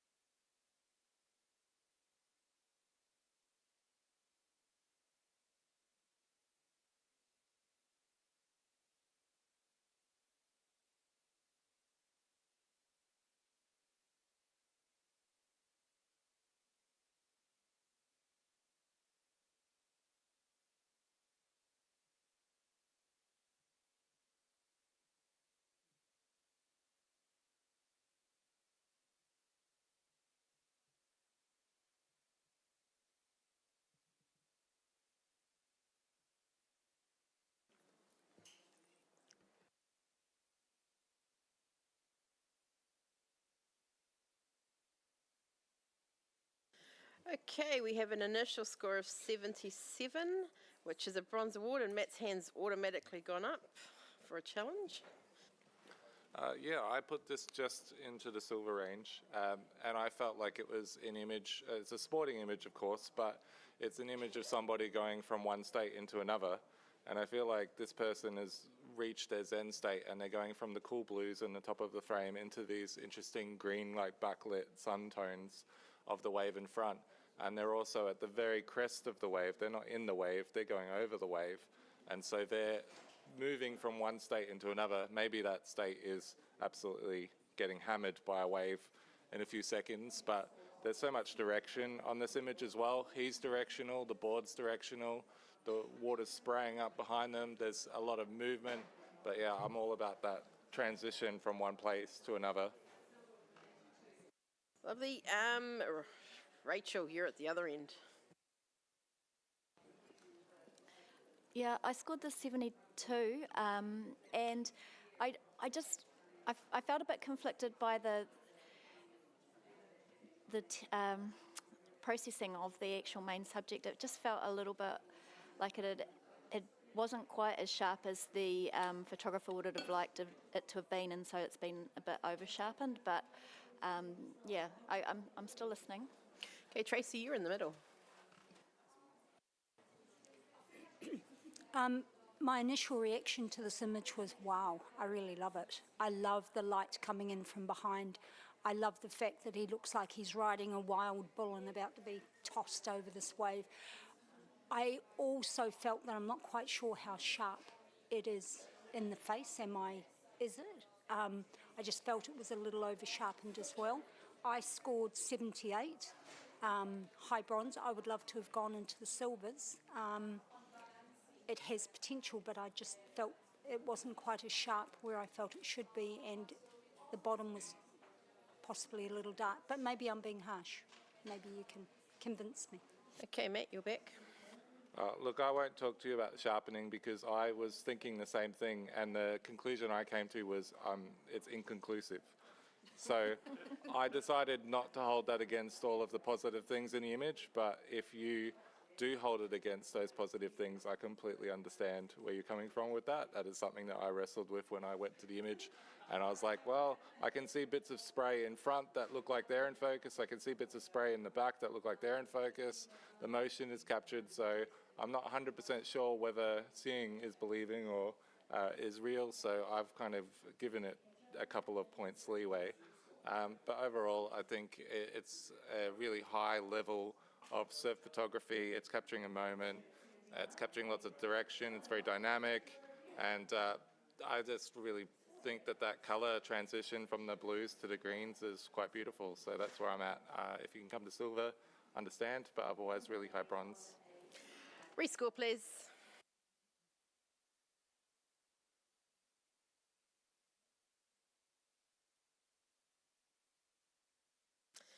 Well, that was some good talking. We have an 80 silver award. Well done. Right, we're going to swap out. Matt, you can have a bit of a rest. And Rachel, you can have a step out too. Richard and Tony, if you want to come in, please.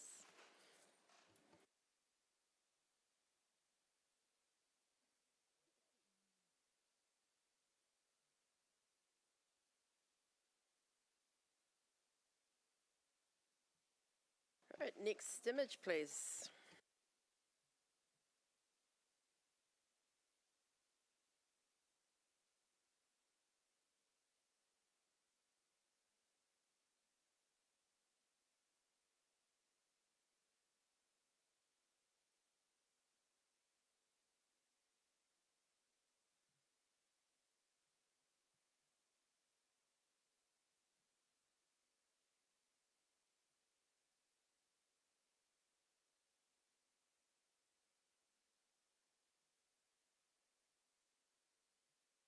Okay, we have a score of 73, which is a professional standard. Are we all happy with that, judges? Okay, Tony Stewart, do you want to have a chat, please? I think a magic editorial shot, the sort of stuff that would certainly document an event like this in publication. So well job, all the sharpness is there and the colours looking rich and vibrant, modern. Lovely, next image, please.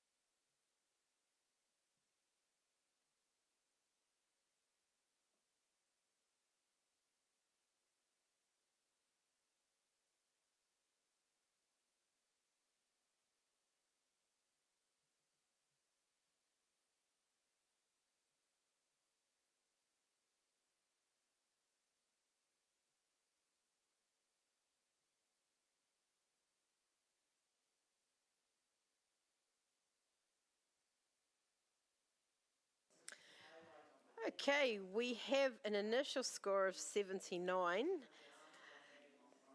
Tracy?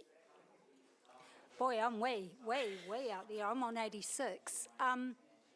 Looks like it might be Lydia Coe, trying to dig her way out of a bunker. And that spray is just epic of the sand, and they've captured the ball perfectly and the explosion when she's hit that sand and that lovely dark background and the focus on her face, that little bit of side lighting. For a golf shot, I think that's a really dynamic shot. And yeah, I think they've done really well. Okay, and we're coming to the other end, and that's Richard. Yeah, I'm down at 73 in professional practice. It is a very dynamic shot, and it's not something that doesn't happen in golf. Like I don't see innovation in it, to be honest. But I keep getting drawn to. There's some spectacular stuff happening with the sand, but coming into her face, I felt like her face just lacked a whole lot of detail and quality in those areas. Okay, and in the middle there, we'll go with Chris, please. Okay, Tony. I'm happy to add that I kind of reference this more like an explosion, which I think is quite a novel take on a sports shot where the sand almost looks a bit like clouds and that kind of. I just haven't seen it before, so I've rolled it into a low silver at 81 in recognition of that. Okay, back to you, Tracy. The look on her face, I think, is just sheer concentration. I don't know if you play golf. Trying to get a ball out of a bunker is a very difficult thing to do. 9 times out of 10, you end up with it back in there again. So, yeah, just the composition, the lighting, the dynamic quality. A lot of golf shots aren't dynamic, and just the placement of the ball, good capture, really well captured moment. Cool. I'd love you Rescore, to please. come up a bit. Rescore, please, judges.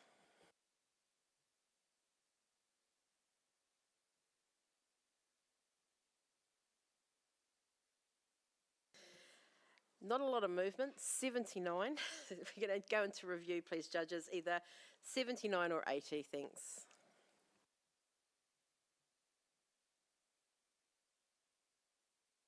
And it stays on 79, Bronze Award. Well done. Next image, please.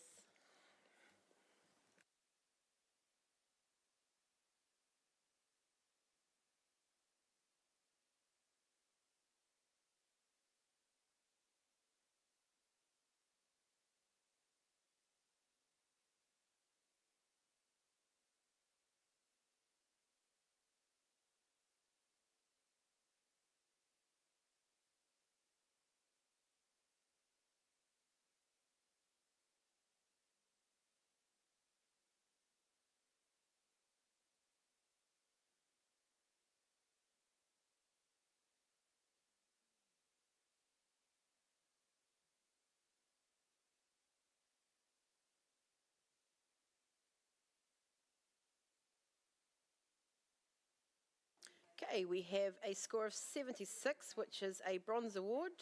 Well done to the author. Chris, would you like to give a comment, please?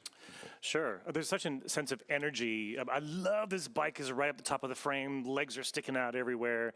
And because you can see the ramp, you have an idea of what's happened. So the photographer's chosen their vantage point perfectly. The timing's really great. I think maybe to improve it, there's a lot of information that maybe doesn't add to that sense of excitement and tension. So even a vertical crop, getting rid of some of the details on the left and right, would really accentuate the height and make it even more exciting. Lovely, thank you. Next image, please.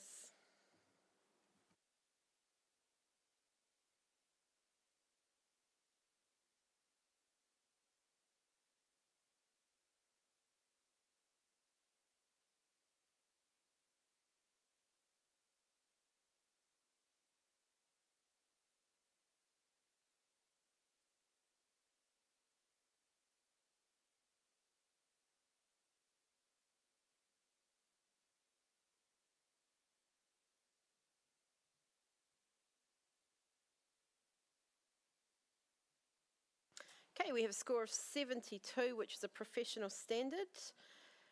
Can we get some feedback from Richard, please?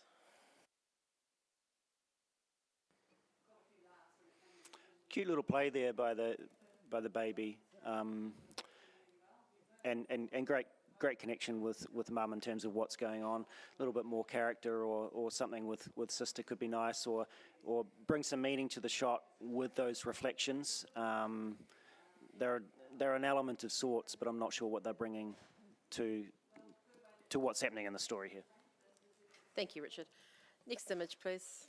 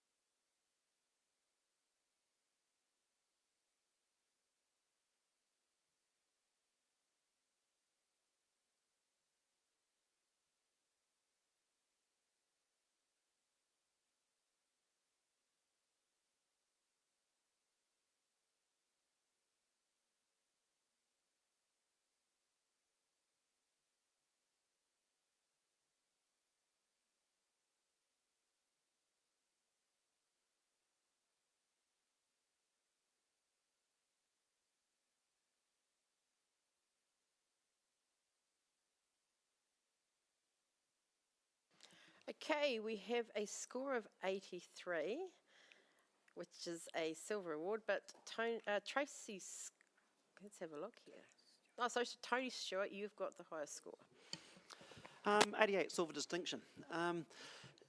For this category, we have got the photographer going out there to document the very thing you least expect to see during a wedding, which is Grandad. He steals the show, well, not doesn't steal the show, but they've chosen to have this person as the centre of this series. In the middle of the shoot is the village hall, which is the centre of the community. It's the centre of their families, the centre of Grandad. Making assumptions, he's been in the district for many years, and you can see there's a connection bottom right to the forebear in the picture, presumably a relative, maybe past, forebear. So you've got a celebration of union, but also a celebration of family and a celebration of community. And you've got everything going on there between the smiles, you've got tears, you've got the weathered hands. Each shot brings something completely different and adds to the story that there is a celebration of an old man's life, which I think all of us need to, to cherish that in our own families and look to the wider message that we're seeing here. 88. Okay, Richard, you're at the other end.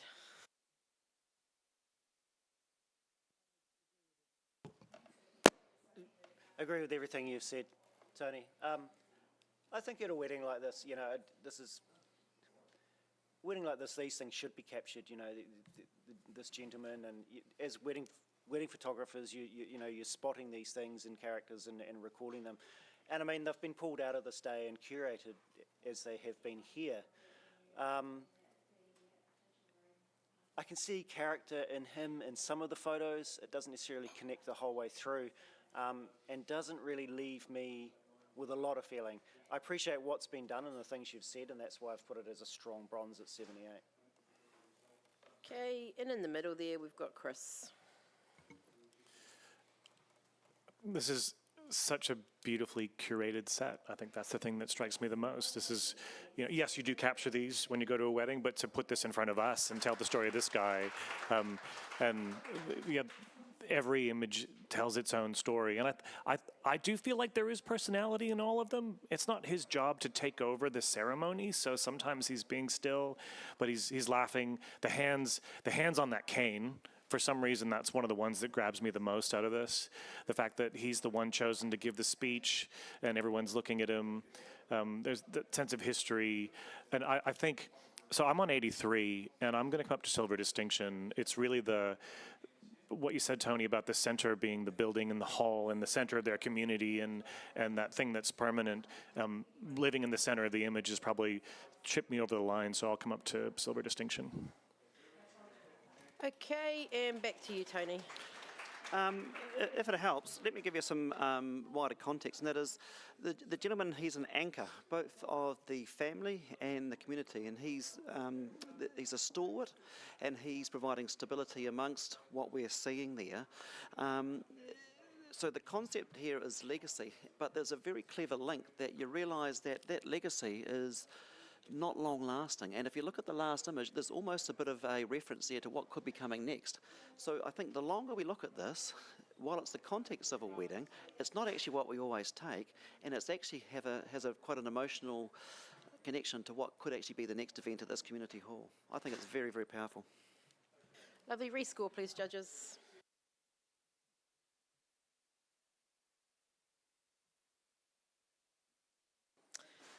Good talking. 85, silver distinction. Well done. All right, we're going to have a quick change again. We are going to say thank you to Rebecca and bring in Tanya, and thank you to Chris and bring in Matt, please.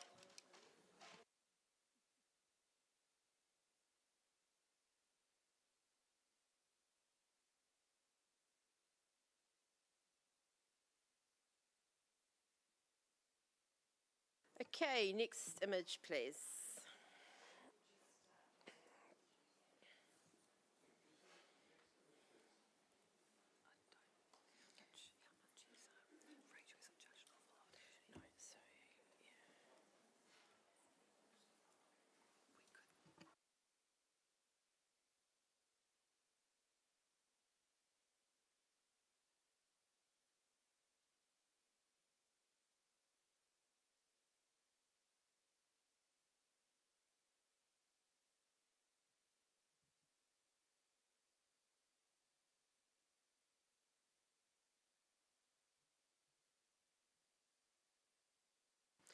Okay, we have a score of 81, which is a silver award.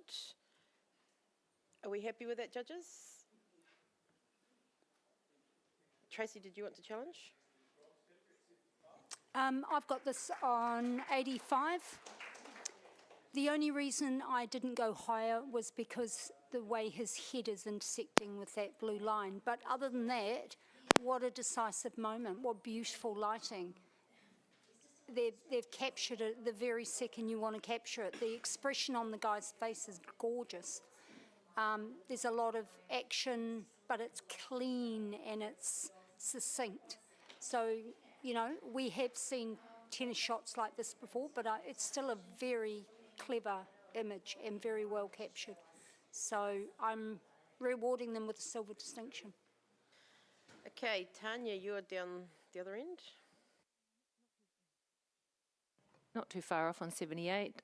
The impact is spectacular, and the tonality of it with all the blue tones, the energy, and yeah, that grit is there. It's just the sharpness of the face that was the only thing that let it down for me. Yeah, other than that, yeah, what a cracker. Okay, Matt, did you want to talk? Yeah, just quickly. I do think it's a decisive moment, but it's also a repeated moment. So there's many serves throughout the game. The light may not always be like this throughout the game because it will be shifting depending on the design of the stadium. But this action is one that you can prepare for. What held me back a little bit, I was on 82. There's like a dark black blob in the top right that's a little bit hard to see because the background is quite dark in itself, and a little bit of a white speck on the court there as well. When you have such a simple, really graphical image, those things can really stand out from what is a really clean gradient background. So those are the really minor things that are keeping me in silver rather than silver distinction. Okay, back to you, Tracy. When you've jumped up and down a bit more. Only being 5'1", I don't quite see the screen from your angle, so I'm not seeing the black blob. But yeah, I take into account the things that you mentioned, but that's the reason I wasn't going to gold. I think it is a beautifully captured image, and the tonality of the blues with the blue of the player's shirt. The ball is just absolutely highlighted there in green, the lighting. I didn't find the face too sharp. I just found it nice and crisp, and I just loved the grunty expression on his face. So, yeah, I'm happy where I'm sitting. I would love to see you come up a few points. Okay, rescore, please, judges.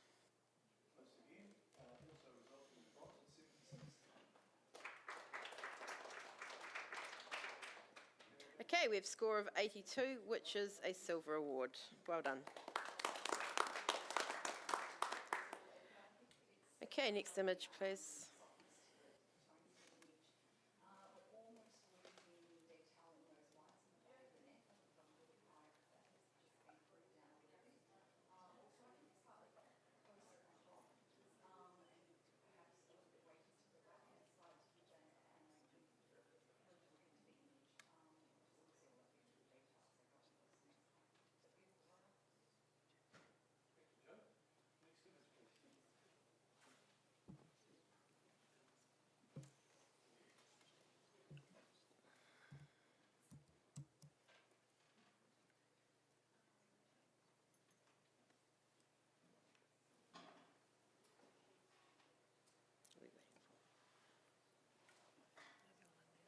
Okay, we have a score of 72, which is a professional standard.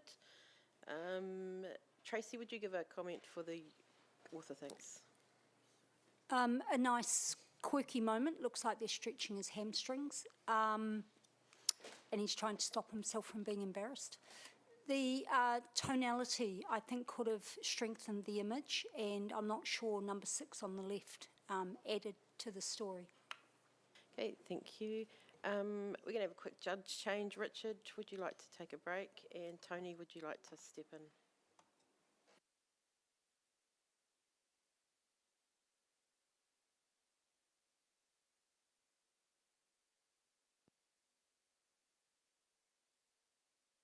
Okay, next image, thanks.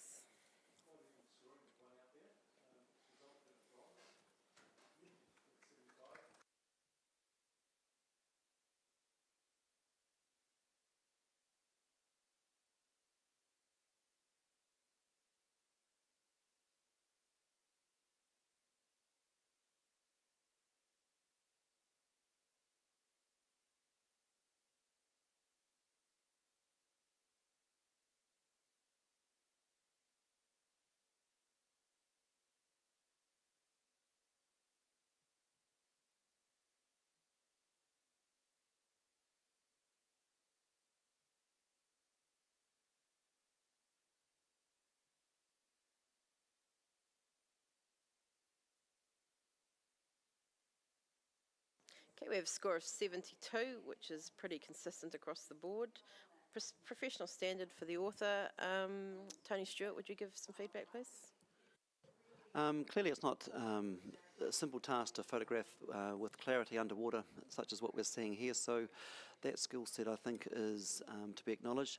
However, I'm still left a bit unsure what the purpose of we're seeing. Pointing at something, but I'm not too sure what I'm reading that to be, sorry. Okay, thank you. Next image, please.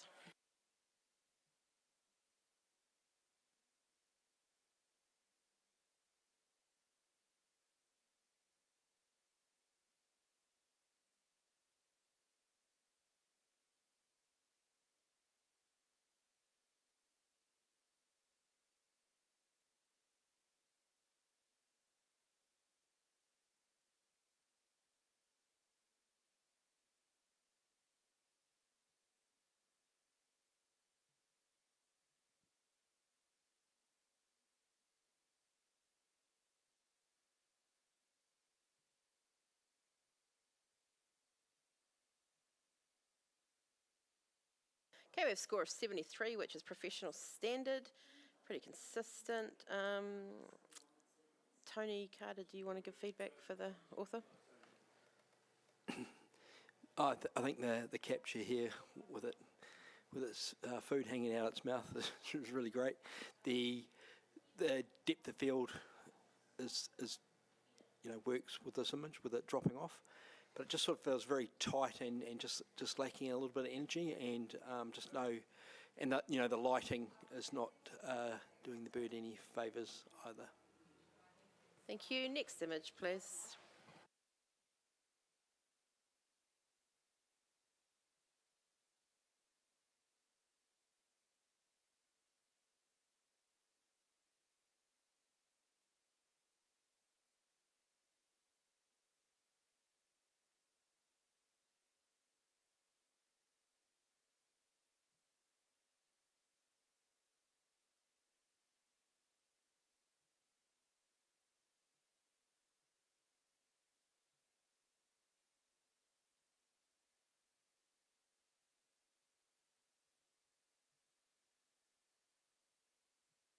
Okay, we have a score of 73, which is professional standard. Matt, you've got a challenge? Yeah, I was just in the bronze range, and what I'm rewarding is the planning that's gone into this photograph and then the execution. So it feels like this person is almost like they're leaping off a cliff into the wider landscape. They've conceptualized this, they knew what the photo was that they wanted to take, and they set up here. It's just a beautiful photograph of the landscape, but with somebody performing sports in it. And you've got a great jump there with the soil kicking up underneath them. It gives it a sense of levity, and the colour tones are quite beautiful as well, very reminiscent of that region. Okay, Tony Stewart, you're at the other end. Not by much. I had 71, which I think, for the same reasons, Matt, I think there's a real sense of location and purpose, and for those same reasons I scored it what I did. But hey, look, I think well done. I think that planning deserves some recognition, so I'll go up a few points. Tracy, you're in the middle. I love the tonal range of those hills and the way he was diving into the middle of it. That really captured me.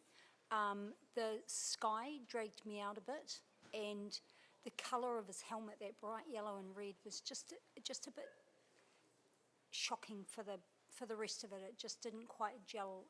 I know this is documentary, so perhaps black and white or even just toning it down slightly might have strengthened it for me. Okay, back to you, Matt. Yeah, with regards to the clouds, I kind of see it as part of the lifting off of the image. So this person is lifting into the air. That feeling of moving upwards in the image, I think, accentuates the jump. And the colours on the biker themselves, I think that helps them lift out from that background. If they were a bit more muted, you might kind of just feel like they're there, but you not really pay that much attention to them because the landscape is quite beautiful. So what you're seeing as weaknesses, I guess I'm seeing as strengths, but I'm just talking about bronze and a few points. So if you can make it up there, that would be great. Okay, rescore, please, judges.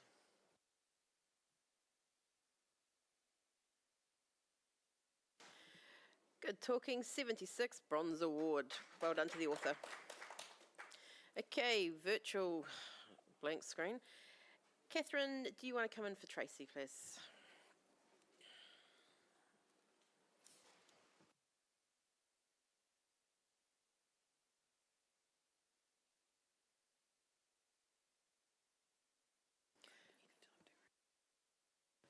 Okay, can we have the next image, please?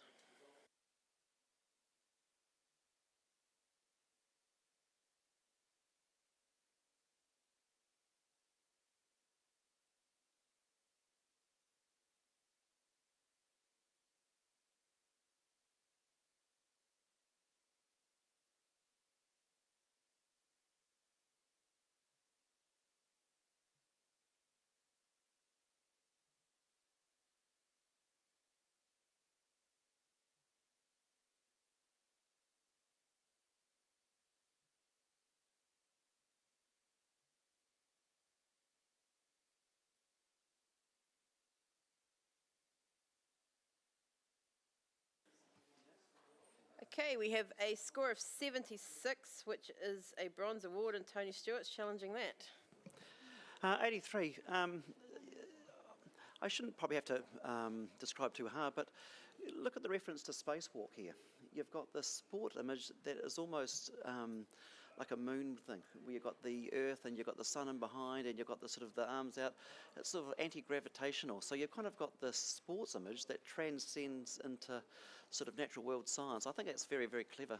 And I think the angle has contributed to that almost entirely. Take the angle out, it's quite a different shot. But I like the fact there's a reference to something else different to what we're actually being presented with. I think it's very clever. Okay, Tanya. I scored the 70. The angle's really impactful and the moment captured. It just needs to be a lot sharper, and I think that's something that would really bring it up high for me. Okay, and in the middle, let's go for Catherine. I'm a 78 and I'm pretty comfortable where I am for the reasons that Tanya has mentioned. And the overall impact of that diagonal composition is striking. However, when I go in further, I feel that that is really the dominating thing. That the actual action with the tennis player isn't quite there. Okay, back to you, Tony. Look, no problems at all. You'll know what you see and what you feel and how it works for you. So look, do what you think and let's see what we can do. Rescore, please.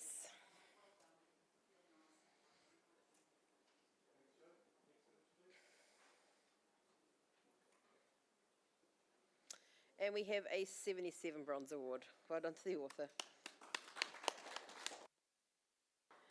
Next image, please.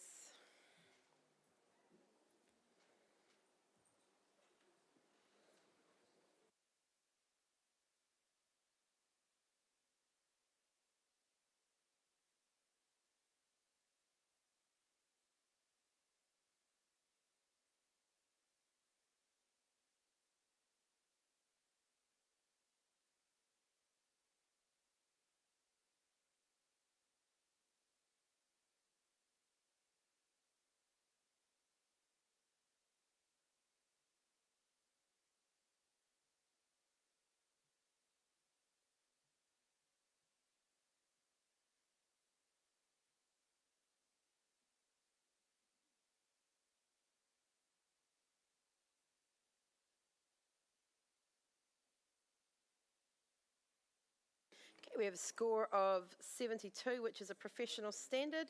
You're all pretty even across there. Tanya, do you want to give them a comment, please? Yeah, I think the idea and the concept is there. When I was looking around, I was wanting to find a story, and I did find the COVID test, and then to notice that there's a toddler in the house, perhaps, that someone's unwell, and things are just left as they are. I think there just needs to be a bit more to the image to bring it into to have a higher impact. Hence why I left it in the 70 range. Thank you. Okay, next image, please.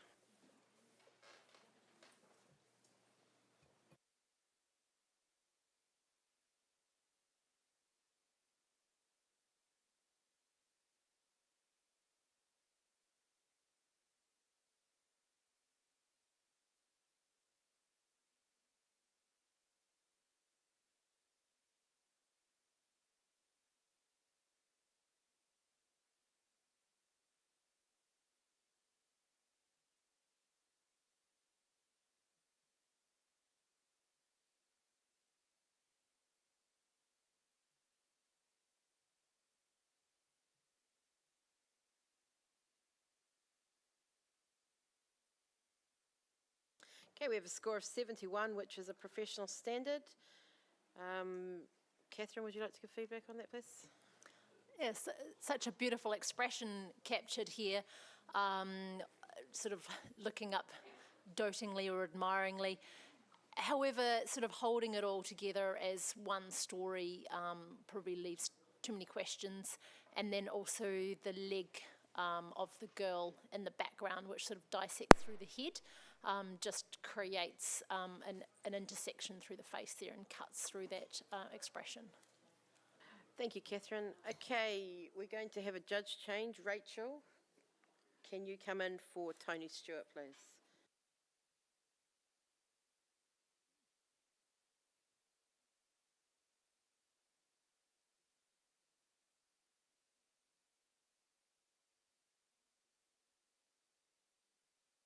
All right, next image, please.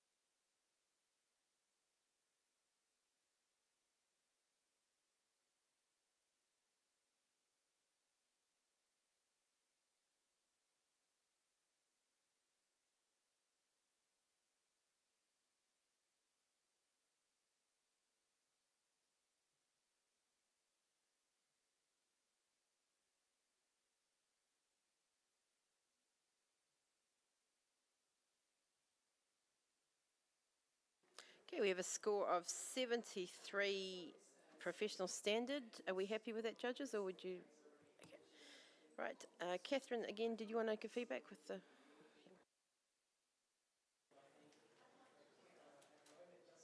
Yeah, lovely crisp shot in the exclusion of the audience behind helps give a sense of the scene, and seeing all the backlit pieces floating through the air is lovely. Just it's quite sort of shortened through the body, and perhaps isn't quite the right moment for this to come up further. Thank you. Next image, please.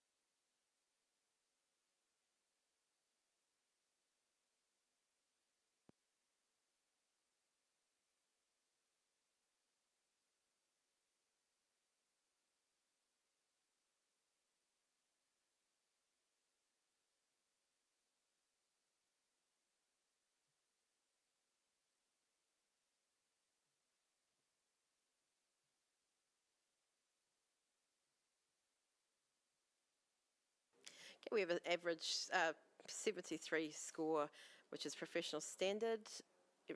Matt, you've got a challenge, yes? Yeah, I scored this just into the bronze range as well. I think it's interesting that the whole wedding story is based around the child.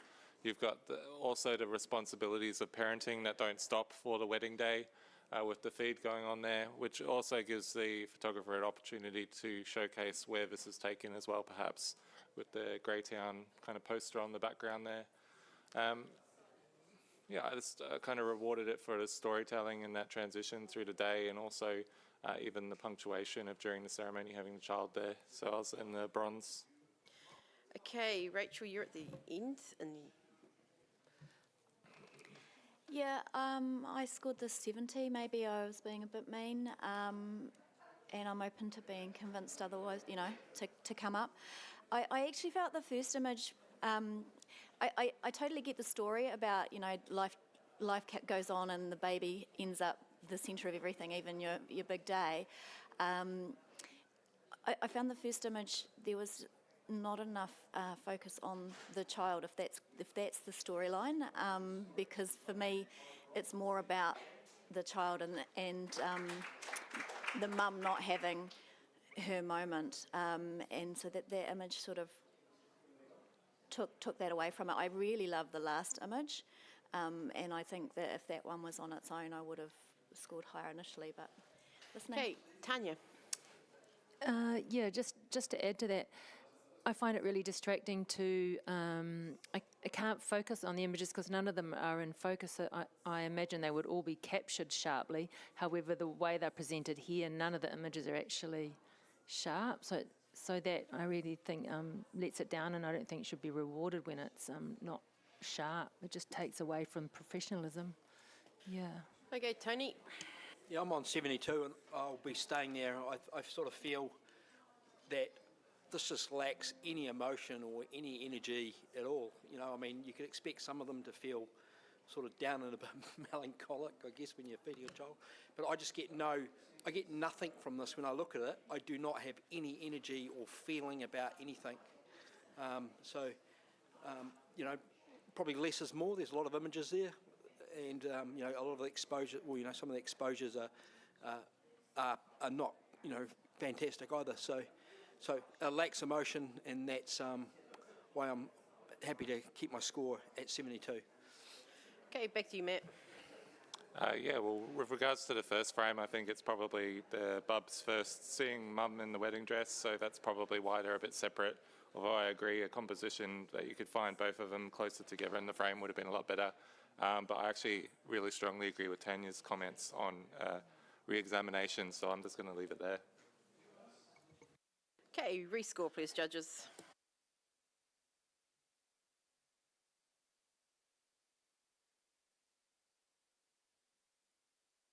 Okay, and we've ended up on a 72, which is professional standard. Thank you.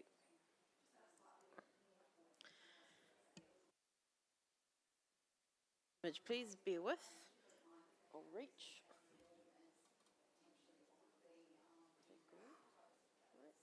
That one. Okay. That one.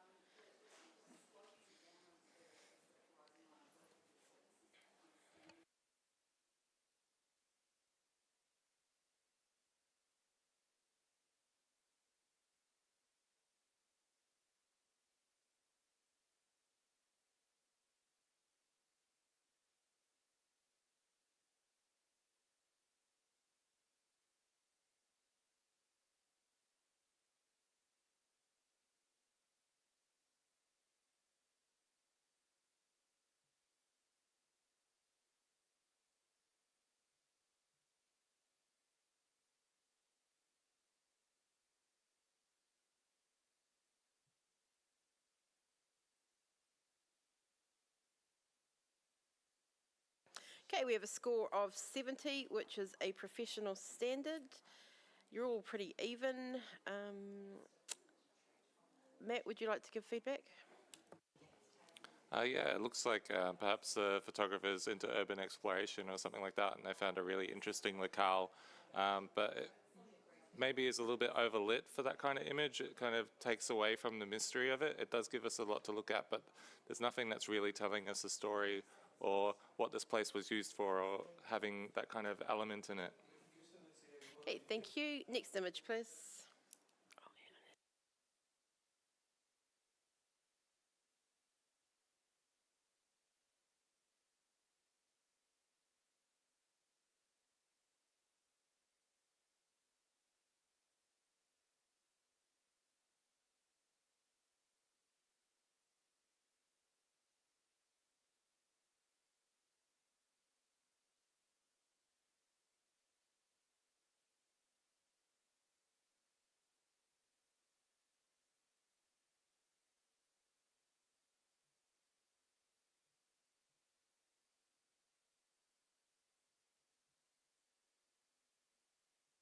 Okay, we have a score of 72, which is professional standard.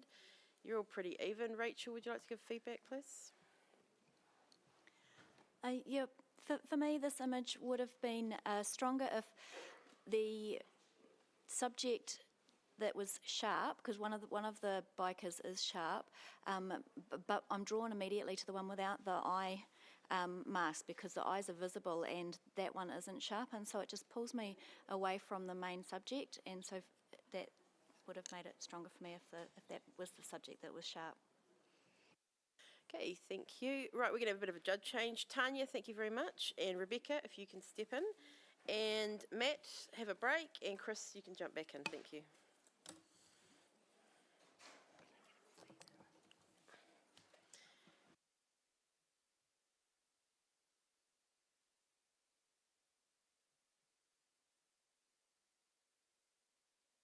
Let's have our next image, please.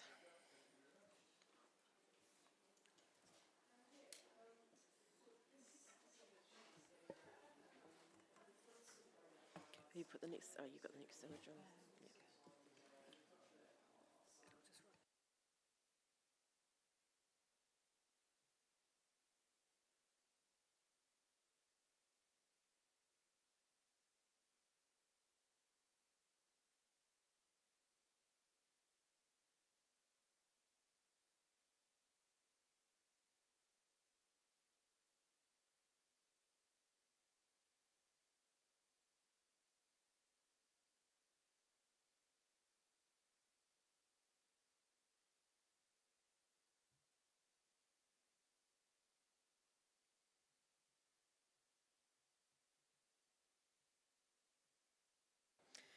Okay, we have an initial score of 79, we're going to have to discuss it anyway. And Rachel, you've got the challenge.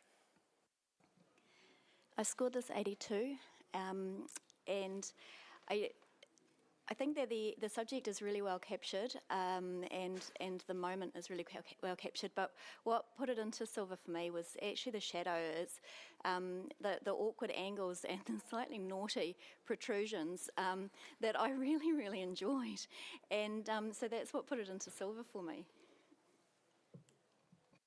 Okay, Tony, you're at the other end. Yeah, I'm on 76. I just find it looks quite awkward and unflattering, and it's sort of taken away from any sort of dynamic tension going on. And the processing, I thought, was very heavy and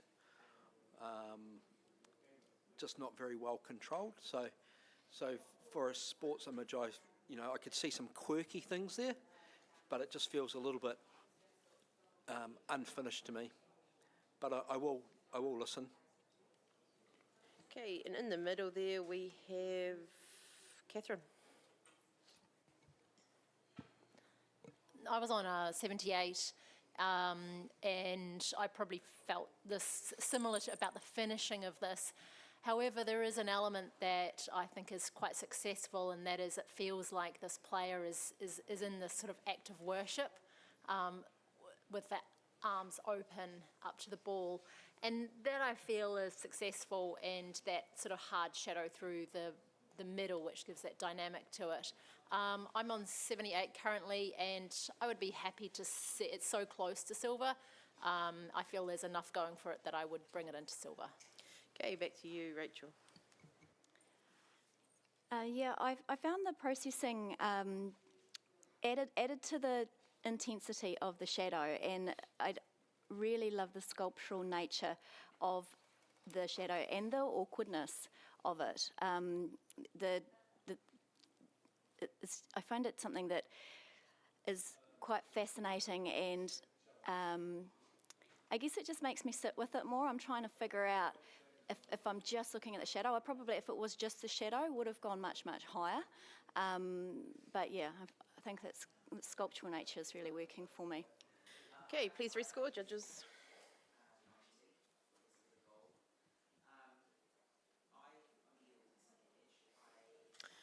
Well done, 81 silver award. Next image, please.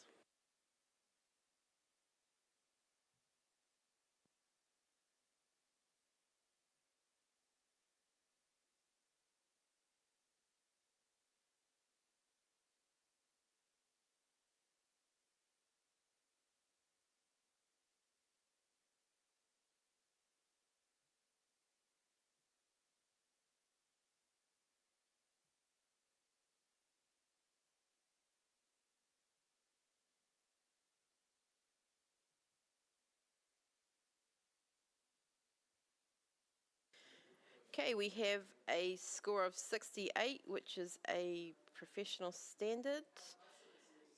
Are we all happy with that, judges? Okay, Chris, would you like to give feedback, please?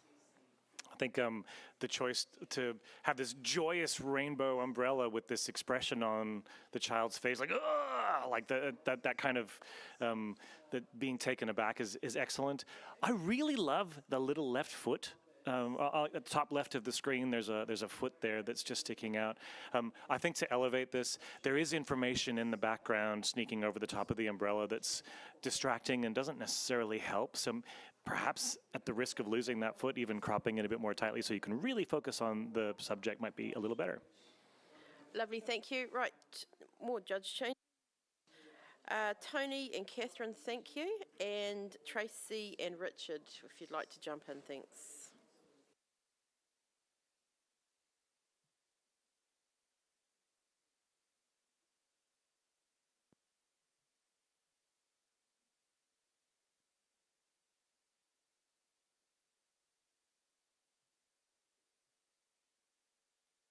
All right, next image, please.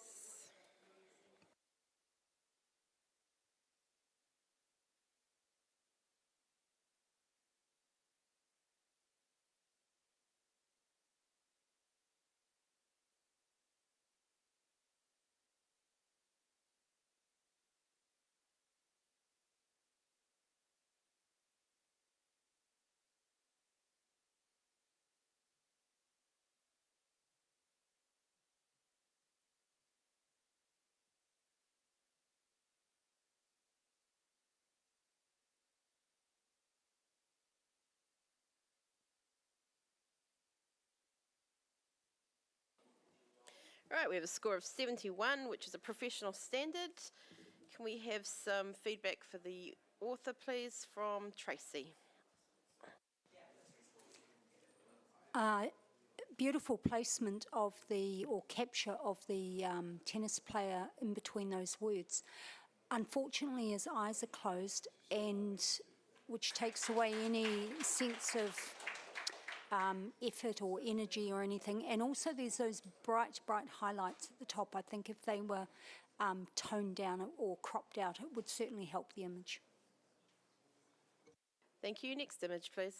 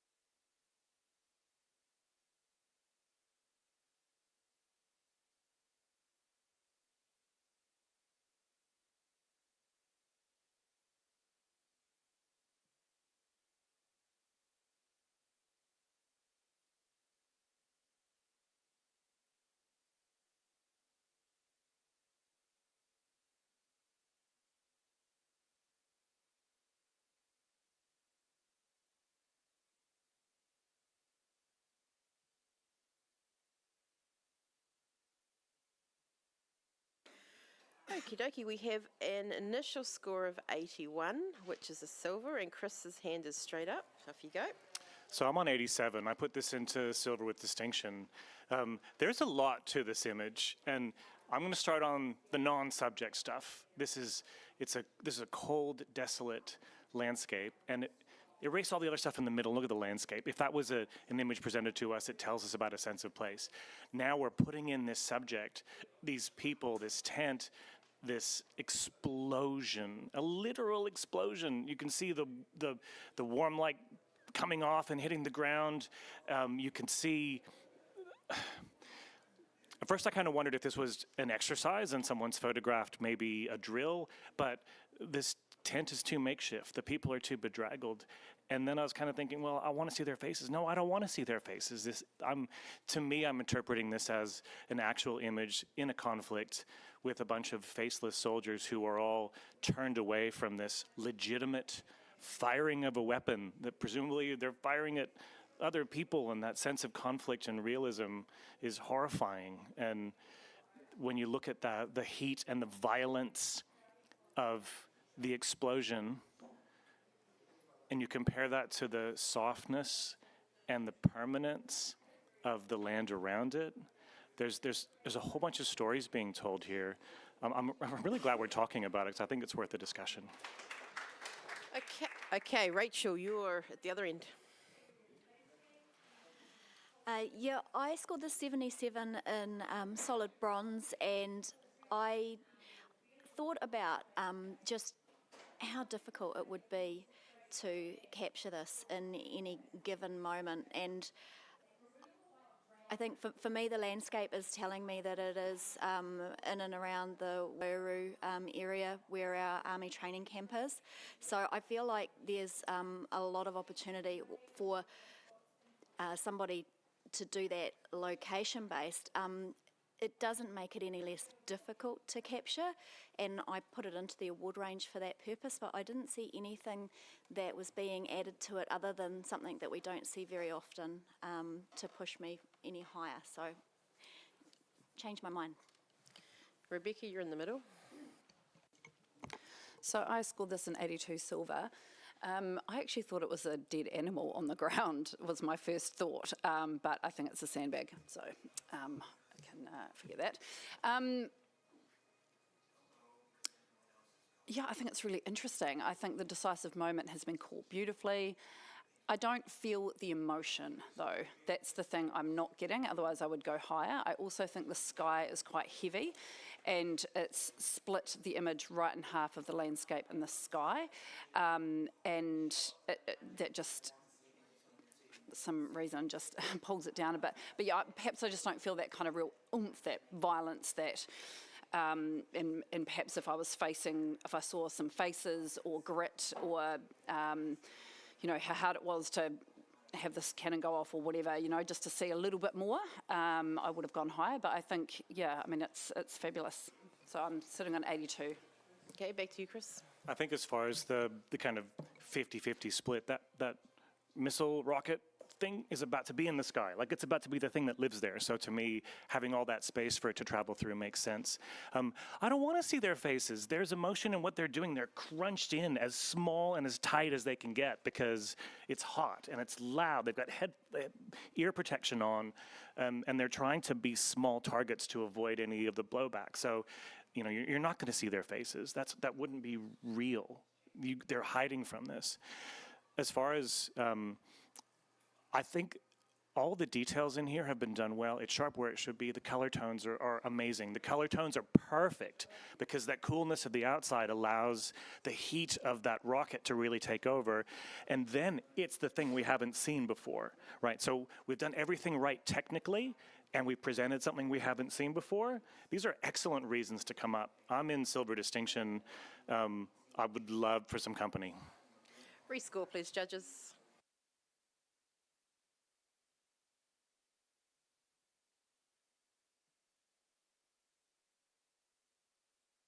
Okay, we've moved a little bit, but we are still silver on 84. Thank you very much. We're going to do one judge change, Chris, for Tony, if that's all right.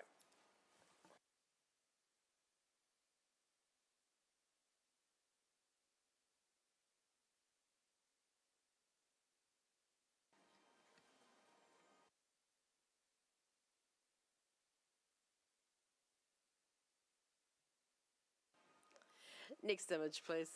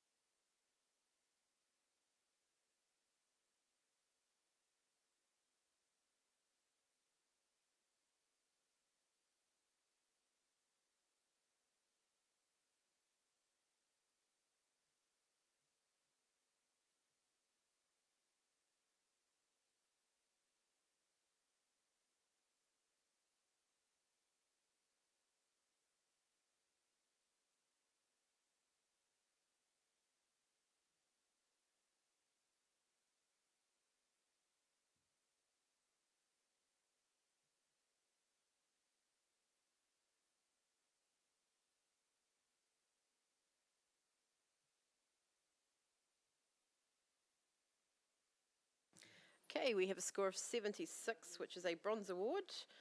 Well done to the author. Rebecca, would you like to give them some comments, please? The power of birth.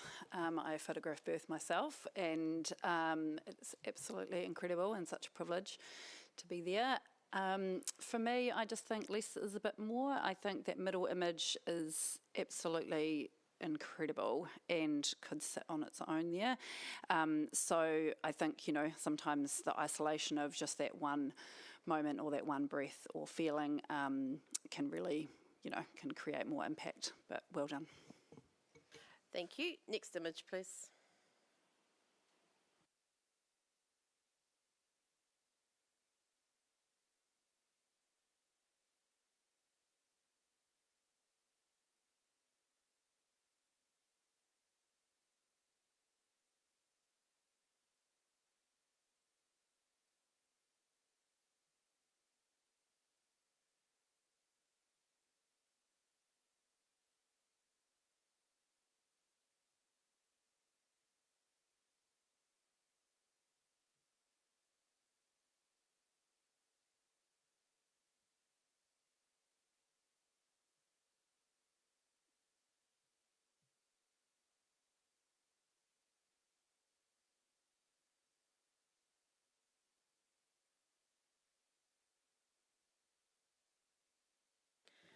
Okay, we have an initial score of 76, which is a bronze award. We happy with that, judges? Okay. Tony, would you like to give feedback, please? I love the ETS nature of this with the BMX going up into the sky and the riders in order sort of leading themselves first, second, third. So I think it's a very clever capture, and I think the lighting on the top of the riders has been really, really well done. So good job. Thank you. Next image, please.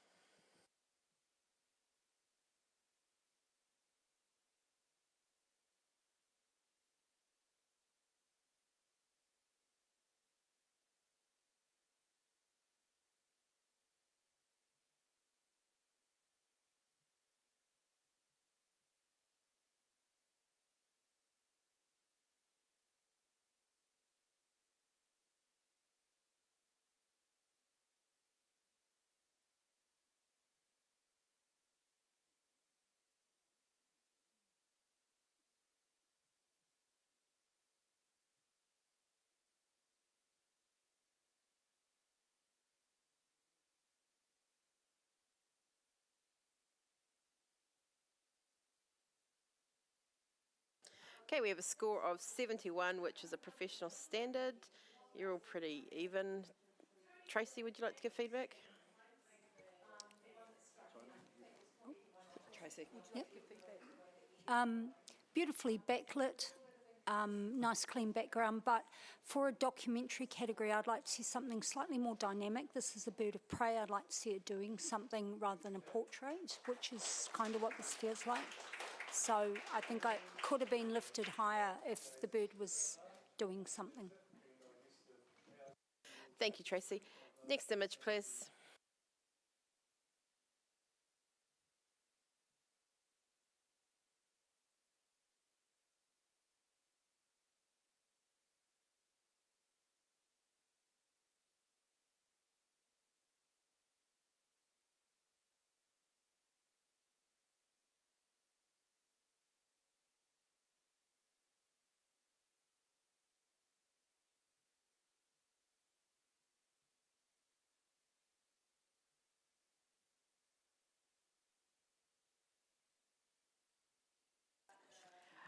Okay, we have an initial score of 70, which is professional standard.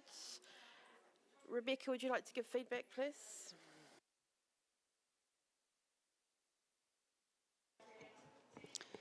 Yeah, I think you've captured a moment here that's it's really interesting. I'm sort of left wondering what this is all about, and I'm just not sure that the sort of crop or point of view is super flattering. I would have probably just wanted to see a little bit more context as to what was going on there. Thank you. Next image, please.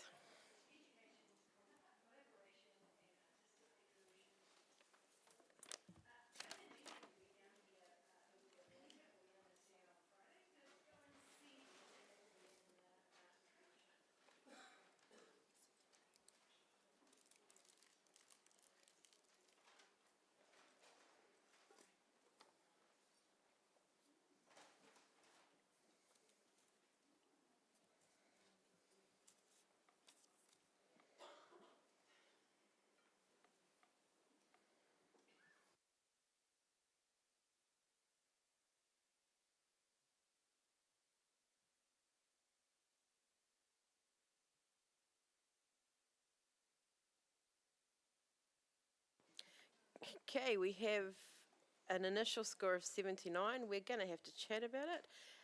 Tony Stewart, you're in the next category. Look, I've just rolled over to silver distinction with this. For the fact I've never seen a sports shot presented that leaves us wondering what's going on. Is this softball, baseball, tennis, something on the rich dirt?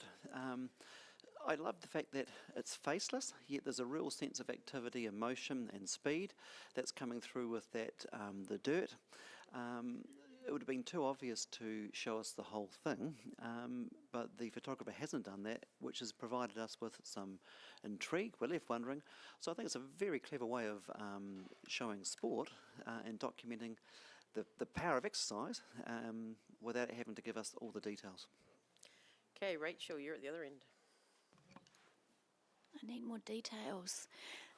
No, there is good detail in the image as far as clarity goes, so that's not what I meant by that comment. I'm not getting enough context, and so if someone can enlighten me, then I'll gladly come up. Okay, Tracy. I gave this an 83, and you know, I think I could go up. I was looking at it saying, do I give this silver distinction or do I give this silver? Like Tony, I find this intriguing. I find it gives me a whole lot of questions. It's like, I think it's tennis, I think it's clay, but I'm not sure. But there's so much action in that slide and power, and all these people are crowding around to see. And as you said, it's faceless. I don't think I've seen a sports shot faceless that shows that much. I think it's very creative, and I think maybe we should reward them for it. Okay, back to you, Tony. Look, it's clearly a sports shot of some form, and I think the elements that you'd expect to see in sport come from motion. You can see that with that dirt flying, you've got tension in the leg, you've got a sense of sports shoes. All that stuff's given to you to know that that's how it's placed. You've got the voyeurs, the people standing around, so it's a spectator sport, so you know that there's people interested in what's going on. I think the power of what we've given here is what we're not seeing, and that's the power of inference. And I think we really probably should reward higher the skill of this photographer for not giving us the obvious. Thank you, Tony. Rescore, please, judges.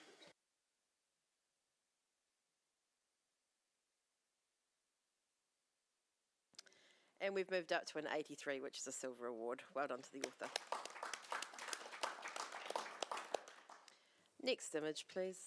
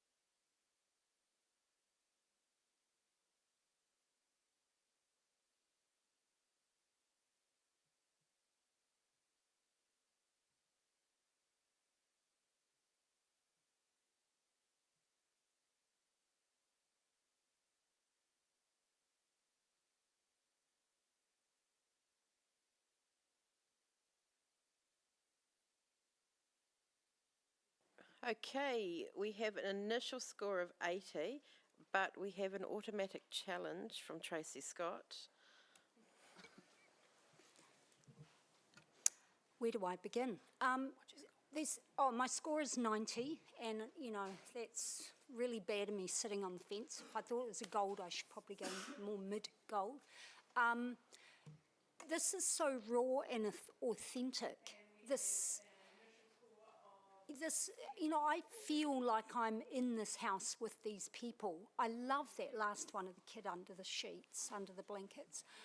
In fact, I love them all. And the one in the kitchen with the knife, I mean, the compositions, they're just so authentic. It's like somebody is a fly on the wall and they've been in this house. Obviously, it's somebody who's very familiar with these people because they're completely ignoring the photographer. They're just doing their thing. And it just gives this wonderful sense of family and what family is really like, not posed, not anything. This is real. This is, it might be rural, it might not be, but it gives me a feeling of New Zealand as well. It feels Kiwi, I don't know, it just gives me this amazing feeling. I just got emotional when I saw it. So, yeah, I'm on 90. I would love to see you guys come up. Tony, you're at the other end. Look, this is the joy of judging. We will see different things. I'm 72 professional standard. I'm reading this as a COVID series, given the top image is a little bit of distancing there, someone coming to a house, and then I think you've got Jacinda on the telly doing a presentation. So that's my context, how I'm viewing the work that's here. But if I'm being honest, I think it's been captured well, but I'm not being presented with something I haven't seen before that's fresh, that's different. It's documented routine, which in itself is important, but I see it done competently by a professional without anything beyond that. I don't have new information that makes me more aware, which I believe I should be seeing in this category. Okay, and in the middle there we've got Rebecca. Thanks, Tracy, for challenging this, because maybe I wasn't brave enough. My score is 82. I really love your comment that you feel that you are really part of, you're not just the photographer, just, observing, like you are actually in there, you're actually right by the scones and looking down on the person on the laptop. This is a COVID series. I think there is a real skill to make the viewer feel that they are right there and that they are part of it. It's been beautifully handled. It's got a beautiful storyline. It's quiet. And I just think that compositionally, every image has been very well done, and I will be coming up to silver distinction. Okay, back to you, Tracy. Thanks to bringing to my attention the COVID thing, I didn't even see Jacinda on the TV, and that adds to it for me. It adds to the authenticity, the fact that, this is somebody within the house, this is a family member.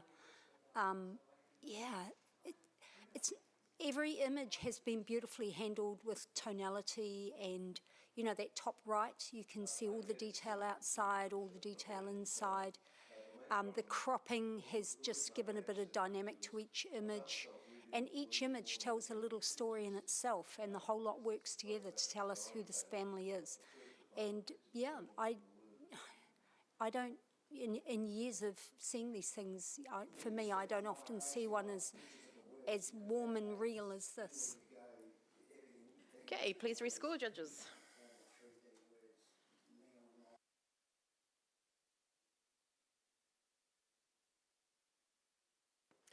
And we have a score of 82, which is a silver award. Well done to the author. And that, everybody, is the end of the documentary category. We'd like to say we have a big thanks to our documentary category sponsor, who is Leica, and also to Sony, who is the major sponsor of the Iris Awards. Judges, if you please stay in the room, you're needed for finals judging. Thank you.